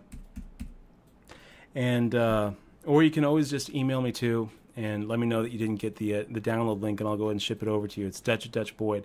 Again, you know what I was saying before I had to plug this guy in over here is anything that I can do to make your stay here on my Twitch stream more enjoyable, please do let me know.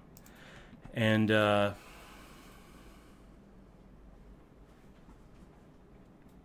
ice hockey player, what are we repping?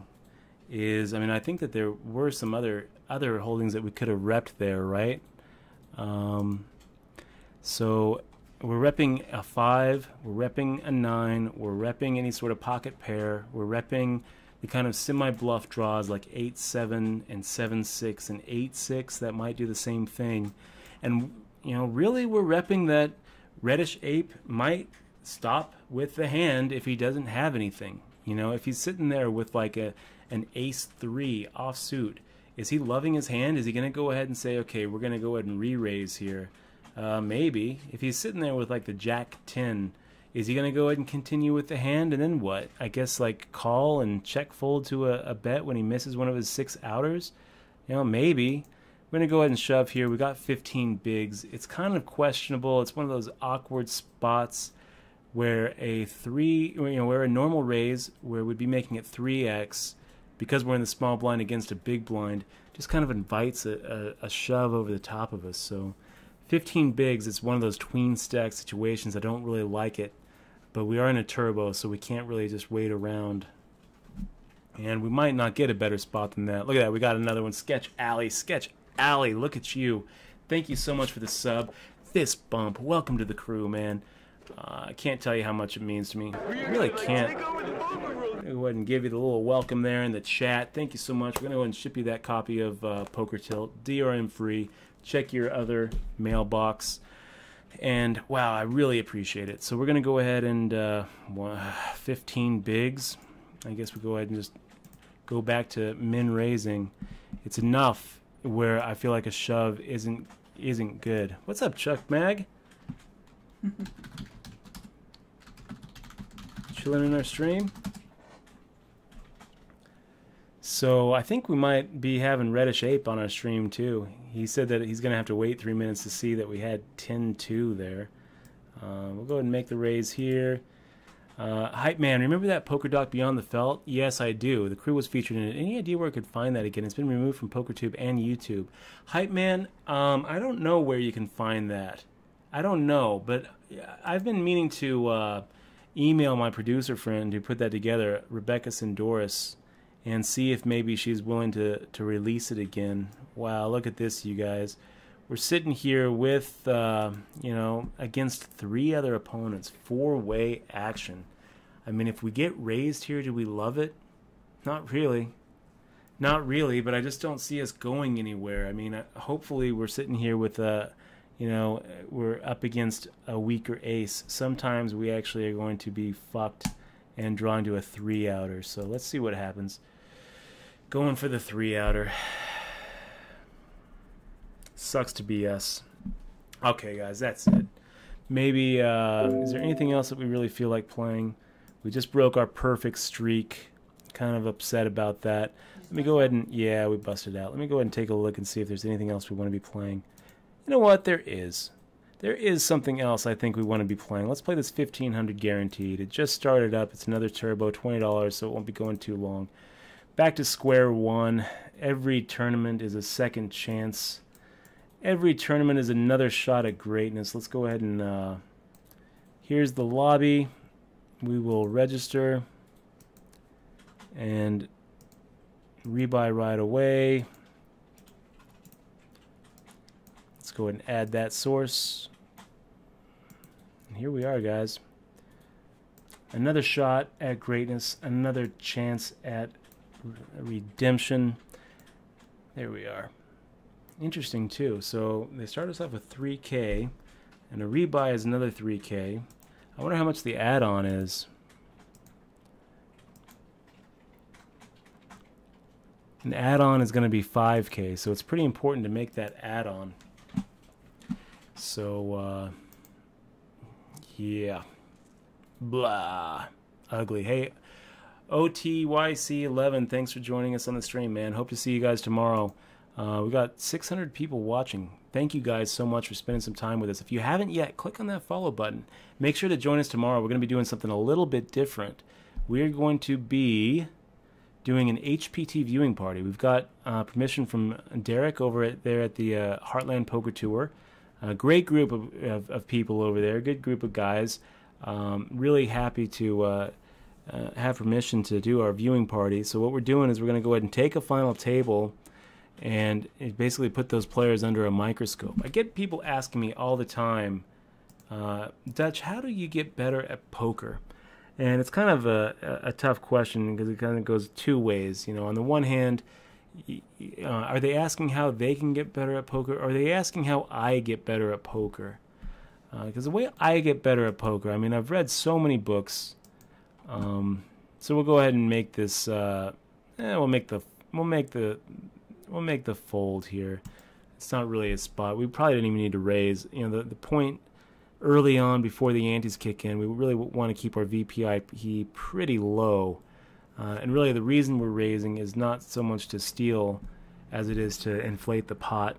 So I don't really feel like putting in that much more. We'd be looking at putting in 5% of our stack with a 10 high. So once the antes kick in, we're definitely making that call every time. But you know, the game plan changes. We talk about changing gears. We talk about you know, how we have to change that VPIP and shove it up way super high once those antes kick in.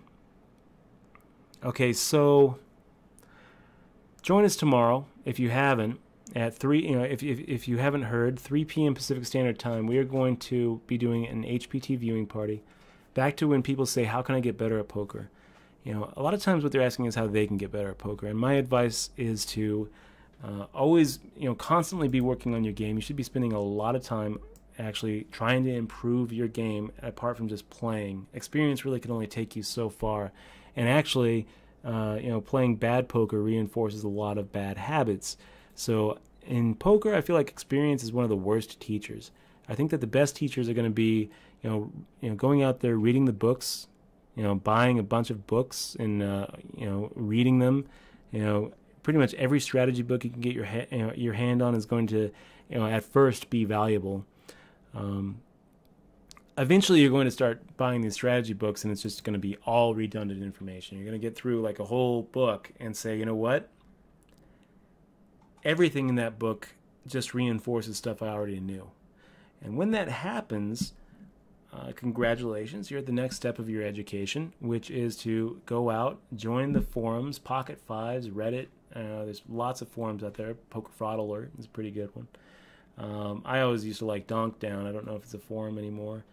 I think that it might just be a show now and a blog. But join the forums. You know, bounce ideas around other like-minded people who are kind of at the same stage in their poker career. We're going to go ahead and make this call.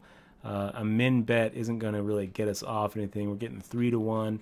We've got position off of Gamble Good. And when we actually hit a flop, we're really feeling pretty good about it. Let's go ahead and make that raise and see what he does. I don't think we're folding. I don't think we can fold really if he makes the shove. It is a rebuy, you know, it is a rebuy tournament after all. I think he can be making a shove here with a lot of hands. So we're gonna make the call. If he can beat top pair, weak kicker, then we're just gonna go ahead and rebuy again. Be right back to where we are. So yeah, he's crushing us, just crushing us. Go ahead and make that rebuy. Make that other rebuy, and here we go. Kind of lame to lose King Rag to another King Rag. Thank you, Gamble Good, for giving us an opportunity to get off of our hand. Obviously, if we have, like, you know, the old Jack 10, or if we're, you know, semi-bluffing with like a Jack 9, 10, 9, we're definitely going to be able to fold without giving you any more chips. Honestly, we probably could have folded the hand that we had.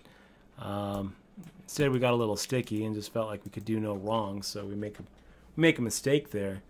I don't really like the overshove by Gamble Good, but I guess it worked out for him. So all's well that ends well there, buddy. Thank you for giving us the clear indication that we were beat. Whatever. So we got Tom Hammers making it a little, you know, going for the PG rating, going for the chat ban on WSOP.com. This is going to be it for us tonight. After we make a pretty obvious, blatant mistake by making that Gamble Good overshove call, it's time to go ahead and call it a night after this. But thank you guys for watching. We're gonna go ahead and keep this going. Hopefully, we'll make make this other final table. Make this take another W down tonight. If not, join us tomorrow for that viewing party. And if you haven't yet, go ahead and click on that follow button. It really means a lot to us. We've got a goal tonight. What's the new goal? We're shooting for 2,100, and I think that we made that goal. So go ahead and move the goalpost to 2,200. That is our goal tonight. So help us reach that goal. If you can go ahead and click on that follow button, it would really mean a lot. It would very free way, very easy way for you to show support of the stream. Let's go to chat and see what we've got here. Yeah, we'll go ahead and check out those Gripst channels for sure. It's very good to see some other Twitch streamers here. Thank you very much, Gripst, for the sub, man. I'll definitely check out your Twitch stream. Absolutely. Really appreciate it. Let's go ahead and take a look at what we've got. I'm gonna go ahead and look at the Twitters. What is the Twitter universe? Again, if you're already following us, it doesn't cost anything to also show support by going over to Twitter, following us on @DutchBoyd. Really easy to find, and maybe give us a little retweet love. And we've got some retweet love right here. We got Dwayne St. Arnold saying, "Watching Dutch Boyd stream has made my night. Driveline bases would love this, I suspect. I even threw in a sub. It's been so good." Dwayne, thank you, man. Fist bump. Thanks for the sub. Welcome to the crew. Ryan Doozy says, "Hey, Dutch, I subbed you tonight on Twitch, and I was wanting to get your book, and the email did not show up for the book. Please DM." You got it, Ryan. I'm going to go ahead and give you a follow. Doozy, I'm going to go ahead and send you that direct message right now. So, thanks for the sub. The download link is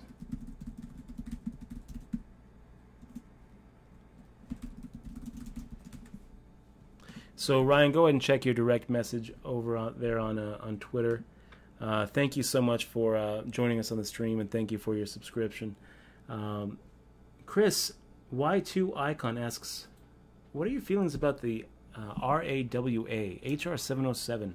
This is Sheldon Adelson's bill, which would make online poker illegal. What are your feelings about the RAWA? If Adelson's bill passes and there's no more WSOP.com, how will you feel?" I don't even know if you're leveling or not, Chris. How would I feel? I mean, feel good about it? No, I feel horrible about it. I feel pissed off. A couple of streams ago, I spent a good hour calling every single one of those people in the congressional hearing and letting them know that I disapprove strongly of HR 707. I think that it's horrible.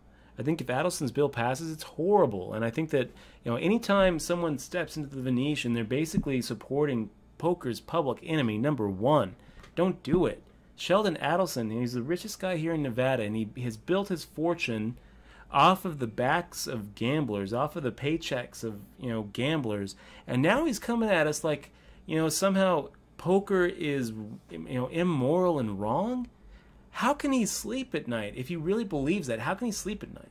This is poker's public enemy number one. And still, when you look at the Venetian deep stacks and you see that the tournaments are just full, it makes me angry. Oh, it makes me angry. I don't support the Venetian. I won't set a foot into Venetian until we see that old man die. I'm sorry, I hate to say it, but he is public enemy number one.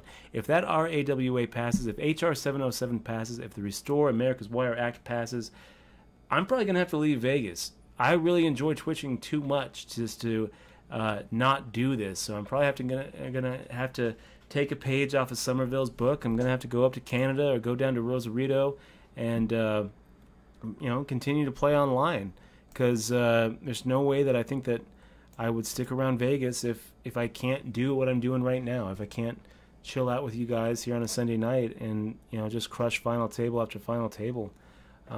So how will I feel, Chris? I feel bad is how I would feel.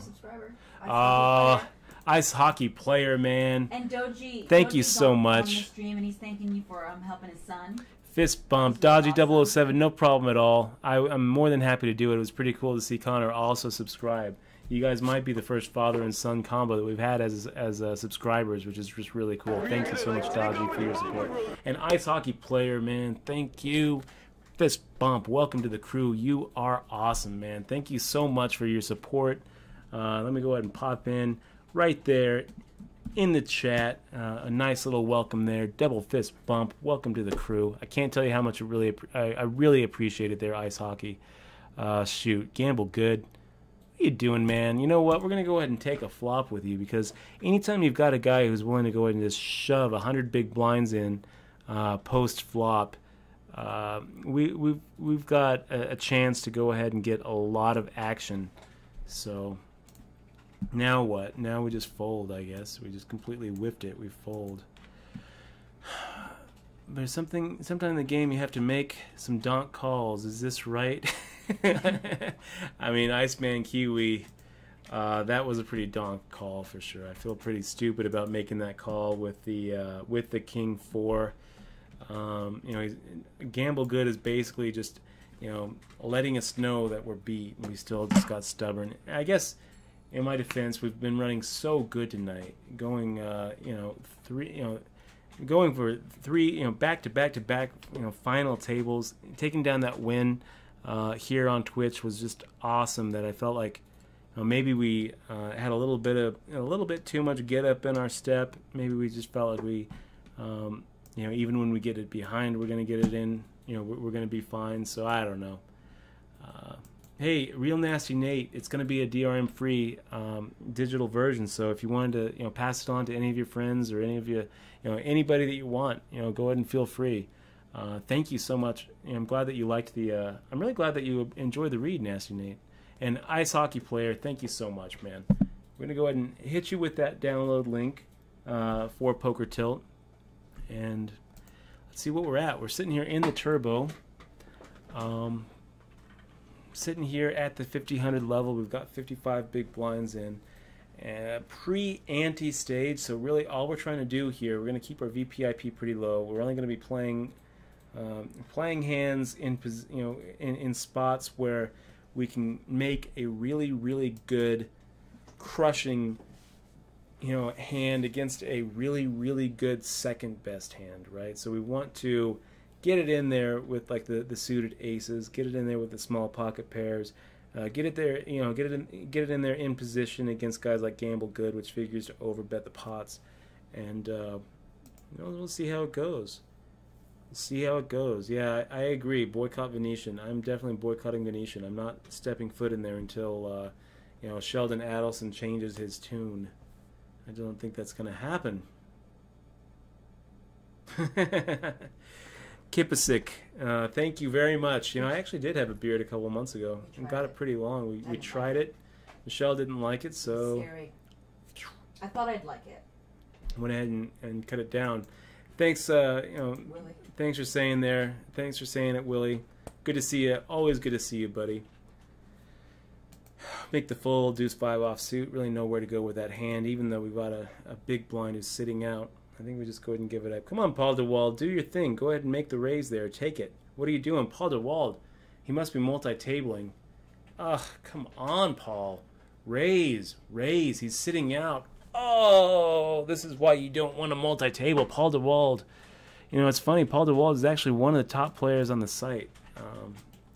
But that's the problem when you multi-table, is you make just these obvious equity mistakes. There was 150 in the pot that Paul DeWald just, what was his for the taking. All he had to do was look and realize that the big blind wasn't there.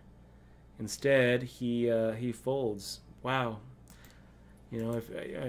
If you need any more proof that you just can't give 100% attention to multiple tables, I mean, that's what we're seeing right there. Jeez, Paul. And Paul's not a fish, guys. I mean, Paul knows what he's doing. He's one of the top-ranked guys on WSOP.com. He's one of those guys who's going for that WSOP.com Player of the Year. So he's not an idiot. We play with him all the time. But then there he is, playing that hand about as badly as you can play. Ugh, hate it. Okay. I do says, hey Dutch, you gonna do any paper or hardback book giveaways to the subs in the future? You better believe it, I do. I will be doing some of those hardback, hard paperback signed book giveaways in the future. So keep an eye out. We're not going to do it right now, but we have will to check the rules. Yeah, I gotta check the rules on promotions, because I think that we have to void where prohibited. I gotta see where it's prohibited, but I also gotta check with like some of the sites that we want to do like a sub only home game. Anyway, and Jackosaurus. So guys, this is going to be it for us. Hopefully we'll go ahead and make this final table. We're 20 out of 33. This is going to be the last tournament that we play tonight, because it's kind of getting late. But thank you so much for joining us. We got around 500 people joining us. And if you haven't yet clicked on that follow button, let's go ahead and make sure to click on that. We're trying to get up to 2,200 follows. We're at 2152 right now, so we need 48 more people. If 10% of our viewers right now aren't following, all you got to do is click on that follow button. It don't cost nothing, and you're supporting poker on Twitch. You're supporting our stream right here. So Jimmy Bluffett says, Dutch, sorry I'm new here. Do you play on Brovada? No, I don't. I don't support offshore illegal online poker. We're here in Las Vegas, Nevada. We have the option to play a legal, regulated online poker site. So we're going to exercise that option and throw our support behind legal, online, regulated poker. It's safe. If you look traditionally, unregulated poker has a horrible, horrible history. I can tell you that from pretty much every side of the equation, and there's a reason why, why online poker needs to be regulated. There's a reason why there needs to be penalties when you have, processors run away with money, when you have people hole carding their customers, when you have people, paying themselves $40 million when they can't cover their player balances. There's all sorts of things that can and do go wrong in an unregulated online poker environment. So as a player, I choose to throw my support behind WSOP.com, which is the biggest online regulated site here in Nevada. Nate Dowland keeps on talking about Real Gaming, which is either tied up with South Point or tied up with the Strat. I'm not sure. So Ultimate Poker went down. We used to play on Ultimate Poker. Now it seems like the biggest game in town is WSOP.com, but I think there is another game in town. So yeah, so Jimmy Bluffett, yes, I'm going to play the Colossus event. Thank you for joining us, Jimmy Bluffett. I am playing that Colossus event. It's going to be a zoo. I don't think that we're going to see a higher EV than that event. It's just going to be amazing. They're expecting 27,000 people, Jimmy Bluffett. It's going to be awesome. So let's go ahead and see what else we got. Poker Pete. Thank you very much, Poker Pete, for filling in the new guys. Filling in the new guys and letting them know what they get for hitting that subscribe button. We're gonna go ahead and fold this, guys. It's a pretty tight fold, but we're really trying to keep our VPIP down until that ante hits. So yeah, Jimmy, go ahead and check out all those panels below the stream. A lot of your questions are in that frequently asked questions, so thank you very much. Okay, so another 1 minute and 49 seconds before we get to go into Game Plan A. Tournament Game Plan A. Oh, we've got another RJM for you. It's good to see you, buddy. We've got that shark. We are at the table with a subscriber. Hopefully he's chilling out on our stream as well. If you are, good to see you, buddy. Hope that one of us takes us down. It would really be cool to go ahead and make another final table with a subscriber. It's going to be pretty cool. Doozy. I don't know why I didn't put that together, man. I don't know why I kept on calling you Doos. I Doos. I Doozy. It's good to thank you for clearing that up. I really hate mispronouncing, but it's I just don't. I don't know how you pronounce it. I just take my best guess. So Zen Satori, Paul just clicks buttons, doesn't pay attention. I do think that it's just. This is why we don't multi-table, guys. This is why we don't do it. We've got the antes kicking in here in another 48 seconds. We'll go ahead and keep that VPIP low for another 43 seconds. Right up here you can see as soon as that ante kicks in, we're going to be making a drastic change to how we play this tournament. Before we're making it, 3x, and we are building for one, we're raising for one purpose only, and that is to build pots with hands that we figure we can crush with, right? Certainly our top end hands like the aces, the kings, the queens, the jacks, we're going to go ahead and raise, trying to build a pot against weaker hands. And then we're also trying to build pots with like the hands that have potential to crush the flop against a really, really strong second best hand. So hands like suited aces, hands like those suited connectors, hands like pocket pairs where we can hit a set and get over pairs and get top pairs, top kickers to just pay us off huge. Those are the kind of hands that we're trying to play at this stage of the tournament. Now, in another hand, when it becomes 100, 200, ante 25, you can see that right there, in the top. Oh, look at you, RJM. That's how you do it, man. Look at that. That's what we're talking about. A really, really strong top hand against a really, really good second best hand. That's what he's trying to do there, and he got max value out of it. Very nice job, RJ. That's what we like to see. So now that we are in the spot where the antes have hit, we completely change our game plan. Our motivation changes. No longer are we trying to raise just with our top tier hands, just with our top 10% of hands, for example. No longer are we trying to make really, really strong hands against really, really strong second best hands. Now our motivation becomes raising pre-flop to just go ahead and take the blinds and antes themselves. We'll be making it 2.5 times the big blind to start, so we're raising 450 to pick up 500. If we can get through more than 50% of the time, it's going to be just hugely profitable. And when we don't get through, all of a sudden what we're able to do, so we're going to go ahead and re-raise Gamble Good. He's just making, his VPIP is just a little too crazy here, buddy. If you're going to go ahead and put us to the test, I don't know what we're going to do. Yeah, now we're getting to this spot where we're getting... God damn it. 36.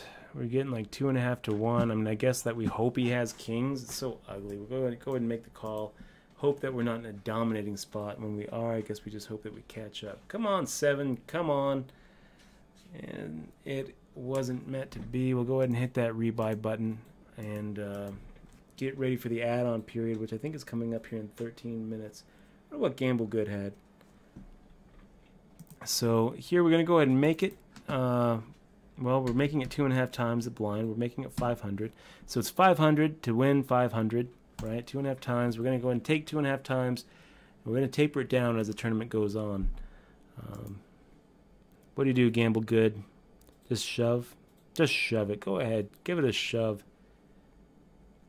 We're not folding. Ugly HDQ, welcome to the channel, man. Glad to see you. Why is the Colossus plus EV? Well, ACR Poker 2015, the Colossus is going to be so plus EV for most of us because they're planning on 27,000 entrants. And I can just tell you, I mean, if you are watching this stream, chances are you're going to be an equity favorite against that field. 27,000 people. Okay, no, you cannot limp in the small blind, Gamble Good. What could you possibly be limping with? He could be slow playing a hand, but most of the time we are well ahead with the King 10 offsuit. And we're going to go ahead and take the pre-flop aggression, take it down with a post-flop bet. Most of the time. Most of the time we both miss. It's hard to make a pair. Instead, now we got to get into this awkward spot where we just have to kind of have no idea where we're at. We're probably behind. He's firing at 200. Jesus Christ. Fuck him. Let's just go ahead and pot it. And if he calls, he calls. But pretty sure that a pair of king, or like a king high, is not going to take it down. Instead, he makes that post-oak bluff. We talked about that before. We've talked about it before. Post-oak bluff, where he makes it the min bet 200 into a huge pot. We're not going to go ahead and let him make that bet. It's basically a blocker bet. It's basically saying I've got some sort of hand that probably beats your hand. I don't really feel like paying off much. Sometimes people do that to be tricky. You know, I mean, if he's being tricky, he's going to go ahead and get some more chips off of us. We'll, you know, take another rebuy, get back into get back into the game. That's pretty brutal there, RJ. Can't fault you for going, you know, getting it in there with the queens. Oh no, I just said nice hand for the one that he just did. Really good. Anyway, did you answer RCR Poker 2015 and he asks why the Colossus is EV, a positive EV, and I don't think he believes there's going to be 27,000 or 27,000 entrants is what they're planning. He's in shock about that. And Ugly HDQ wants you to say hello. He said it twice that he's new. So yeah, Ugly. To the welcome to the stream, Ugly. Good to see you here. You know, thank you very much for spending a little bit of your Sunday night with us, man. I really appreciate it. Jimmy Bluffett has played with you before. Really? Yes, he says he won't say who he is.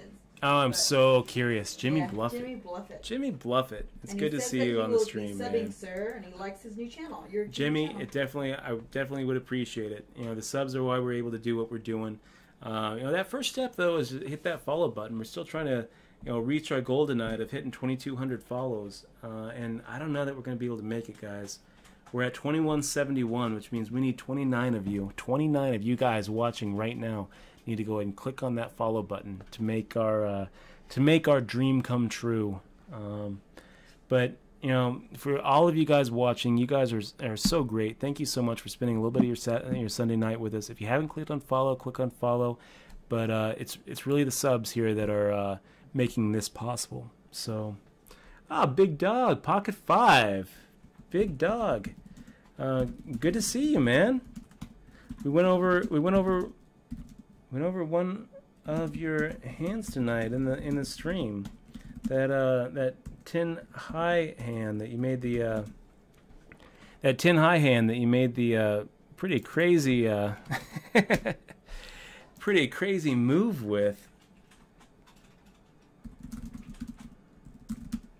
Creative float in that stars turning. Pretty high level thinking there. Great to have you chilling out in our stream, man. And yeah, RJM, you got it. Of course you've got it. King 6 is not going to do it. King 5 is not going to do it. Great to have you chilling on our stream, Big Dog Pocket 5s. Always good to see some other yeah, so Big Dog, we spent about 10 minutes talking about that hand, and it should have worked. It should have worked. I kind of wonder, though, you know, one thing that we talked about is what would have been really interesting to see is what happens when the jack doesn't hit the river. What happens when the river is like a queen? Because the way that the pot was running out, it almost felt like the jack wasn't going to give you the chance to make that last, you know, shove. I kind of feel like, you know, I mean, you said before that you know, we don't have to keep on talking about it, but wow, look at this Carlos Danger. We'll go ahead and fire out a C-bet to Carlos. Carlos Danger, one of the top players on the site. 2-4-5 is definitely a hand that an ace high can continue with. It's kind of hard to get him to fold anything, really. And he goes ahead and fires out a raise. We're going to go ahead and fold. We probably have 6 outs, but whatever. We took our shot and we missed. You don't hear much about guys who take their shot and miss, but I will tell you what happens to them. They end up staring at 4,608 chips, wondering at how it is the hell that they let themselves get down this low. I think that we're in for like four buy-ins here too. It's very frustrating. I think that we've got 7 more minutes until the add-ons hit, so we'll go ahead and just kind of chill out for a little while. Develop, I'm glad that you enjoyed the read. I really do appreciate it. Really do appreciate it. Okay, so Freezer goes ahead and wins that coin flip. No, loses the coin flip. Mr. Marbles wins the coin flip. Ace 4 off suit. Go ahead and make the fold here. We've got 15 big blinds. It's a pretty awkward stack. You know, we talk about this level quite a bit, where we have 15 bigs. It's what we call the tween stack, right? And it's just It's just really irritating when you've got 15 bigs because it's too many chips to make the open shove, and it's too few chips. It's too few chips to stick with game plan A, which is make those small 2.x times big blind pre-flop raises and following through with the post-flop C bets when you've got the pre-flop aggression in those heads-up spots. So it's a tween stack is what we call it, the awkward stage of the tournament, and it's frustrating because it always feels like every move we make is wrong. Okay, so we'll fold the tween stack again. This is also frustrating. We were almost going to be able to hit the big blind with when it's 300. Now we're hitting it with at 400.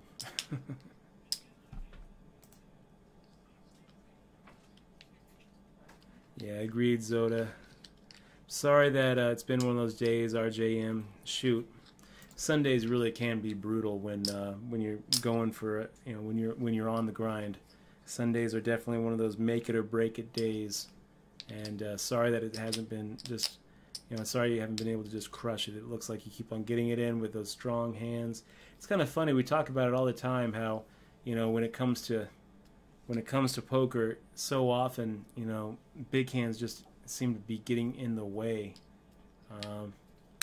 and I think that's what we're seeing with you, RJ. I mean, you got it in there with queens, and it's just a cooler getting it all in there pre-flop with queens. Then you hit it up, hit it with kings. It's just ugly. Yeah. So, game plan A. You can't really play game plan A when you have that tween stack. So really, with 15 big blinds, what do we do? Well, I'm glad you asked. What we do with the 15 big blind stack is we look for those situations where someone is opening light and we can 3-bet all in with hopefully the best of it. And this is like a spot that we're talking about. This is a spot. If one of these guys raises, which we kind of expect them to do, we're kind of looking at how much they're raising, and when we've got fold equity, we'd be shoving. Here, we don't have the fold equity. Of course, we also now aren't at the tween stack. Now we're actually just at an open shove stack. So we'll fold anyway, though. We'll go ahead and give Razu credit for having king high beat.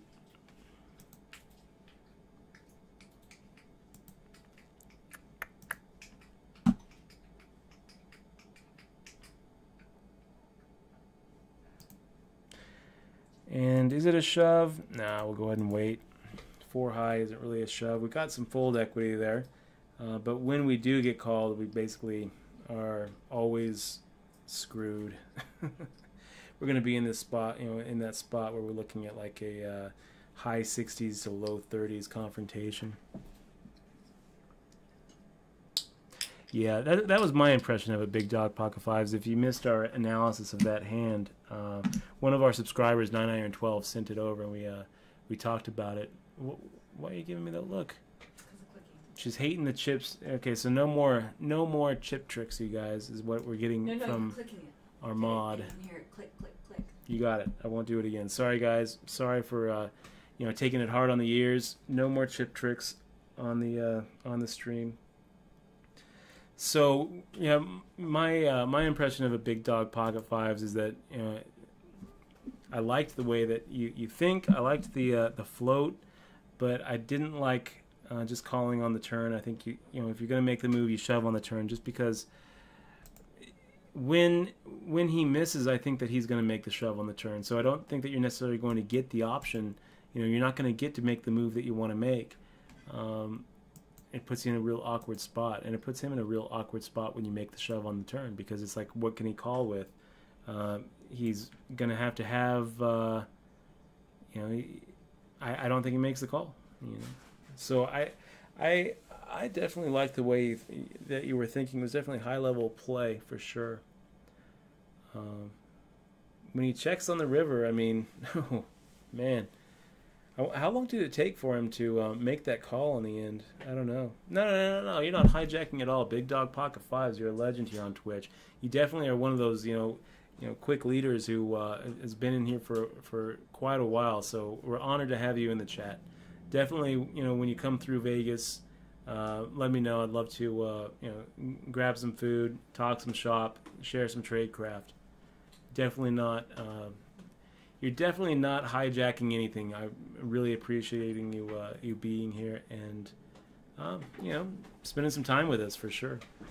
I enjoy your Twitch stream. I definitely encourage all of our viewers who haven't to go ahead and check out Big Dog Pocket Fives. He has a real nice Twitch stream, and it is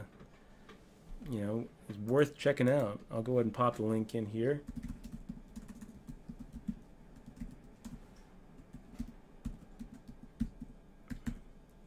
Check it out. Give it a follow if you haven't already. So we are on break. Play will resume in 4 minutes and 44 seconds. Are we not going to get a when does the add-on happen? Did you miss it? I don't think so. It looks like available time for rebuy is 55 minutes. I feel like we're supposed to have an add-on right now. I don't know why. Kind of ugly if we have to keep on popping in $20 bills for until now. I mean, we're so short stacked with a starting stack. It's kind of ugly. We can't rebuy right now. We can only rebuy if we have less than 3,000, and we're waiting for that add-on period. Okay, so yeah, we didn't miss the add-on period. Here it is. The rebuy period will end within 3 seconds, and we get the add-on, which is going to be 5,000 chips for the $20. Puts us in a spot to go ahead and make another final table tonight. We are 3 for 4 for making final tables tonight, for making the cash. We had a nice cash a little earlier. Oh, look at this. We've got a sub. We've got the sub right there. Firepong 9877 fist pump. Welcome to the crew, man. You are awesome. You are awesome, Firepong. We're going to go ahead and ship you that free, DRM-free copy of Poker Tilt. Look for the download link in your Twitch mailbox. A lot of people have read it and have enjoyed the read. I'm hoping that you enjoy it too. It took me more than a year to write. Maybe the best poker book ever written. I'm a little biased. I wrote every word, so I kind of have a little bit of a bias here. But other people like it too. You got Gavin Smith, an excellent read that really gives an inside look at the times that were. I highly recommend this book. Says Gavin Smith, one-time WSOP bracelet winner, one-time WPT bracelet winner.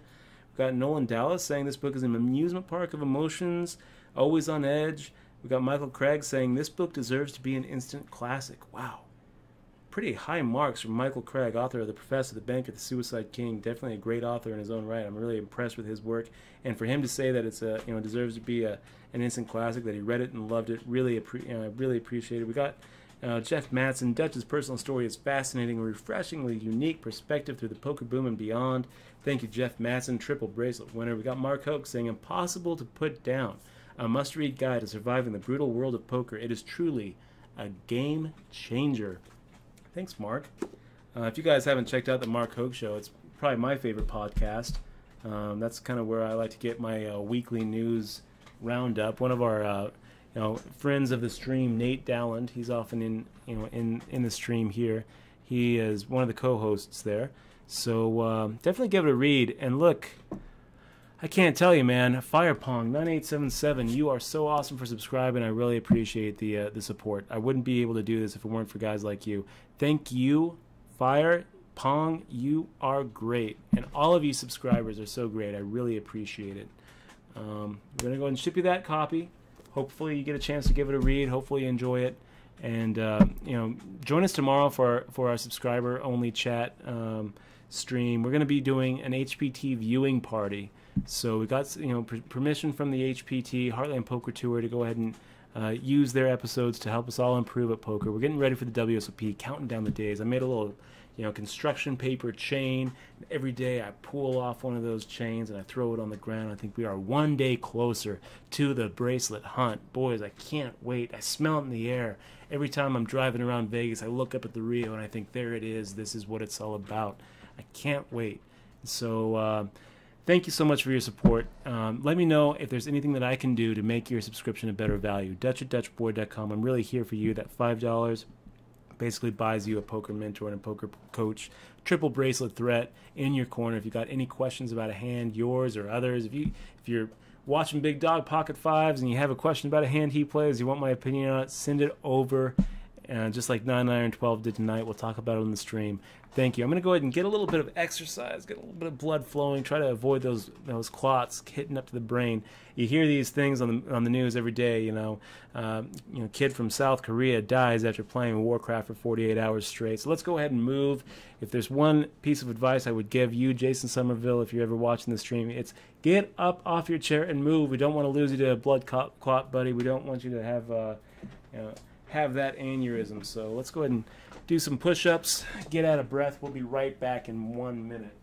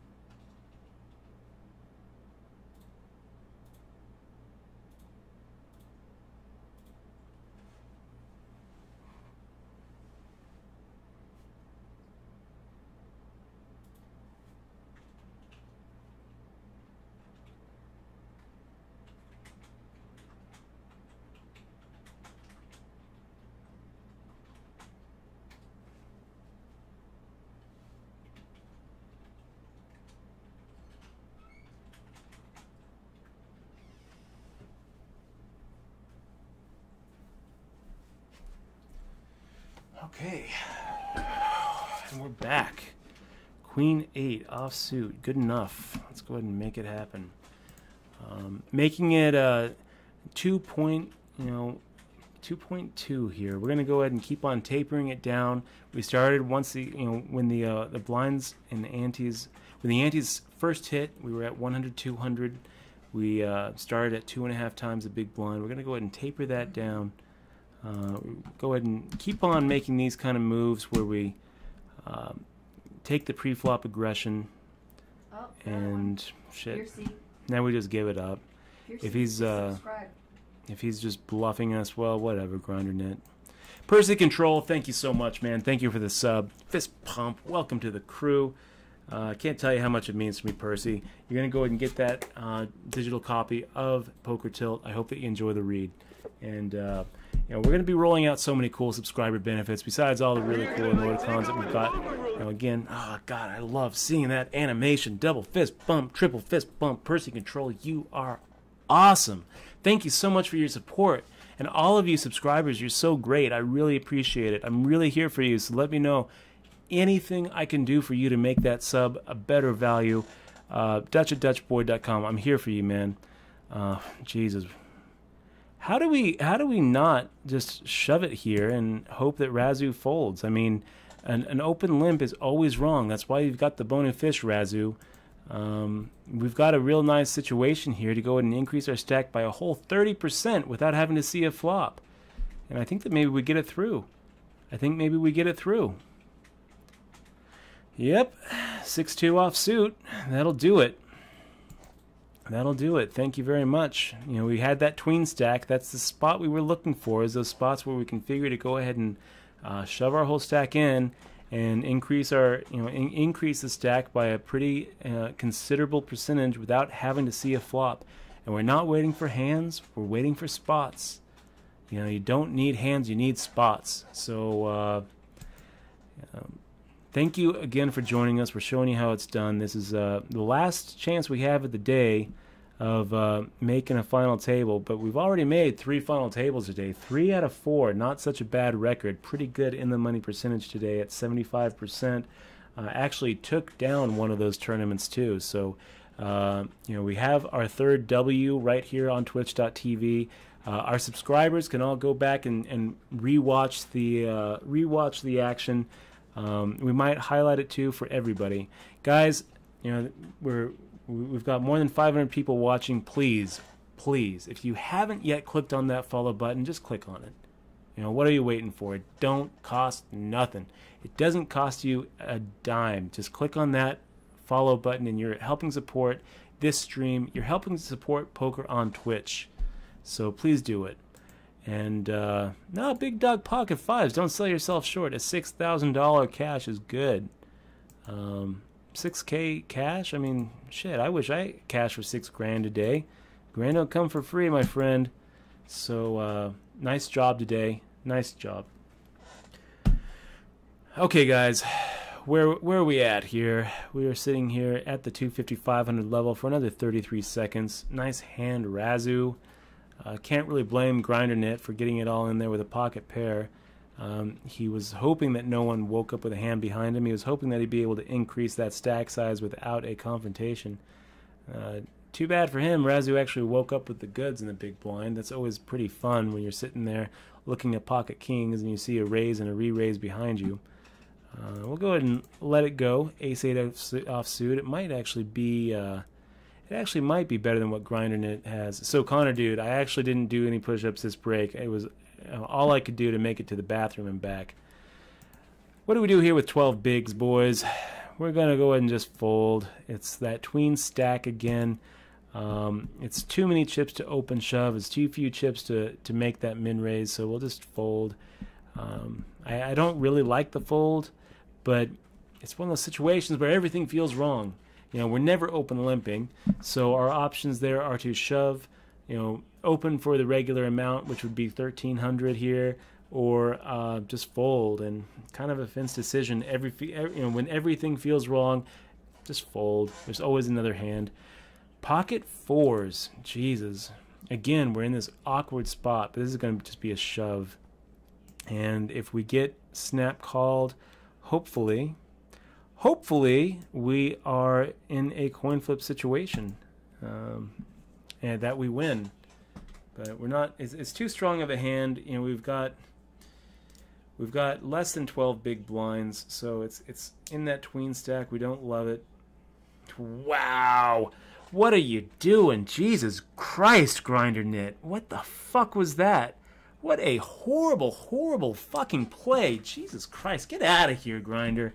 God, I hate to see that shit. Just sitting there, wow, just calls off the rest of his whole entire stack with 5 high.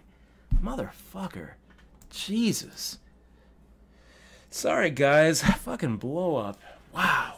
Now we're done. We're sitting here with 1.5 big blinds, and we actually get the guy to call when we have a dominating position over him, and he just hits it. Jesus Christ. Jesus, GrinderNet. Okay, guys, so we're looking like we have about 2 more hands. I'm going to tell you guys, I'm sorry for the outburst. I'm sorry for the meltdown. We are live here, so you're seeing the true reaction. And it feels bad to lose every single time. It feels worse every single time. You know, that old gambler's adage, show me a good loser and I'll show you a loser. I'm not a good loser. I hate to lose. It feels so bad to lose. I hate to lose more than I love to win. You know, best line out of Moneyball. And then when you lose like that, where some, fucking moron just sits there and commits, ICM suicide, basically just blows himself up and tries to gift you all of his chips, and then ends up hitting it. Just gross. It's just so gross, and it just makes me just ridiculously upset. So look, guys, this is going to be it for us. We've got probably one more hand in us. We're not going anywhere here, and we're just going to have to win this, or we're out the door. We've got rope burns on our back, because that's where we're at this tournament. Our back's to the wall. This is our swan song. Almost, most of the time we are getting knocked out right here. Where's that lucky piece? Jeez, Justin, it's gone. Where's my lucky piece dollar? It's gone. We're calling it anyway. We'll just go ahead and click on that. Just take a walk here. Jesus Christ.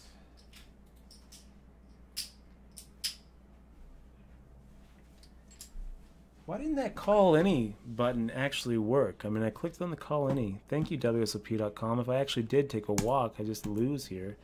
So, do we win the coin flip? No. 5 or 3. Come on. 5. That's it. Guys, thank you so much for joining us. I hope that you come by tomorrow and join us for the viewing party. We're going to take a few days off this week from the stream because we're going up to Minneapolis for that Check Shove Poker Tour. So if you're anywhere around Minneapolis, go ahead and, in Minnesota, go ahead and join us up for that, Running Aces. Man, would have liked to go ahead and have another final table, but whatever. I'll see you guys later. We're going to go ahead and shut this down. Thanks so much for joining us. If you haven't yet, go ahead and click on that follow button. We're almost, are we even, yeah, here we go. I'm actually watching it on the live stream right here. It's too strong of a hand, and we've got... Just relive the pain. Let's go and relive the pain. So it's in that tween stack. We don't love it. Wow. What are you doing? Jesus Christ, Grinder Knit. What the fuck was that? What a horrible, horrible fucking play. Jesus Christ, get out of here, Grinder. God, I hate to see that shit. Man, I'm such a bad loser. Wow, it just calls off the rest of such a bad loser. Look at past me, just going on tilt in a $20 tournament. Sorry, guys. It's true. That's how I felt. Oh my God, I still feel it. I still feel it. Oh man. Okay. I'll tell you what, guys. Thank you so much for joining us tonight. Sorry for the little last minute meltdown. I'm going to go ahead and get off of here. If you haven't yet clicked on that follow button, please click on that follow button. And tomorrow we're going to be on at 3 p.m. Pacific Standard Time for the HPT Heartland Poker Tour viewing party. So please join us for that, especially subscribers. It's going to be, it's going to be a sub chat only, but all of you viewers can watch. And please follow us on Twitter if you haven't already, at DutchBoyd. Show a little bit of Twitter love. Give us some retweets. We'll be back tomorrow. I'm going to go ahead and shut it down. Thank you guys so much for joining us. It was a good night. Anytime you can put up a W, anytime that you can walk away from a Sunday night actually up, I think that we're going to go try to get some pizza. So it's been a long time coming. I'm looking forward to it. Thank you guys so much, and we will see you later.